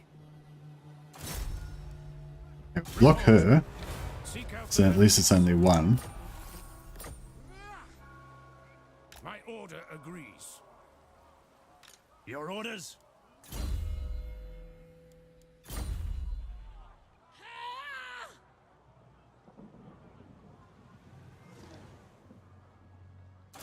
There's actually 3 armies. Preemptive strike. Shh. Yes, General. Hit 'em hard. Right, well we better get started. Be some bashing up these armies. Fast as we can. There is power within prayer. Just start assassinating the shit out of all of their dudes. I will not obey. Onwards. I have better things to do. I wonder if our faction strength went up now because we buffed those garrisons. So all these garrisons are looking pretty healthy now. This is like, yeah, so what's that? 7, 14, 18. So we've got 18 stacks in all of our garrisons. 19 in Altdorf. So 1, 2, 3, 4, 6, 7, 14, 20. Oh no, sorry, 20 in Altdorf and 19 in the others. And they've all got mortars. Yeah, it's pretty hot. It'd be cool. I thought earlier it'd be cool if your heroes actually had their entourage in battle. Yeah, that would be pretty cool if you could have like different hero stuff. Yeah, again, that's sort of why I don't want them to do. It's sort of why I don't want them to do Warhammer 40k Total War yet. You know, on the one hand, like I want Warhammer 40k Total War really bad, but then on the other hand, like I think if they waited another 5 or 10 years before they make it, there'd be so many more new cool things that they could include in it. You know, they could make it even better. But you know, I guess that's one of those things that where does it end? Now, strike.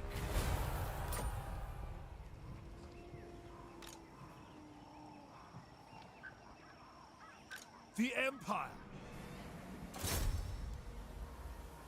The enemy will falter. Make it. Okay. We can block army. Speak. Champion of the faith. Forward in his name. Praise be to Sigmar.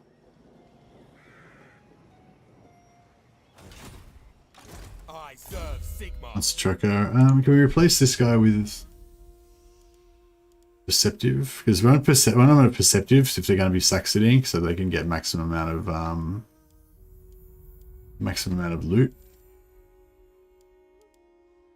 Oh well, failing that, you just go for another monster hunter. Going forth. Yeah, I'll just replace him with another monster hunter that's got full health. Monster tracker. Warrior of Sigmar. Now I'm hoping these guys, just because they've got high, because they're lords basically. Hopefully they'll be able to bash these guys. What do you require? Show me the accused.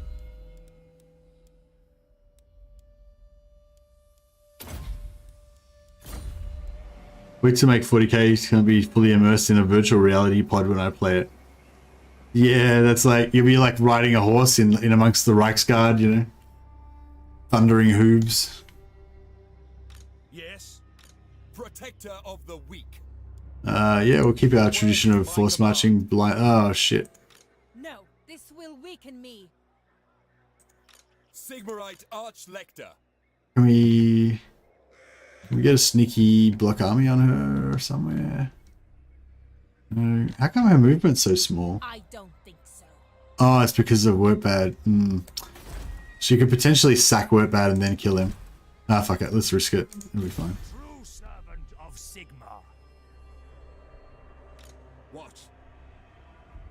Okay, we'll try and take out Kruger I home. will fight with you. Waiting for the holodeck technology. In Indeed. the name of Magnus, we cannot. Yeah, actually, we need this other army to come with Karl Franz to help him raise things. Here to serve. Alright, let's see if we get taken out by anything. What if they do at the next level where you can play as one of the heroes like in Vermintide and battle or maybe co-op? Well, they're already doing that. It's called Darktide Red Skull. It's coming out in a month and a half. Or 2 months.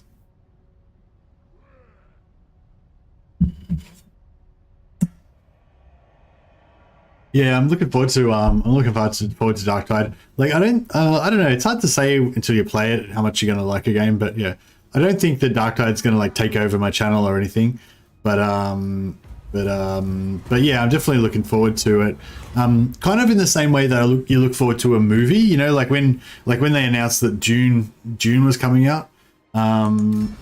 And they saw those first ads and everything for it. Like I was really excited about June for that experience, to be able to like immerse myself in that world that I haven't seen since I read the novels when I was like probably like when I was like 14 or something. Yeah, it's kind of like that with Darktide as well. I'm not really that excited about playing it as a game, if that makes sense. It's more about, yeah, it's like I want to play it as a movie, if you know what I mean. I just want to like be in that feeling, you know, that environment, that storyline, that kind of thing. Direct me. Alright, let's see what we can do here. We'll try and assault these units. Shit, that didn't work. Now, what have you to say? The nation calls. Fear us! That would be madness. I don't think that we can. Strike. I don't think this is going to work too well.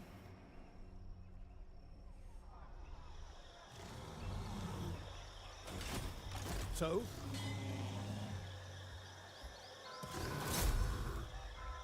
Take them before they get to battle. Nice, did some damage there. So we got in here. Yes.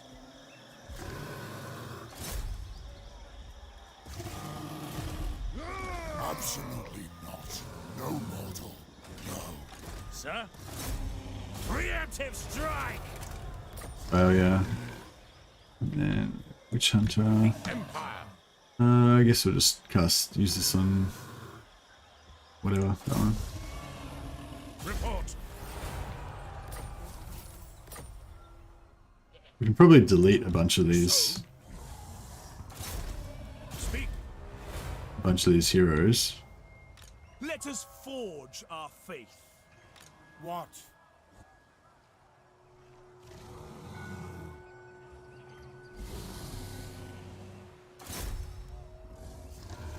Kill. A weak order. Cleanse the Empire. My vows prevent me. Let us forge our faith.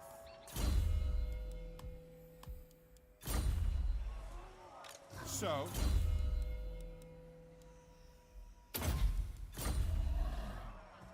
The Empire.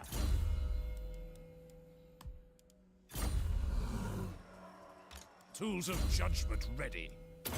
Vitality in this guy. Hates wood elves. Nice. It's a very admirable trait.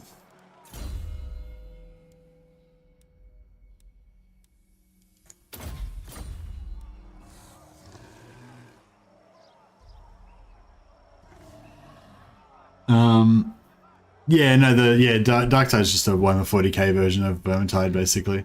But it should be pretty glorious, I'd say. Alright, let's kill this guy, and we'll... Did I just... What the fuck?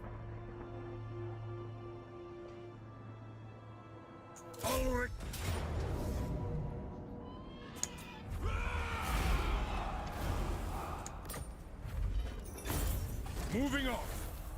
Like, I just gave that back to the Elector, and then he retook it again straight away. Summon the Elector Counts. Alright. We'll fight this one, get some heals on. I like the Imperial Guard in general in Dawn of War. It's him and constantly recruitable, changeable bodyguard. I wonder if that could work. The Imperial Guard General in Dawn of War 1, you mean, or Dawn of War, like, Dawn of War 2 Retribution? I don't really remember it that well now. It's been years ago. Like, it was a long time ago playing Dawn of War. It's like 20 years ago, I guess. Is that right? I don't know, maybe not that many years. I can't, you know. Memory's not good. Sigma calls. Judgment is coming. We are Sigma's heirs.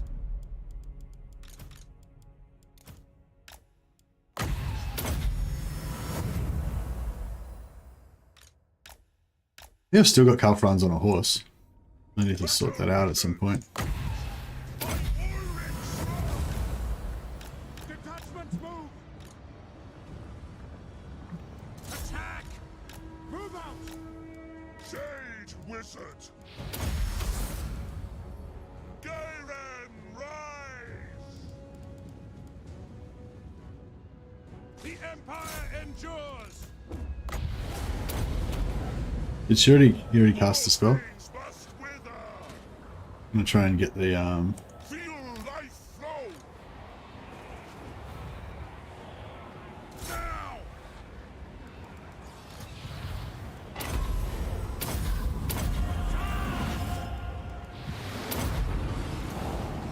Battle waits.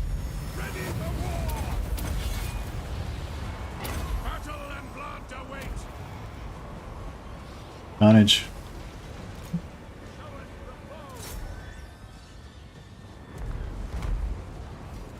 Throw it! We could put your wacko dwellers in there.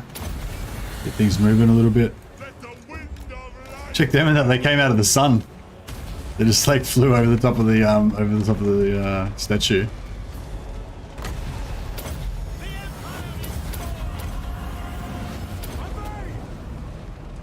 Sigma calls! Let the woods awaken! We're Sigma's heirs. Shield of faith. For Heldenhammer. Shield of faith. Some buffs happening.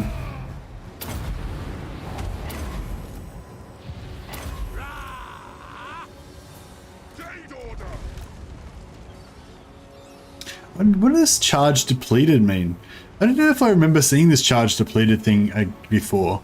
Is it because, like, they've put a debuff on me or something that's reducing the amount of winds of magic replenishment I can get per second or something? Like, is that, like, I think charge depleted is referring to your replenishment per second has gone to 0. But yeah, I don't really understand how that happens or why that happens. Ready for war.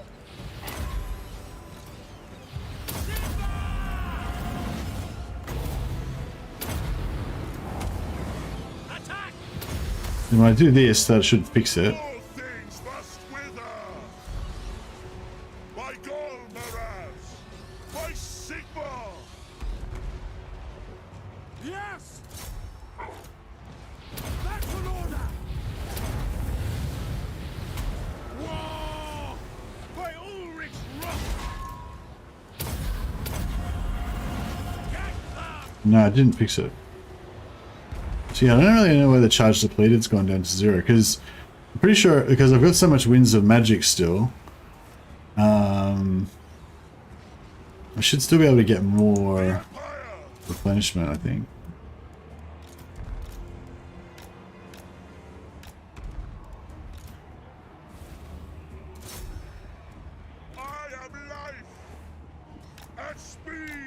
Oh man, he took a bit heavy charge then.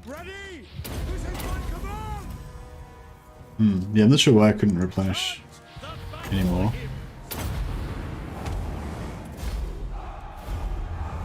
Hey, Philmantico. Just gonna grab a coffee. Oh, nice one. Hey, Leeksy, how you going, man? Yeah, I had a good one, buddy. Thanks.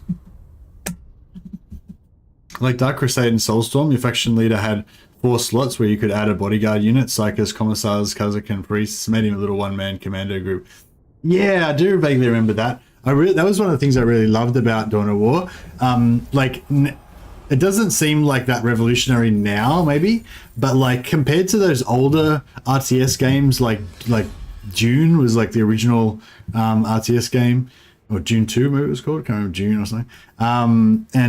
Like Command and Conquer, like Warcraft 1 and 2, you know, compared to those games, like the way that in Dawn of War, how you could add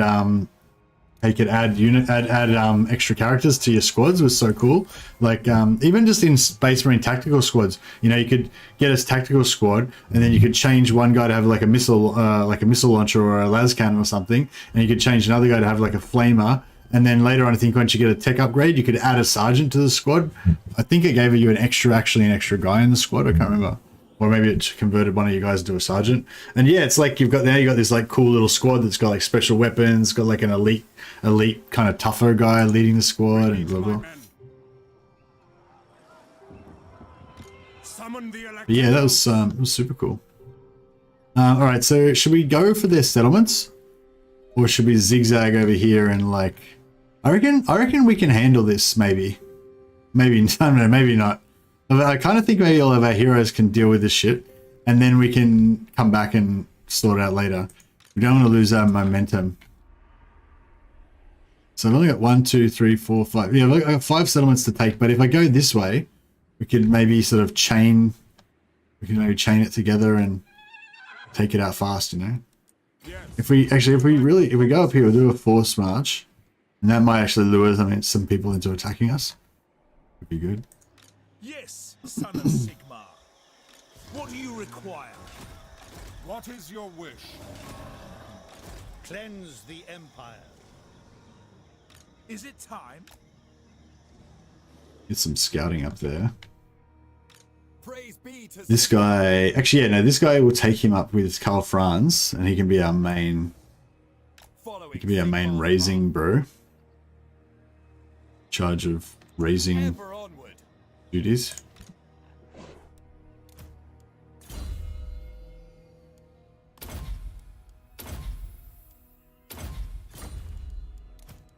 Let's pop a few points on these guys.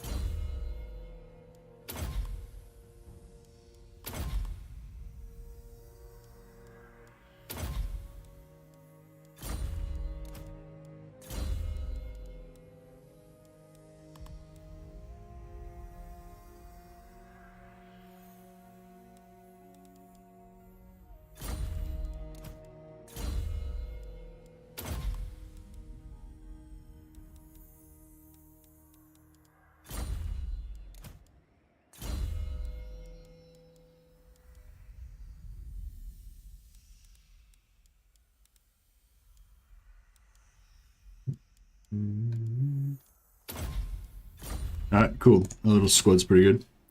You're totally right. Each squad felt so impactful. Also, you could attach heroes. My absolute favorite was the chaplain with his morale killing debuff shout. Oh man, I don't remember it very well now. I wish I could go back and play it again, but I think it's a bit like Warhammer 2, where it's just a bit too old and shit that it just doesn't. It's not quite you know, because it was never really there in the first place for me. Like playing multiplayer battles and everything is cool, but in terms of this single player campaign, like it was always like it had enough of the elements to make me really yearn for a bit more of a roleplay, deeper strategy kind of experience, but it didn't actually kind of deliver. But it, yeah, like I remember building like these massive Imperial Guard bases and just like not defeating the level, like just leaving the enemies alive and just having these like massive defensive bases so that I could just let the battle run forever, and with them just assaulting me and stuff and my guys just kind of defending and that. But you know, I kind of always like, even then I wanted to like live in the world of like Dawn of War, you know, and have the AI just keep kind of doing its thing and being a foe. But yeah, like that's kind of what you get from Total War. But it just, yeah, Dawn of War unfortunately didn't quite do that. But yeah, but now that there's better stuff out, you know, like it doesn't. I don't know. For Sigmar, pick up the pace. Yes, blessed is this action. I don't think I could go back to Dawn of War 1 now. All right, I don't think these guys are going to be able to hack it. The axe thirsts for war. Yes. Faith shields. Oh, what we can do is we can siege lock her. Champion of the faith.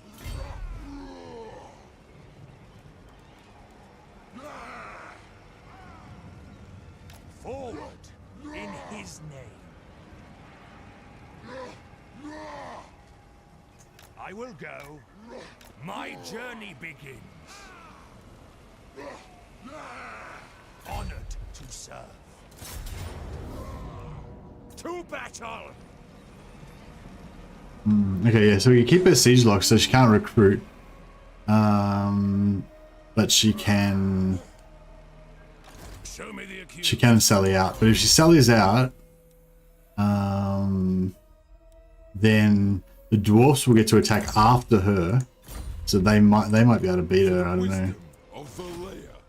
I'd rather if they didn't beat her and we could just keep beating her up, but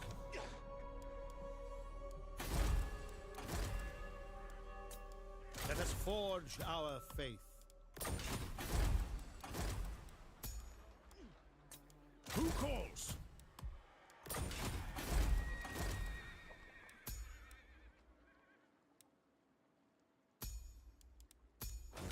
alright, we're good.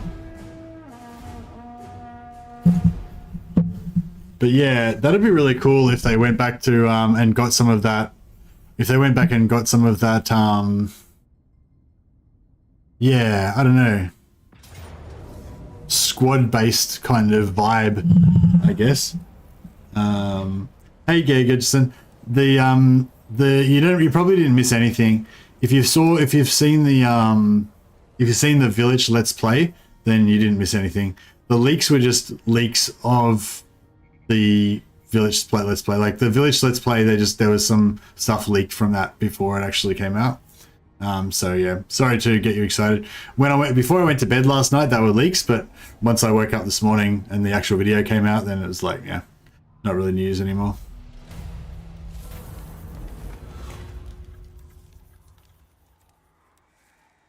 But yeah, the start of the stream, if you want to go back and watch it later, I talked about the Vilitch Let's Play in a fair bit of detail when I went through it a couple of times, probably for about half an hour. So if you're interested in that, then go ahead and reload that later and check it out. I've only got about half an hour left to play today, so I don't want to go for too long. Okay, so we've got Volkmar. Volkmar's got immortality. Oh, they took it out. Okay, cool. All right, well done. We don't need to worry about it. Oh shit, check this out. The fucking Red Eye Empire. Shit. All right. Sigmarite Arch Lector. Well, it is what it is, I guess. Sigmar lightens my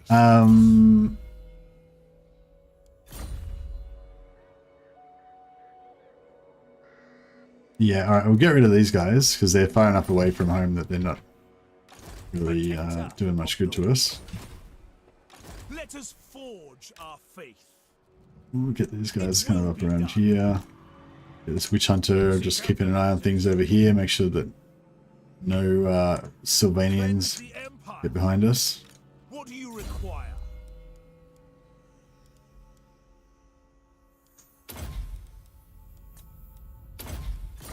Oh yeah, I'll put Karl Franz on foot before I forget.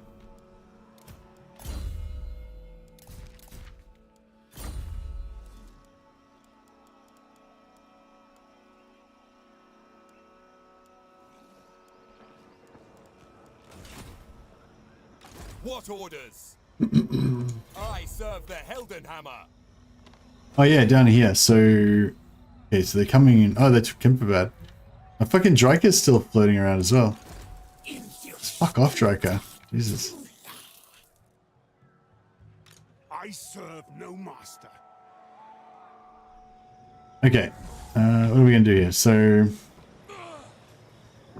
gonna hit each of them with the Empire Captain. Try and get some more damage on them.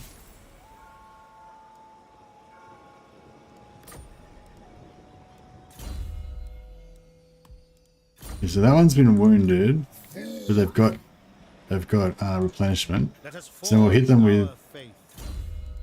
with reduced replenishment. So currently they're getting 28, 38.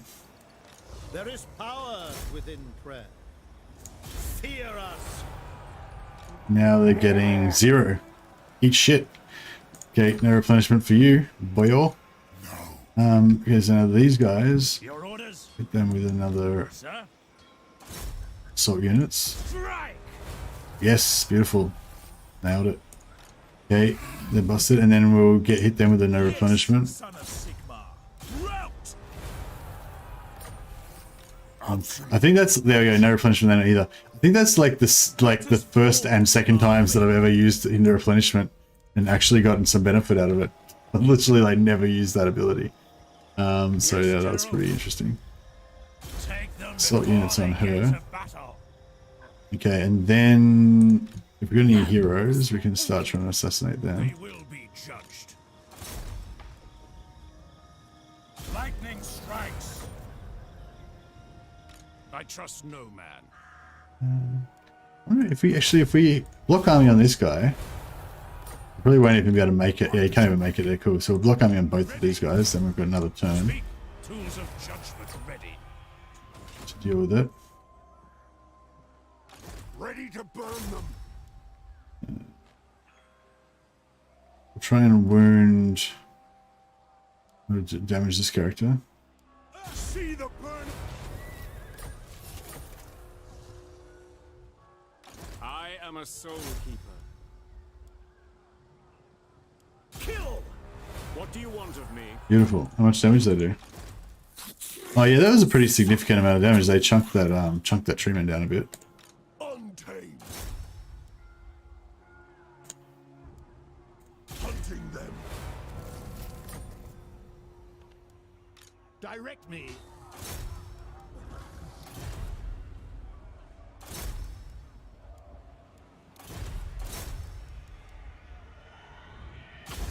In the stomach will do it. All right. Yeah, he's finally level 10. Took a bit of doing. You know, at least he's got his maximum boost income. Yeah, so the leaks were just basically they showed the Chaos Warrior, Chaos Sorcerer of Zeech, the tech tree, I think, and the skill tree. There's some heroes, but that stuff all got later on showed today in the Vilitch Let's Play video anyway. So if you just watch that, then you're pretty much caught up. Or if you go back to the start of the stream where we watched it and talked about it. Forward. On march. I trust no man. Is that where heretics lurk? I think we're pretty safe here. There's no Sylvanians coming down that direction, I don't think. defy you.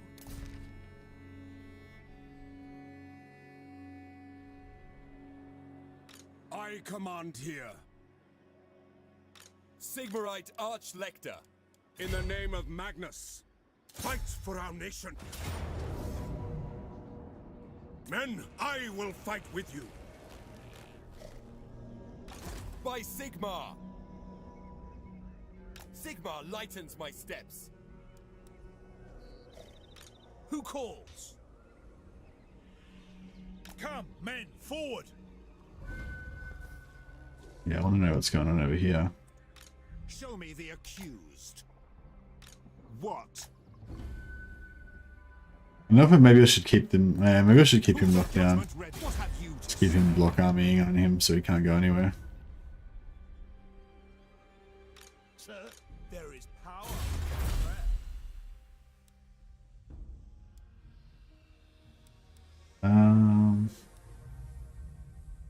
Yeah, we'll go the melee attack on vampires, just so it might give us a bit more to resolve. I don't think it will though. I saw on Reddit that the video shows Kislev occupied by Valkyr's faction. Yeah, there's one settlement, I think it was Prague, was occupied by Valkyr's faction. Yeah, but it wasn't actually their starting province. Dominic pointed out because it didn't have the right icon. It was just something that they'd occupied.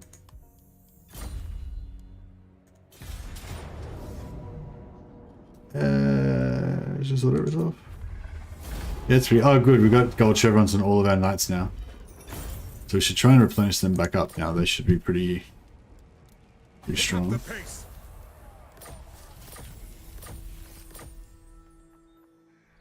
Man, I wish we could get like replenishment even when we're not in camp stance, but it just doesn't want to do it for us.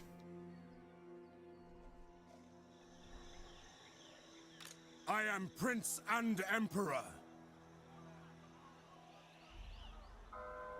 Move! True servant of Sigmar. I will go. Ready. I see no other option. I will not obey. Make haste, men. Archlector. Alright. Cool. I don't know what this is about a start position. I think the initial position would be a Brass Keep, but now Festin is there weirdly. Oh, is Festus confirmed at being starting at Brass Keep? I didn't even pay attention to that. That's in Immortal Empires, Festus starts at Brass Keep, is that right? Or is this in Realm of Chaos? I suppose they start in the same place, probably. It's Realm of Chaos though, who cares? Yeah, well, yeah, exactly. But I mean, I'm pretty sure if like Festus starts in Brass Keep in Realm of Chaos, he'll probably start in Brass Keep in Immortal Empires too. Not 100%. Like there might be some that they move slightly, but yeah. Then Toddbringer got wounded again.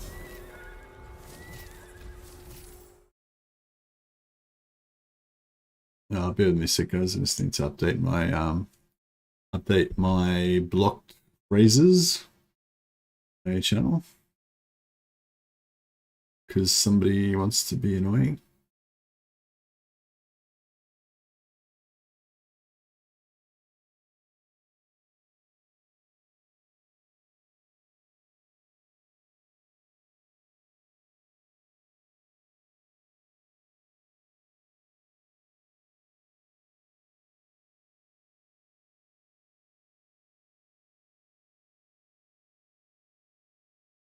Oh wow, we got quite a few people subscribed today.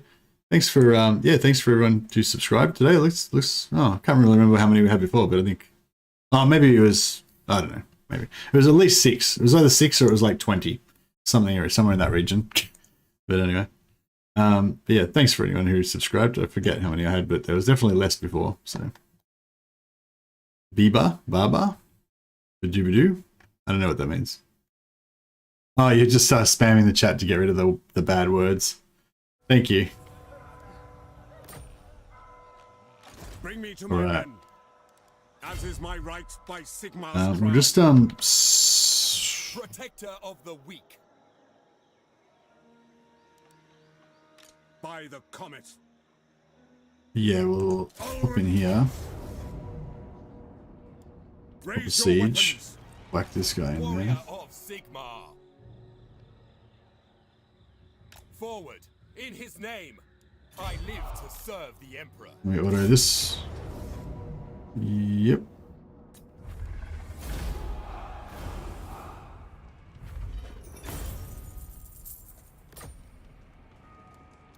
Sigmar compels us on.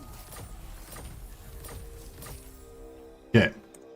Then we're gonna move up here as close as we can to Brass Keep, while still getting 50%. Okay, that's not very far. It's okay. On march! I am Franz. Let's We replenish will obey. this I bad will boy. do anything for Sigmar. My There. journey begins. Honored to serve. Is that gonna get us there? I don't think that's gonna get us there. Let's The Empire.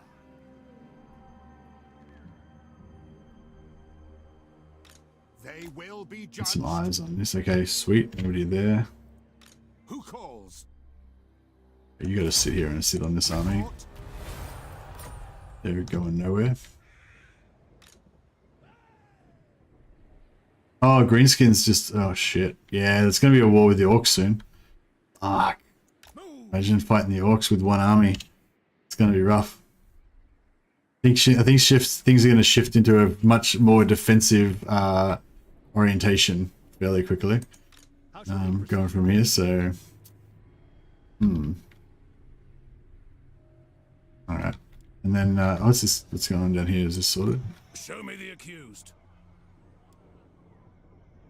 Who disturbs me? The winds blow strong.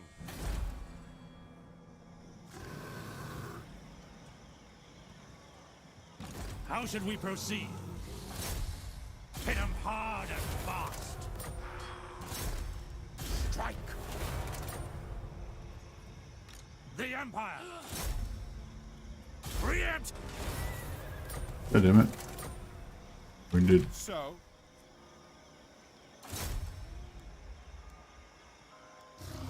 It's the most expensive unit here, probably these guys.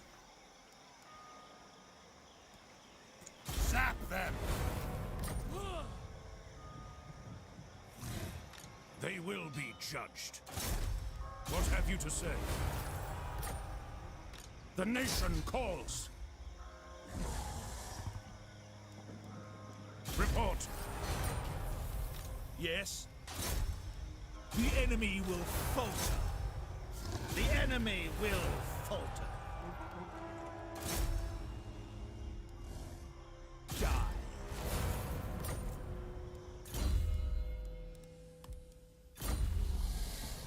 I think we're all done. Everybody's moved. I trust no man. Yep.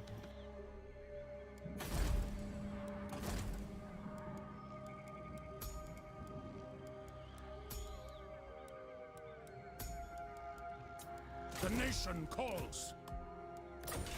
Yeah, I wouldn't mind getting some more witch hunters out in the field for sure. What do you require?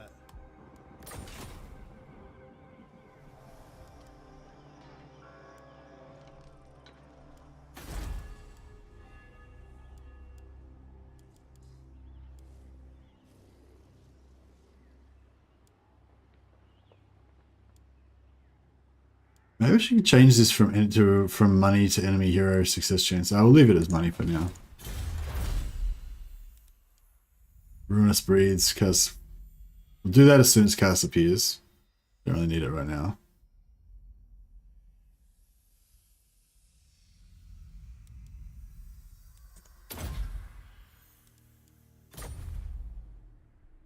Yeah, we don't have any more buildings that we're gonna have to construct really, so, and if we did, we can just use nobles to make it instant, so we don't need that 25% build time reduction. I feel like this campaign's kind of, I don't know, I'm finding it really fun because it's so novel and different, but I don't know if people, it doesn't seem to be like, you know, people don't seem to be super excited about it, so I probably should like wrap it up and not keep playing it. I don't know. I'm really having fun with it. It's really fun though. Does anyone know if there's going to be any more news tomorrow? I haven't heard anything about any more news. And I assume, because they normally do the teaser, then they do the reveal with the blog, and then they do the let's play, which is what they did the last 3 days. And then that's kind of it. But last time when I thought that was it, and then they did the whole like what we did with the Warriors of Chaos thing, and kind of tricked me. The nation calls. In the name of Magnus. Alright, get some more replenish. Yes. Oh, Hoagie, right. Hockland ceased to exist, so we don't have military access. We've probably done that before.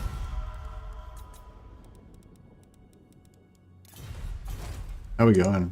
How's the scorecard going? 100% of elected counts are back alive again, except for Ostermark,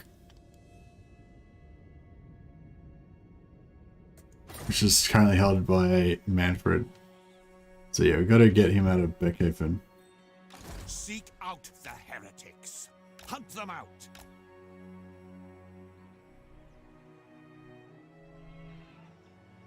I trust no man.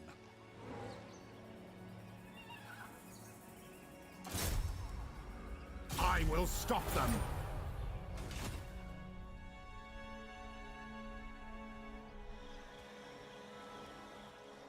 Yeah, we seem to have really they seem to have changed their mind about this invasion, haven't they?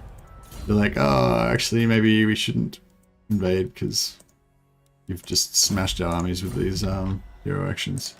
Now?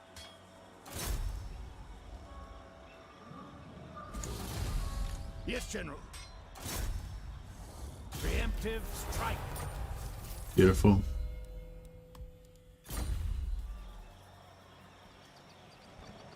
Your orders?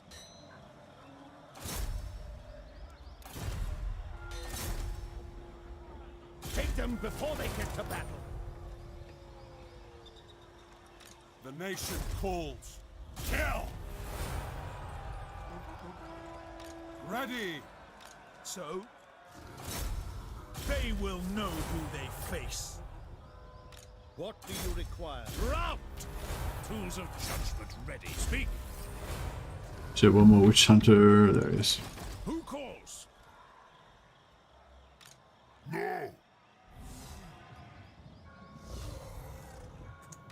Never! Seek out the heretics. What have you to say? Cool. Those armies should be pretty hobbled. Sir? To war!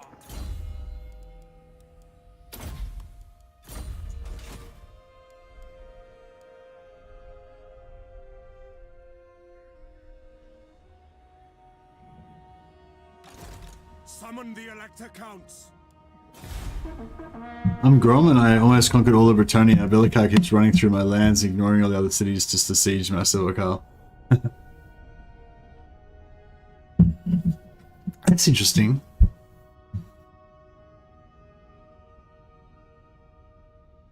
Wonder why he's doing that. Because like quite often you can leave a sack city, like if you leave a city that's vulnerable, that doesn't have walls and has a small garrison or whatever, and you leave it vulnerable, then you can sort of like get the AI to focus on that. But yeah, I guess it's not that reliable. I don't know, I haven't really tried to manipulate it to the max or anything, but yeah, that's interesting. Can you do all your minor settlements have walls as well and stuff? Like yeah, is there other stuff that you would think would be more attractive to him than Massive Karl? Maybe it's because Massive Karl is your capital, and like capitals are weighted higher. Stop the war, yeah. Yeah, maybe capitals are weighted higher than other things, so it's, even though it's not the best target, it's kind of like bait. What? I see no other option. Onwards! Servant of the faith. To battle! I command here. Man, it's hard work trying to hold all these empire provinces together. My orders They're all are just to trying to move. suicide themselves. I am Franz. They will.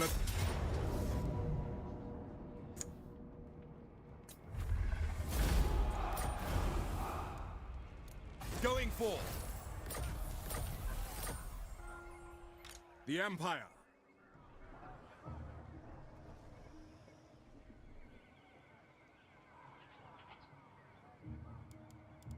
As is my right by Sigmar's crown.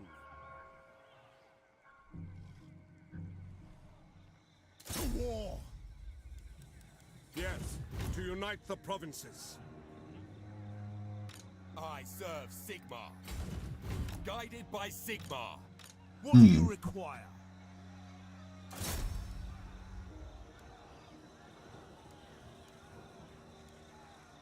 Die!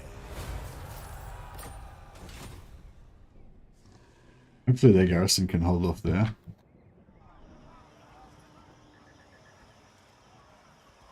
Ready!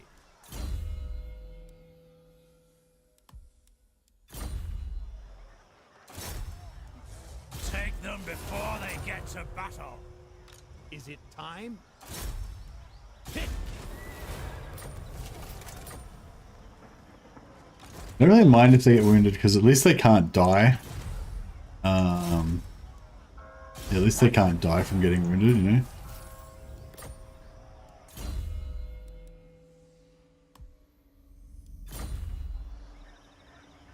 Call from the heavens.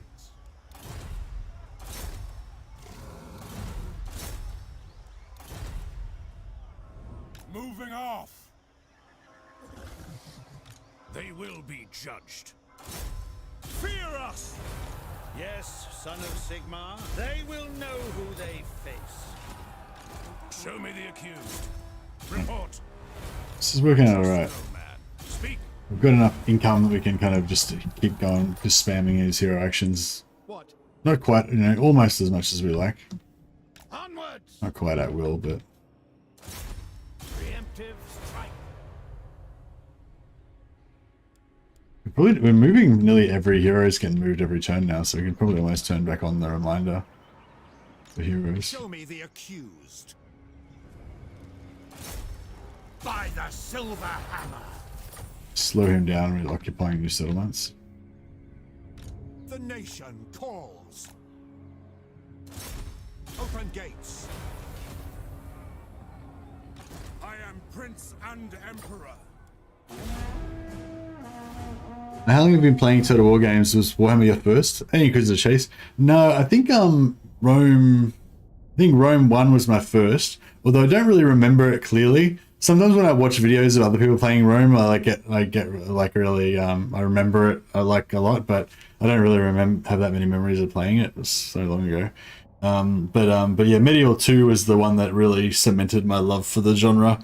And yes, Medieval 2 has been my favorite game, like, you know, of all time for many years. It's just always like one of those games that I would come back to, you know, when you have that game that you just love so much, but then you play it so much that you just, after a while, you're just completely burnt out on it. You just can't enjoy it anymore. And then you play other games, not so much to play the other games, but just because you're waiting for the burnout to wear off, so you know you can go back and play it again and it'll be fresh again. It's kind of like that, you know. I just always go back to Medieval 2 and play more campaigns and just different stuff. But even though I felt like that, like in retrospect now, compared to the amount I play Warhammer now, that was like nothing, you know. But it's funny how, like, sorry, we're getting a bit off your original topic, but yeah. So yeah, Rome 1 was my first Total War game, but Medieval 2 was the one that made me really like Rome 1 was an awesome game, and I definitely rated it as a really good game. But it wasn't until Medieval 2 when I was like, okay, this game's like changed my life, kind of thing. You know, I don't know, that might sound a little bit hyperbolic or whatever, but it's kind of true.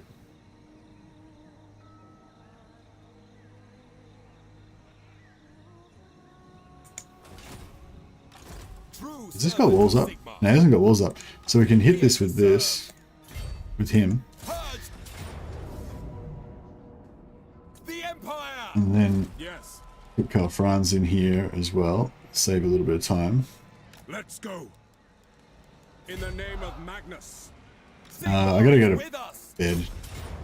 Decisive victory low. Yeah, actually, yeah, that's good. I want to get we get poison on this other guy. How much attrition are we gonna take? Yeah, that's fine.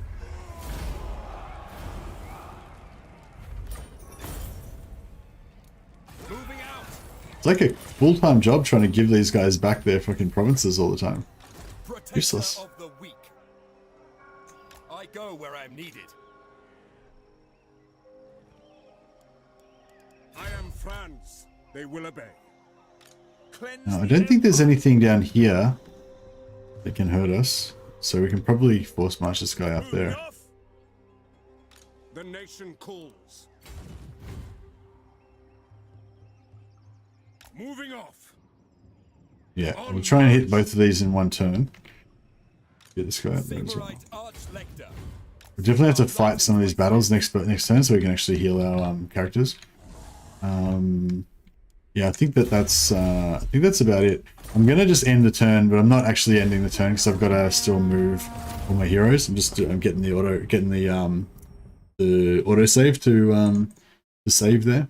Then I'll finish moving those heroes tomorrow.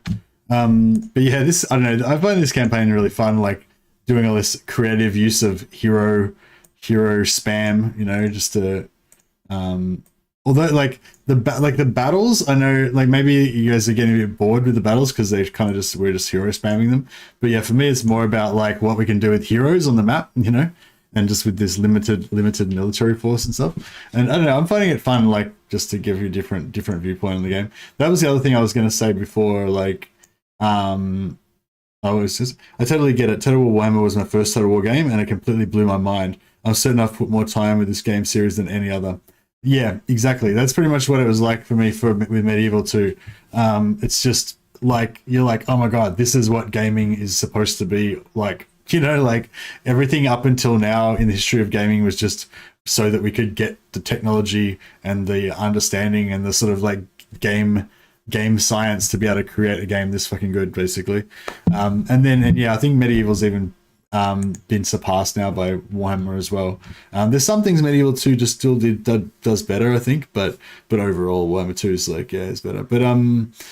But yeah, the other thing I was like surprised about is like I used to, and I imagine all of you are the same, get burnt out on Total War, like with Medieval 2.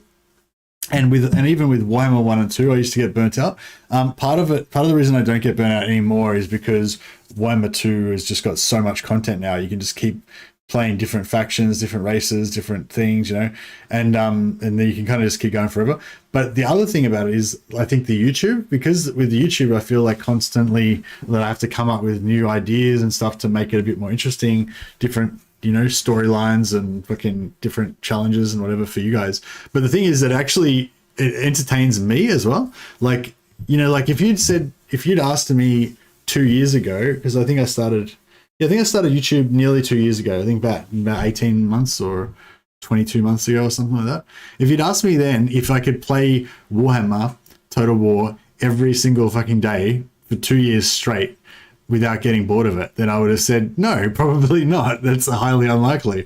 Normally I can only play, you know, Warhammer for maybe like 3 or 4 weeks or a month or two before I'll get bored with it, you know. Usually it'd be about 3 or 4 weeks, you know, and then I'd play something else for a couple of weeks, then I come back and I just keep cycling like that. But now I'm literally playing Total War like every fucking day for like nearly 2 years, and I'm not bored with it, like not really at all. Like I'm still like super keen, you know. There's like right now I could probably list off like 5 campaigns that I'm really excited to start that I haven't had a chance to do yet, you know. And that's kind of like, I don't know, it's just a great game basically, and I'm really excited to see what happens with Warhammer 3. And let's just see if we can chuck a quick host to somebody, because I am overdue to go to bed. Gotta try and get my 2 hours sleep in.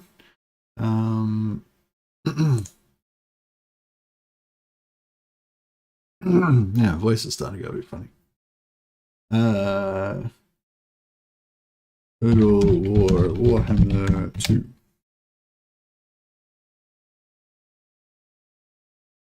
But yeah, thanks so much for sticking with the campaign, guys.